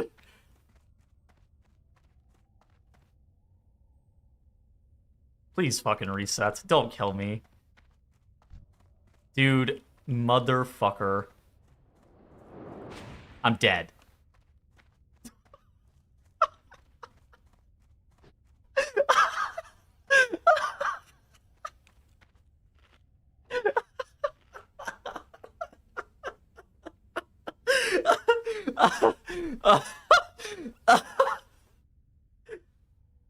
Oh shit.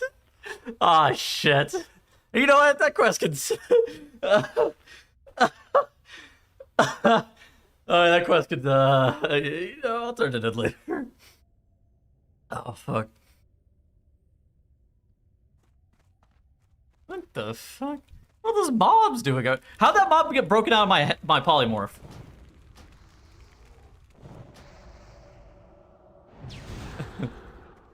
That was where the problem started. So how did that mob get broken out of my poly? That's still recharging. They randomly do it. Like there's a chance to just have the polymorph get resisted on every tick of it or some bullshit. Ah, lovely. Okay, cool. That was not having the mob get broken out of the poly was not a part of the calculation. Lovely. It's called Heartbeat. Jesus fucking Christ. Oh my, I can't. I don't even know what my health was at, but it was. That was not great.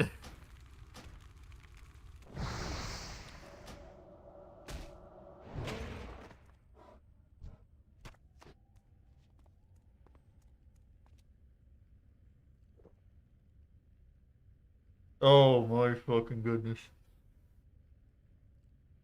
We haven't lost yet.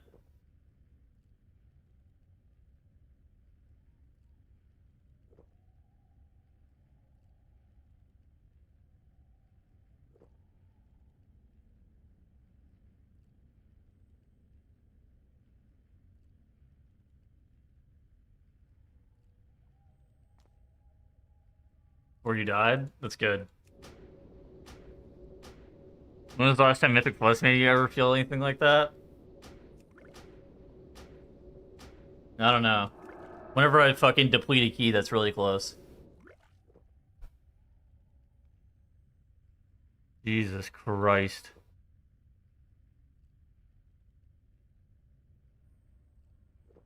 Now this is goated.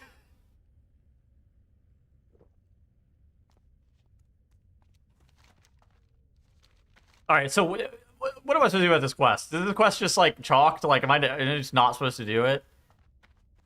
I have to go investigate. I must inspect. It looks like this shit is just not happening.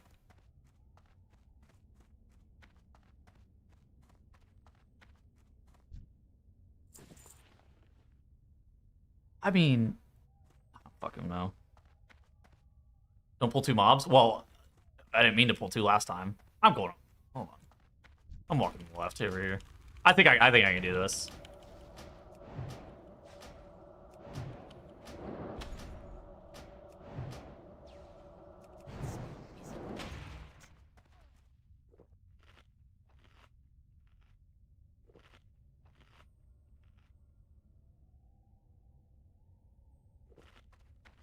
I swear aggro radius in this game is bigger than retail.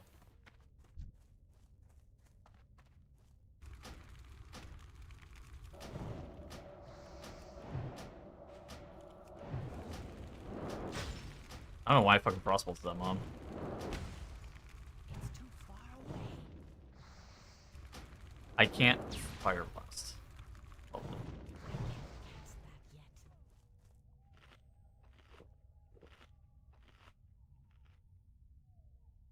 Whoa. Observant. How much bigger is it?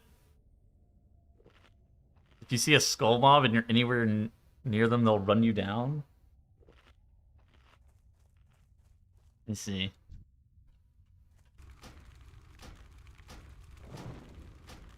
Resist. Lovely.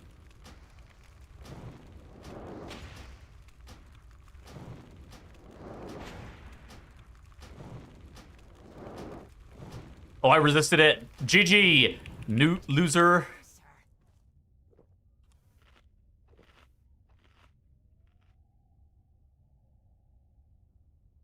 Did it fuck you up? Sign up full. Okay, so what's the quest? What is actually the quest turn in? Hold on, I have to look at this thing. I gotta investigate. Oh, it's that box. Crap. I think I have to kill this one last apprentice, and I think we're good.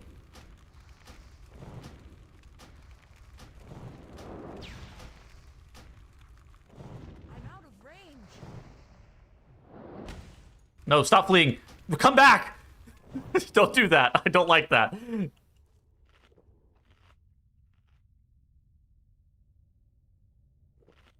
Alright. We're good.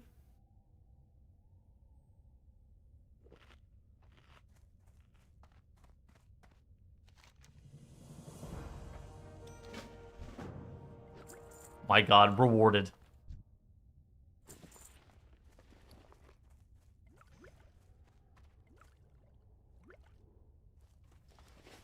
Alright, we did it.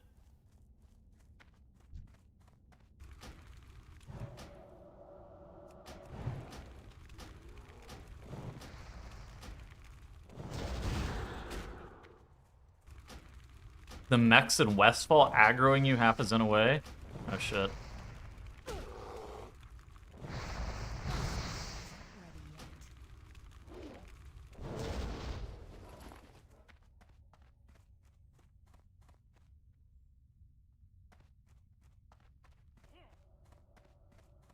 Wait, that guy's casting on me. I'm running! Stop, stop, stop. I don't like this. I don't like this. No! Stop frostbolting me! I don't like this. Please, leave me alone. Why? How are you casting on me for that far? Leave me alone, you fucker!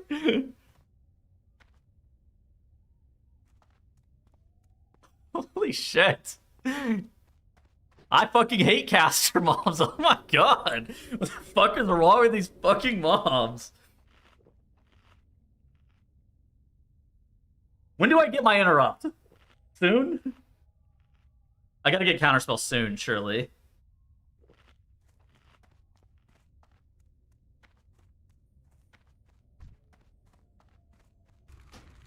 Mid-20s? That's not bad.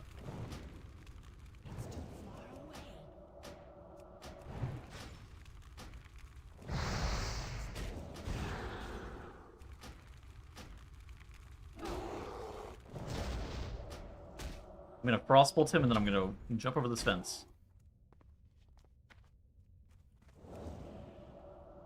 You said your kick can get resisted, dude. This game sucks.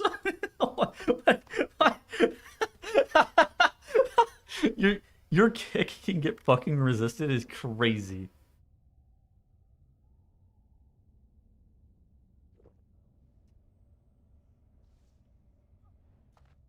Cast another school? Okay, well that part I can comprehend. My fucking kick getting resisted is a tilter for no fucking reason. The other school of magic thing, like, alright, I get it. Taunt can miss? Lovely. Why do people play this shit?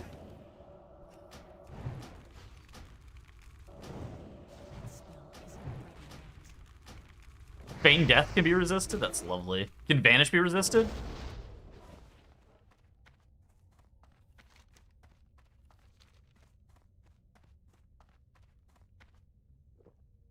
Okay.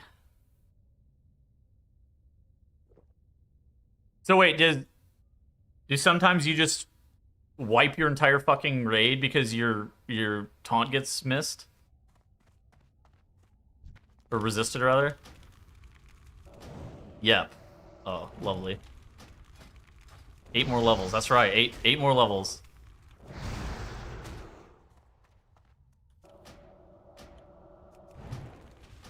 Most bosses aren't tauntable? Is that why threat is so fucking cringe in this game? I see. Everything's starting to click into place.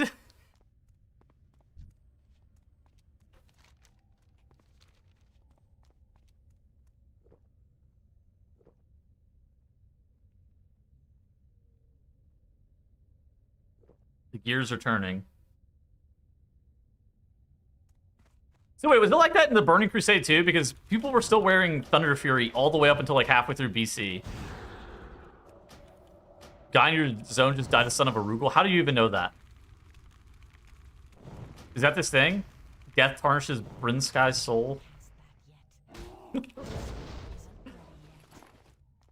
It would be a way to go out. Die to the son of a Rugal.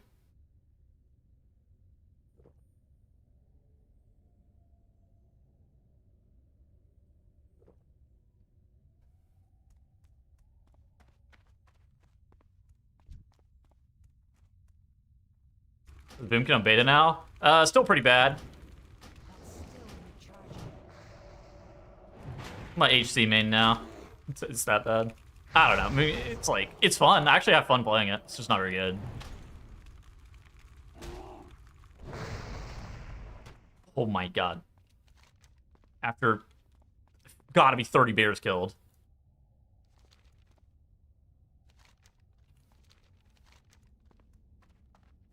Organ Heart. I don't know where the fuck I'm even going. Are you gonna main now? I don't know. Probably Moonkin. Just be okay with it. If it really sucks, I'll reroll to something else. Whatever's OP. Not really that pressed. Tanks just didn't do damage there if you had Chain Lightning. Yeah, interesting. I don't know. Mainly be depressed? Nah. My mental's been good. No need to be depressed.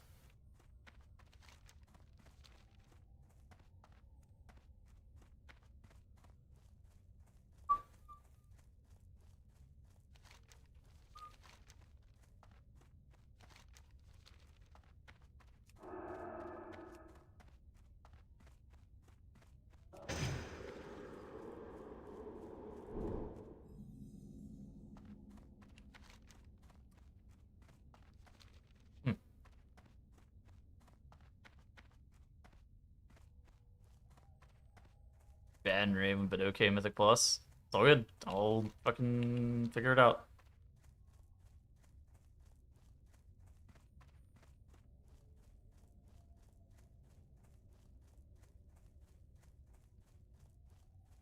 buff to get playable quickly. I'm not really sure what the fuck has been going on with tuning lately. I mean, it feels like Blizzard is literally just clueless. Normally their tuning makes sense. I might not agree with all of it, but normally, you know, the things that are getting changed, they're getting changed in the correct directions.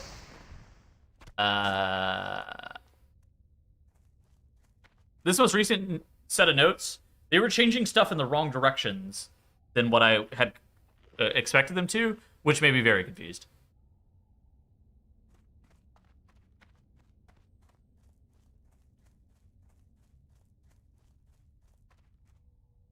$1 million DPS on Algothar. Do you see Mage do 3 million or 4 million DPS on the Algothar first pull? Now, they didn't buff Demonology, but they did nerf Ellie Shaman, which is fucking weird.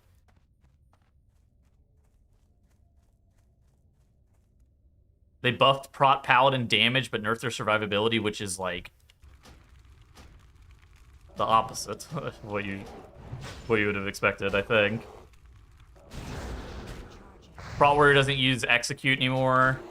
It's just, like, really strange stuff.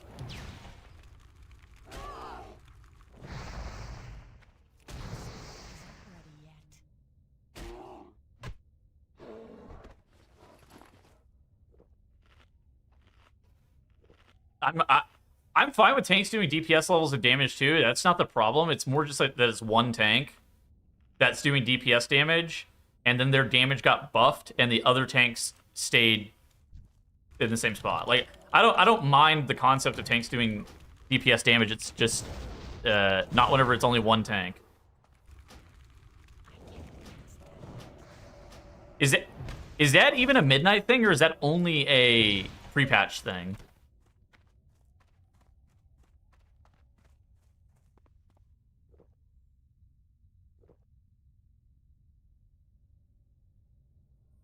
Yes, sir. Meow. Hello, girl.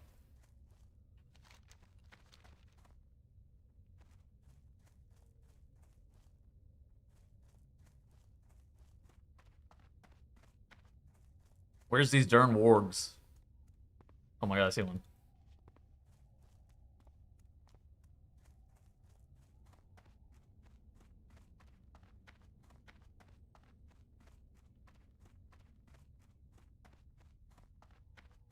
Pre-patch is, yeah, I mean, this is a really weird pre-patch. But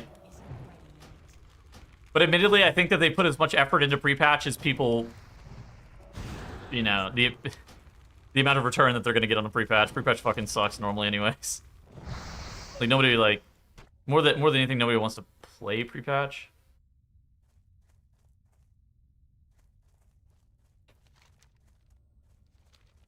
I'm just gonna turn these quests and I'll figure this shit out later.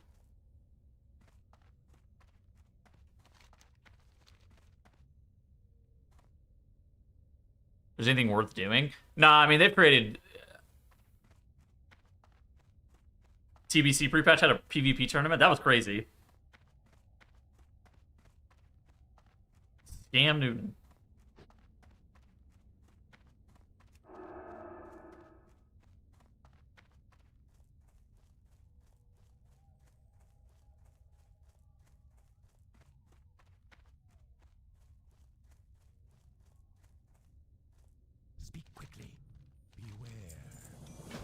Sepulcher.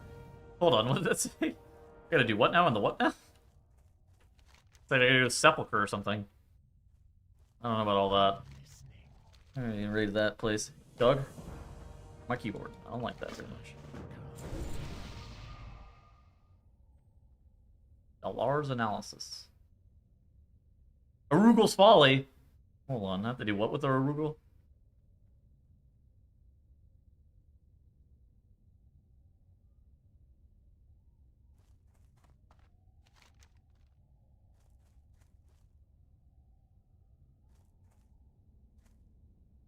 What upsets? This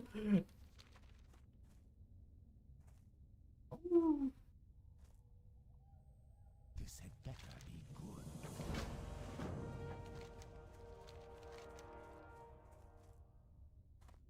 People wouldn't care about that either.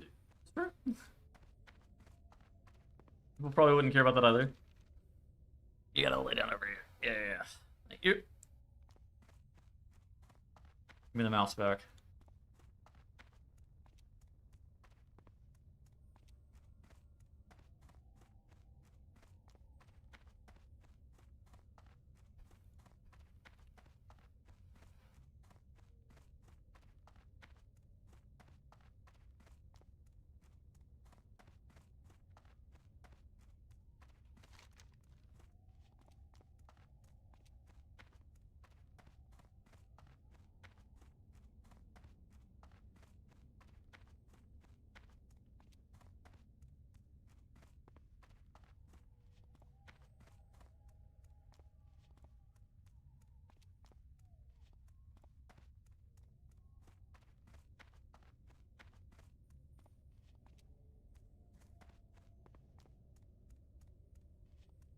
Son of a Rugal. I am not dying to the son of a Rugal. I will not die to him.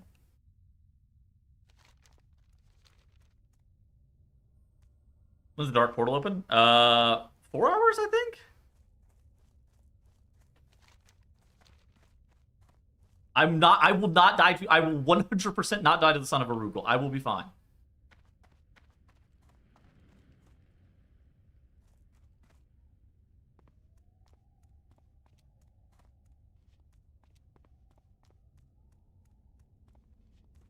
No, I'm not.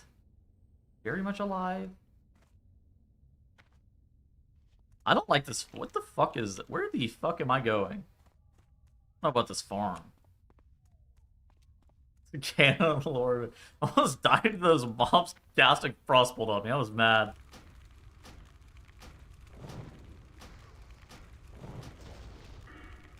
Oh, another talent.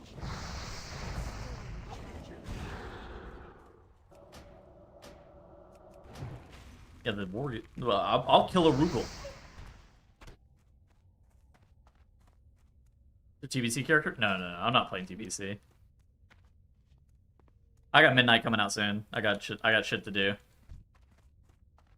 A little bit busy. Or Fang. Crafting PvP embellishments week 1. Yeah, I can't imagine being that guy.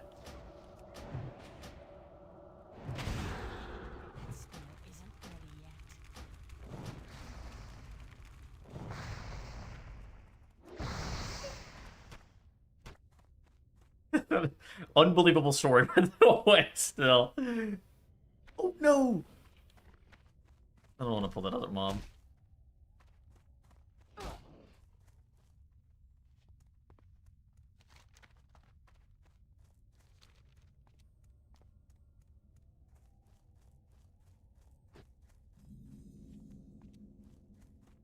We've entered the part of the journey where things are starting to get really fucking hard. This leveling shit's getting way harder.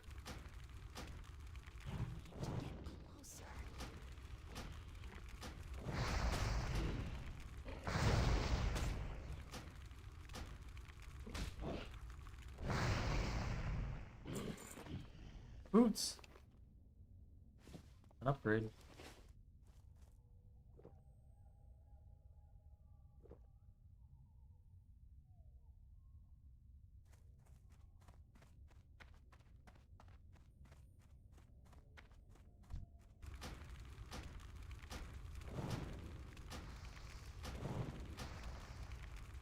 This guy's popped Dark Flight and he's running at me.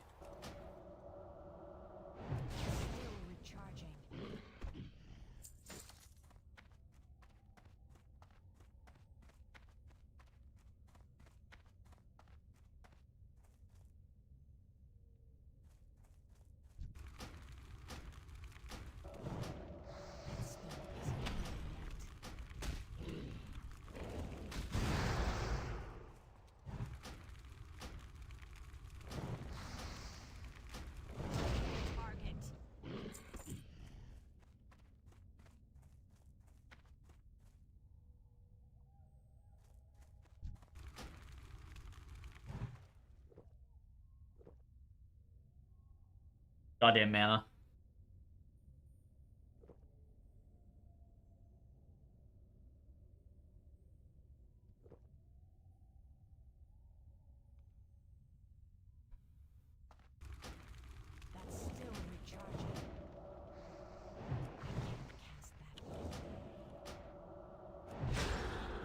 Son of a Rugal being too close.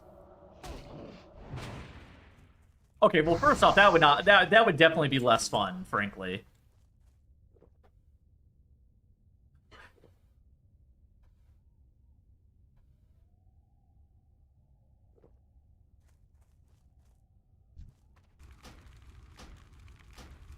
I don't need to get warned that the son of a Rugal's nearby. It's like, I don't know.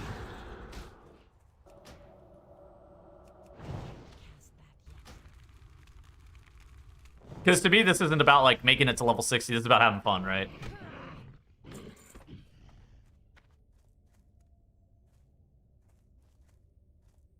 I'll pull this guy. Out of range. I got...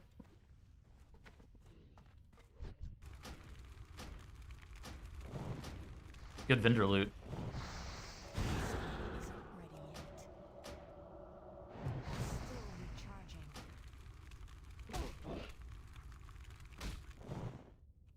Resist, really. Ay, ay, ay.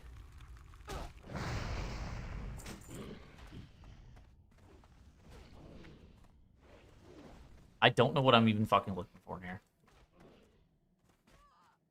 What am I looking for? The remedy of a Rugal?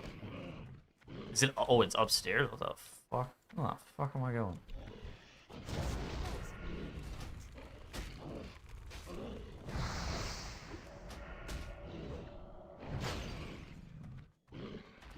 The book.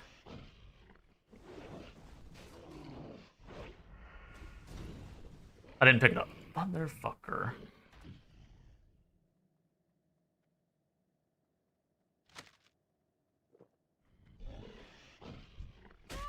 Oh.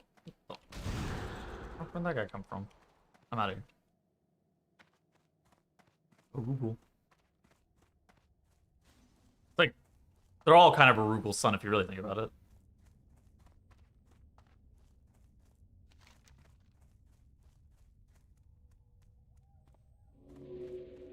What the f- That guy literally ran from the house to me? The grandson of Rugal, yeah.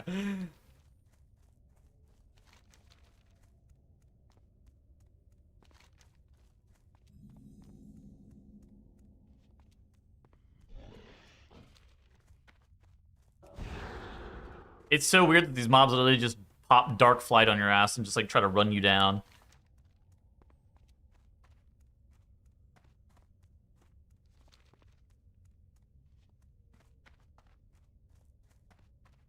I think I finished up these like round of quests, and then I think I'm taking a lunch break.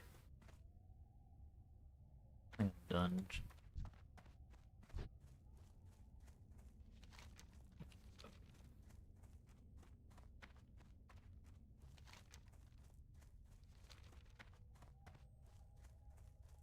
Enter the dead fields.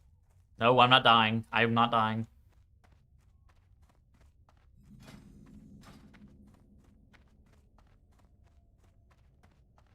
You were dead before you complete these quests? Why? Why do you say this?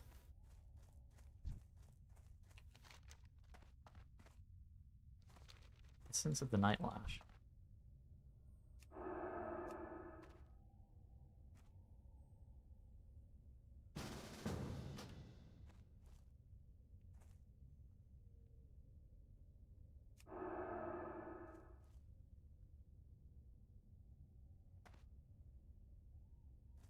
He's marking a mob. I need that guy? I don't need that guy, I don't think.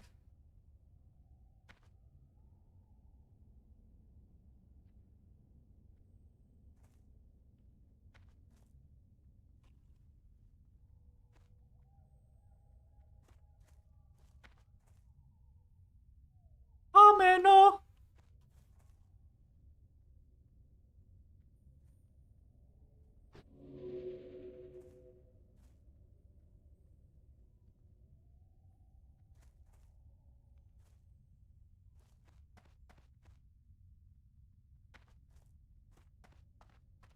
This guy got an auto marker marking the fucking mobs for him or something?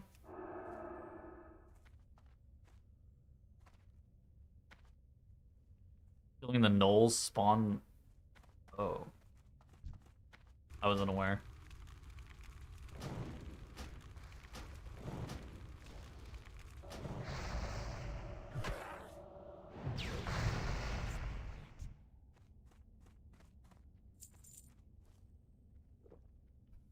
I can't read quests, so...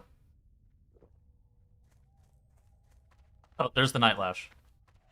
I went to ping. Holy shit. I was mashing my fucking retail ping bind. I think I might be cooked.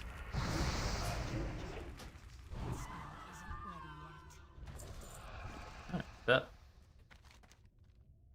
I'm fucking outie.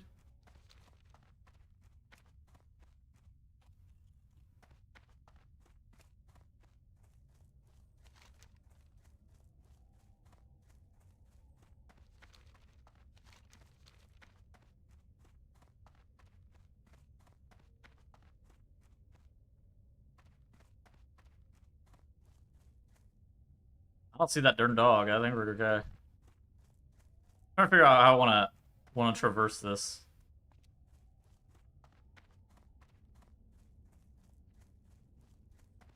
A lot of bears over here.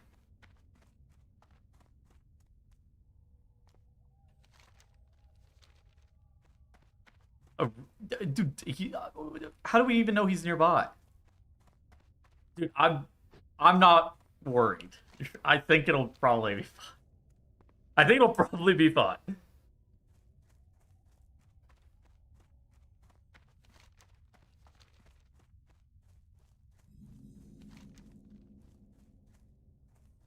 Trolling you? Yeah. He's in a different zone? Okay.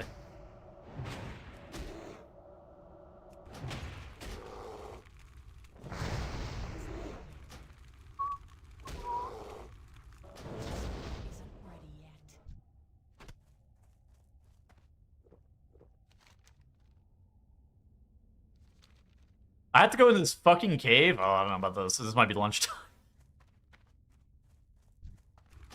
I gotta investigate. Oh, if I can actually do it outside this cave, never mind. If I can kill these spiders outside this cave, I'm down. But like, no, there are spiders outside this cave. They'll respawn. I am not going in that fucking cave. I learned my lesson the last time I went into a cave. There's a rare with great loot in there. Yeah, I heard there's a chest in there.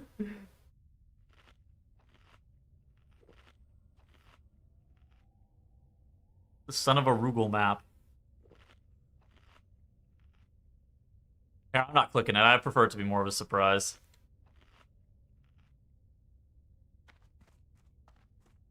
I think it's more fun if I'm carving my own path.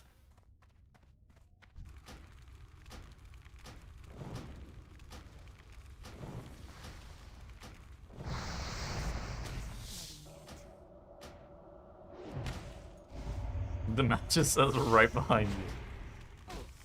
I'm not going into that fucking cave.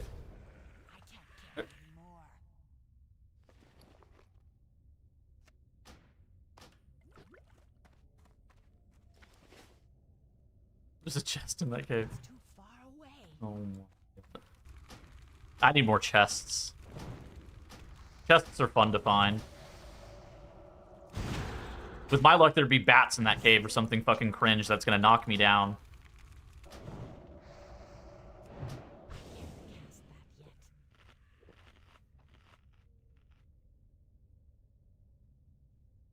Drop a wand? Oh my god! You know, I think you guys are onto something. I'm getting in there.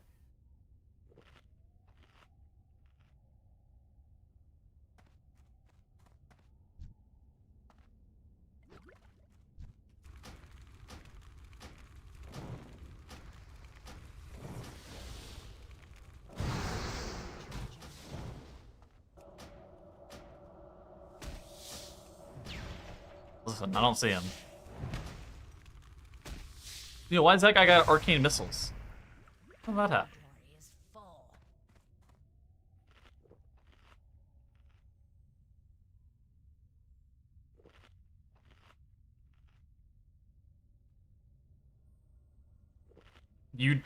You don't want that? Trust me. Alright, deal.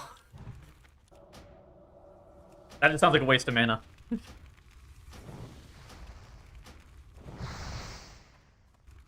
Oh, he just crawled over that log. Hey, wait.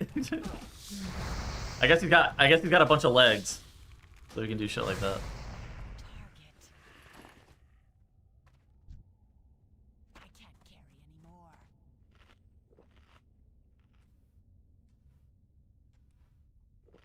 I'm not really sure I want to commit suicide on my characters. Going into this fucking cave seems like a death trap.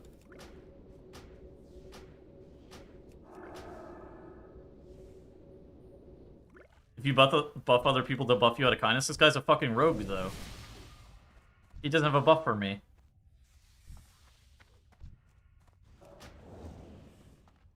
This guy's a mage without a buff.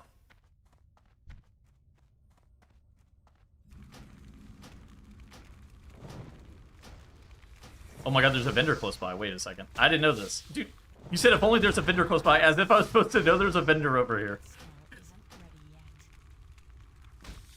I didn't know. Listen. I'm taking everything one step at a time.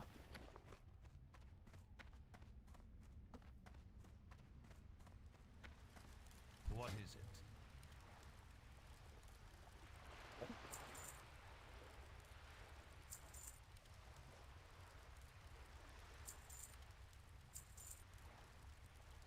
it? Noob alert. Yeah, exactly. High alert. Noob. Right. Good. Victory for Sylvanas.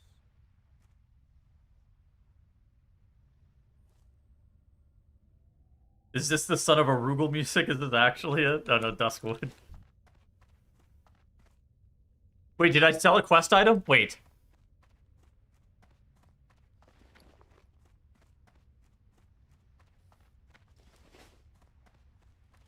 Quest item? What the fuck?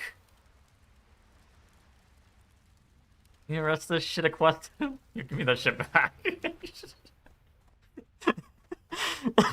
God fucking damn it, man.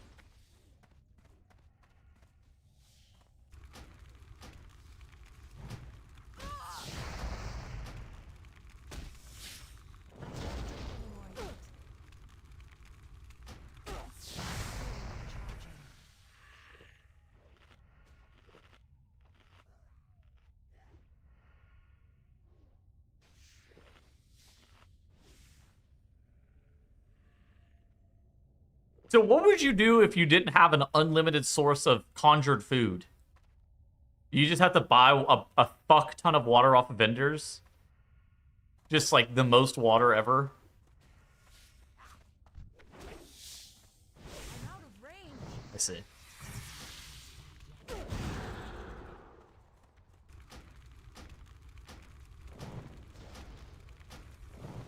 But like natural regeneration of mana is not like a thing, right? Use a wand. What? I wish I could. I don't.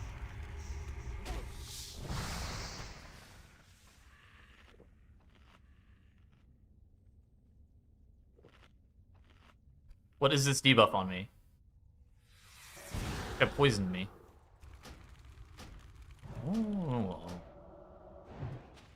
I'm not really happy with the situation that's unfolding here.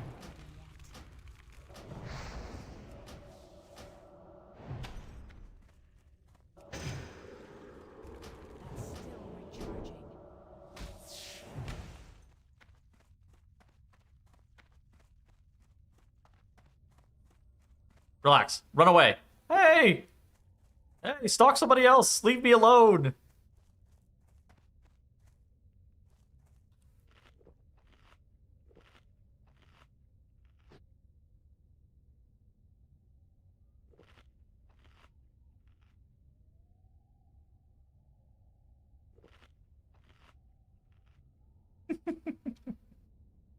Into the cave is safer. I'm not going in there.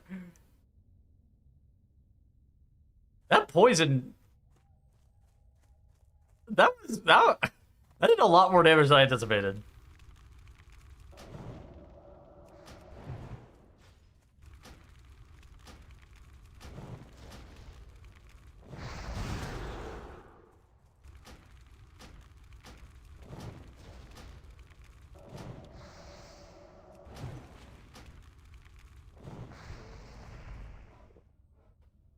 Oh, that better not pull. We call that an extraction.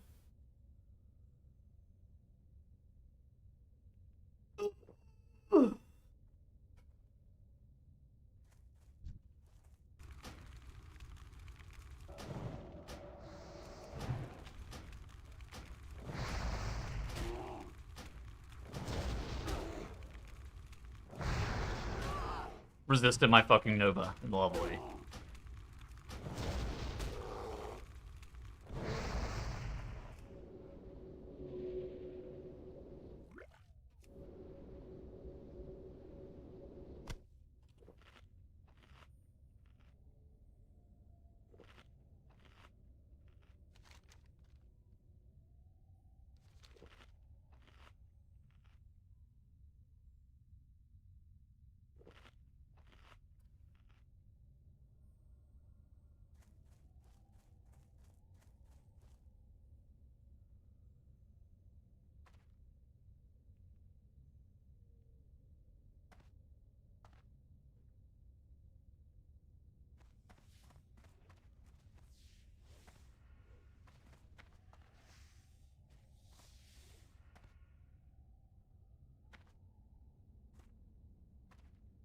Still need 3 more.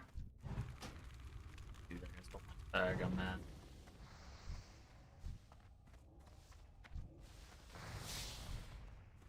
It's too far away. I can't cast that yet. That spell isn't ready yet.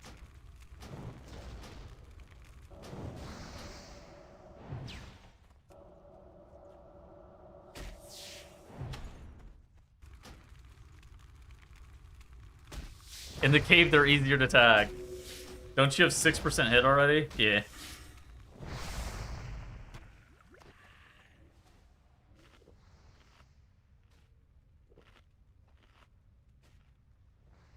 Old? Probably not.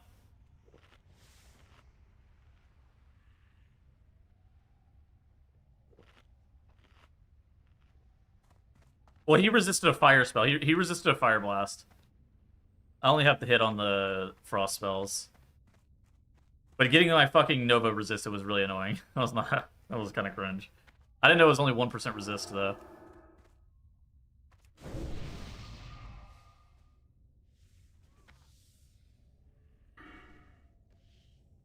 Oh, it is fire and frost. Oh shit, never mind then. I thought it was frost only. Holy shit. Board. Yeah.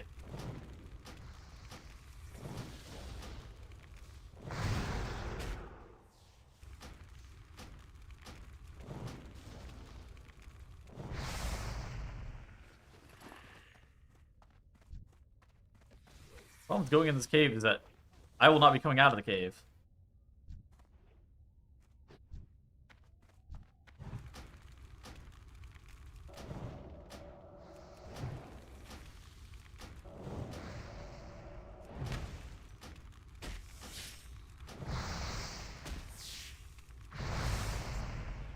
Gloria!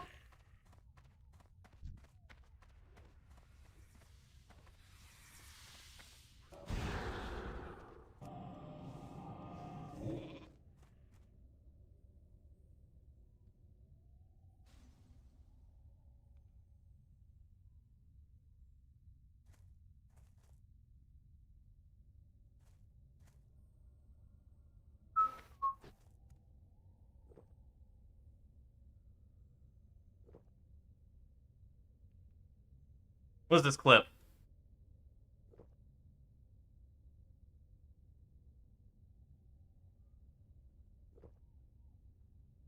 I have some secret tech that I'm gonna DM you about later, but I'm not gonna say it on stream.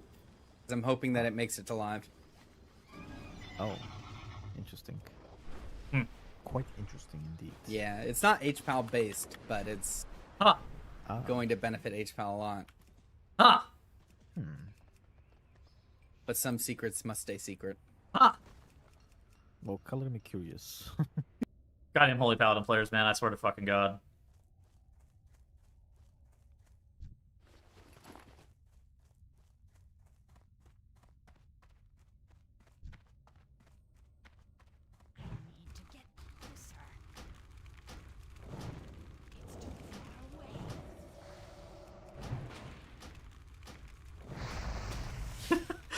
Give him backers. Imagine they just get back Crusader Strike. That's good.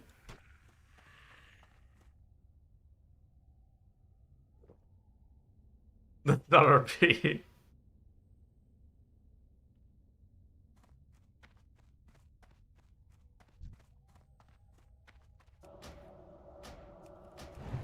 After careful consideration, they deserve that shit. Give them back Crusader Strike.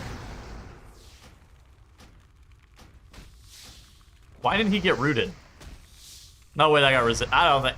I didn't see the resist text, but he definitely did not get rooted. They proceeded to continue to beat my ass.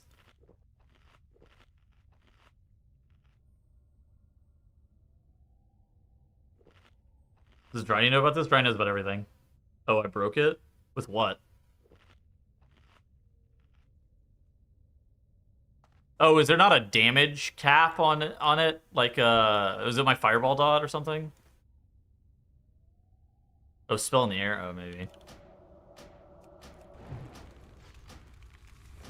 Get a wand. Dude, I can't buy a wand. I can't get a wand in Undercity. They're restricted to level 15. I haven't had one drop. I cannot get a wand yet. I wish I had a wand.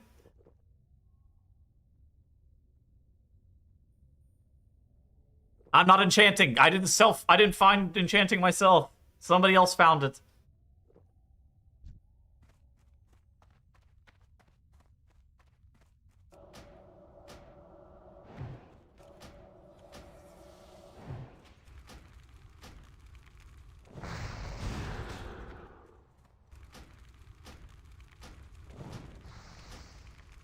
Never cave. Dude, I got beat up last time I went into the fucking cave. These spiders keep respawning at a nice rate out here too. I don't need to go in that fucking cave. Your wand is in there. Alright, I gotta go get it. I'll be back.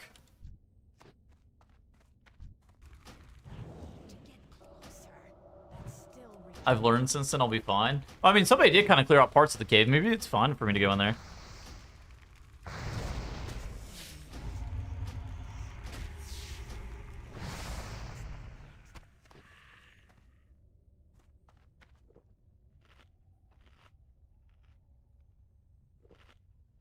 I'm poisoned. Lovely. Just sit here forever.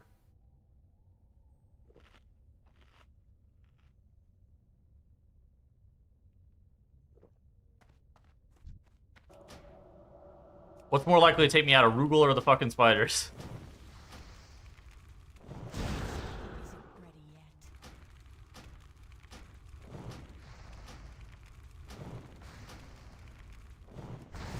They only spawn out fast outside, don't worry, yeah. He is not in the cave. I'm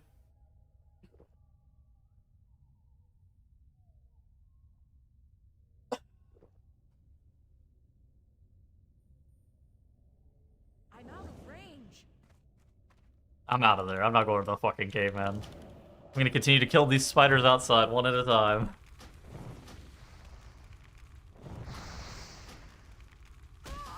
At what point am I allowed to pull more than one mob at a time? Is the answer never?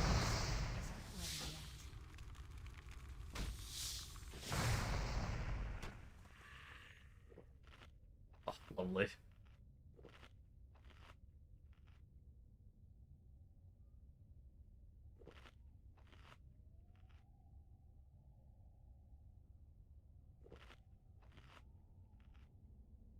Skill-based?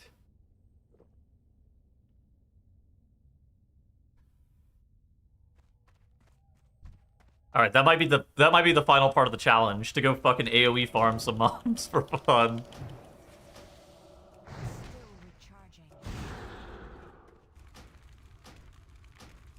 We'll let Jesus take the wheel.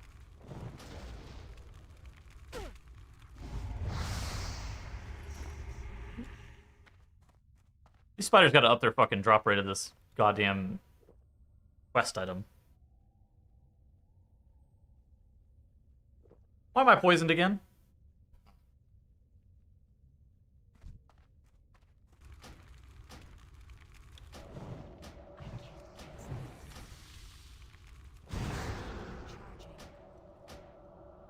Drop rate's higher in the cave. I'm not going in there.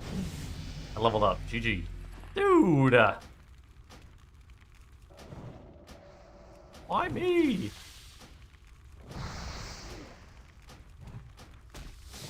Dummies. What a name.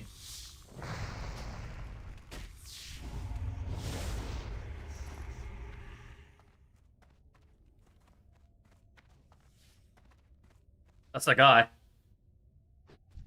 This is under Arugel.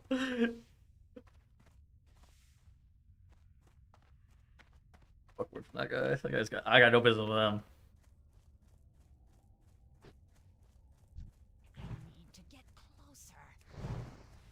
Yards from death. Wait, does he pull, like, does he have, like, a Giga aggro raise, like you guys were saying?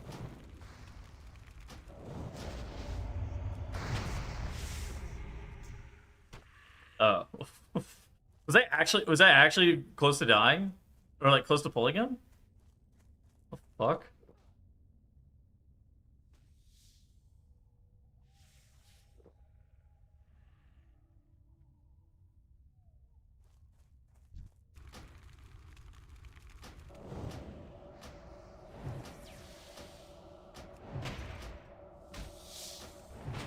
Well, he's gone now.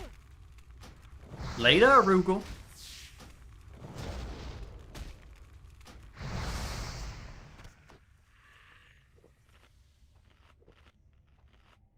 I mean, I doubt he's turning a fucking around on his pat and coming right back here right now. That would be so weird.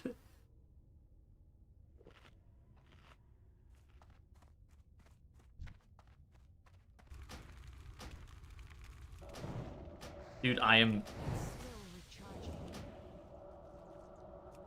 Please, man, I just need one more. Wait, they're... The fuck you mean brothers? Like the grandsons of Arugel? I don't fucking know. Those guys aren't around here, right?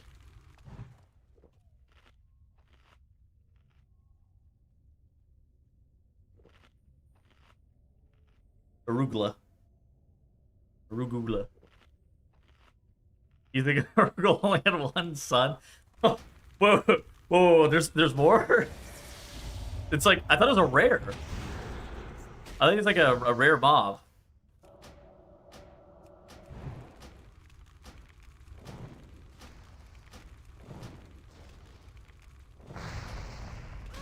Is there multiple?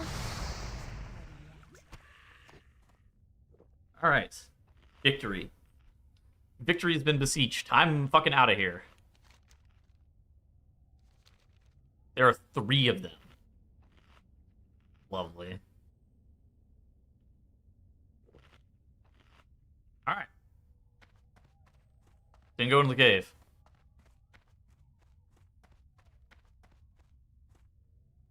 What's he fucking doing over there? Hey!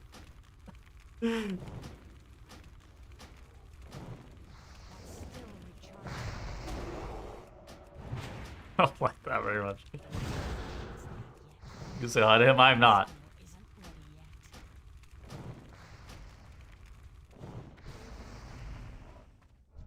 He smells your fear? What's he doing? Need more mana.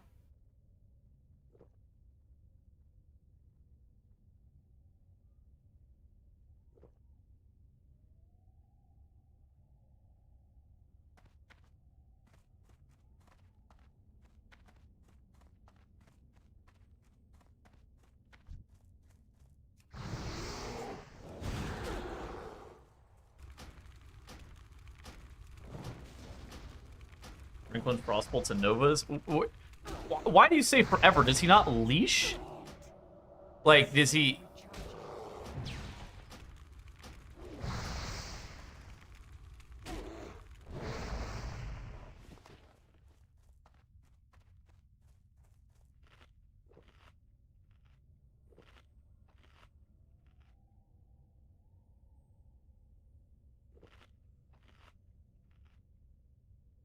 Does he not aggro reset, I guess? Like...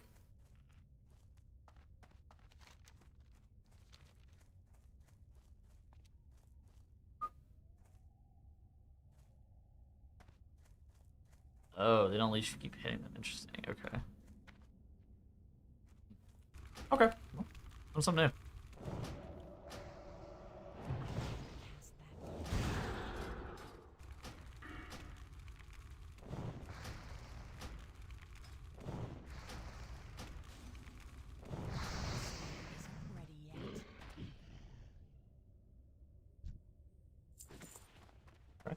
Not bad.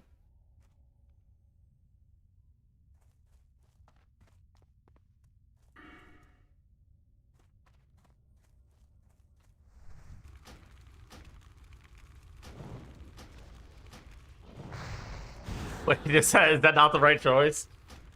Oh no, oh well. I feel like if it stuns the mobs, that's gotta be good, right?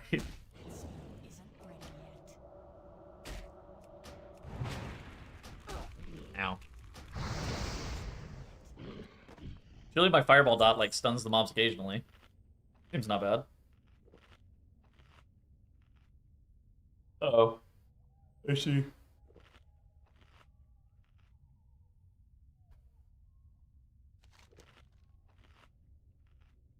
Well, I'm going talents off of vibes. there's no really calculation to anything I'm doing here. Yeah, that's kind of how I feel about it too. I'm taking whatever my fucking heart tells me to.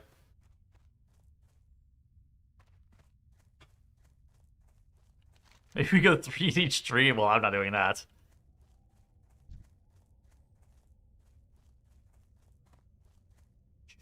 Be quiet. Be quiet. Shh. Shh. Shh.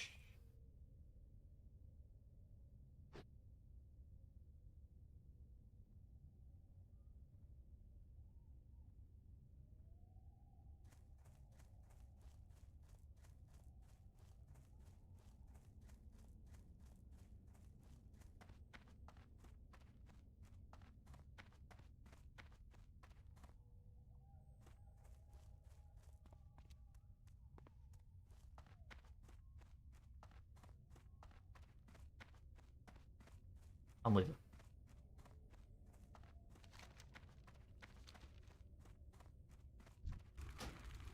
I'm out of range.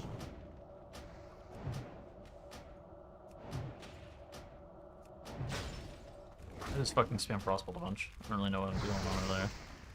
Forgot where Dorky died? But... Well, unlike Dorky, I saw the spawn of Arugula. Yeah, I had my eyes turned on. We got all this big text on my screen now that I can actually see the fucking mobs.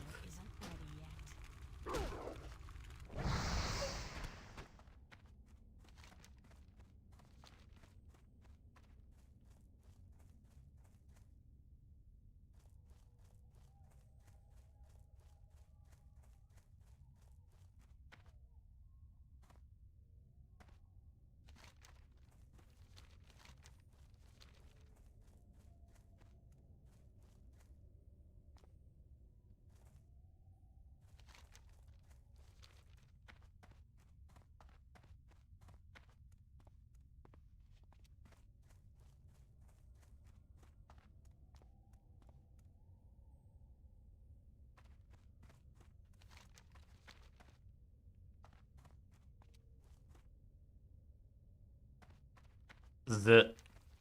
What the fuck? Hold on. What the fuck? Another one. I thought I lost that guy. He does have more than one son. What the fuck? I thought you guys were kidding. I didn't realize there was more. What? That guy's got. I'm out of here. Arugel's son's got nothing to fucking do with me.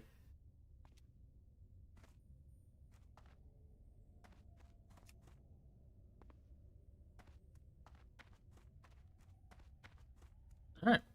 We made it. About the cave too. Well, I didn't really understand what you meant whenever you guys said that he has many sons. I think I just assumed that he was like a named rare, named the son of Arugel.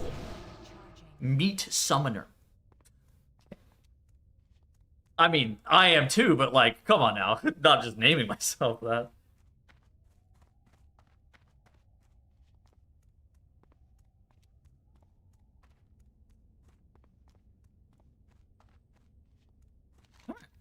We made it. Big turn in.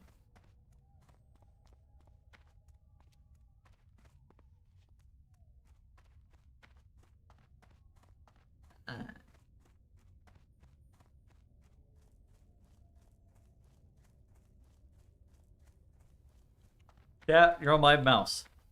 I don't like this. Speak quickly.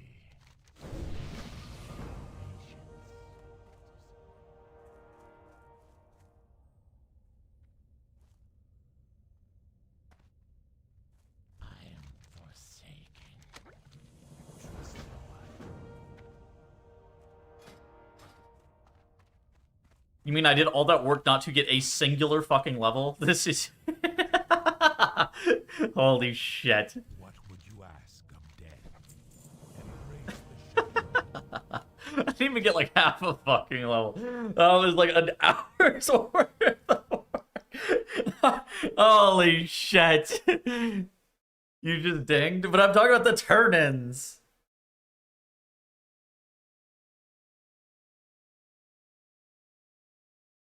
Alright, I'm out of here. Goodbye, everybody.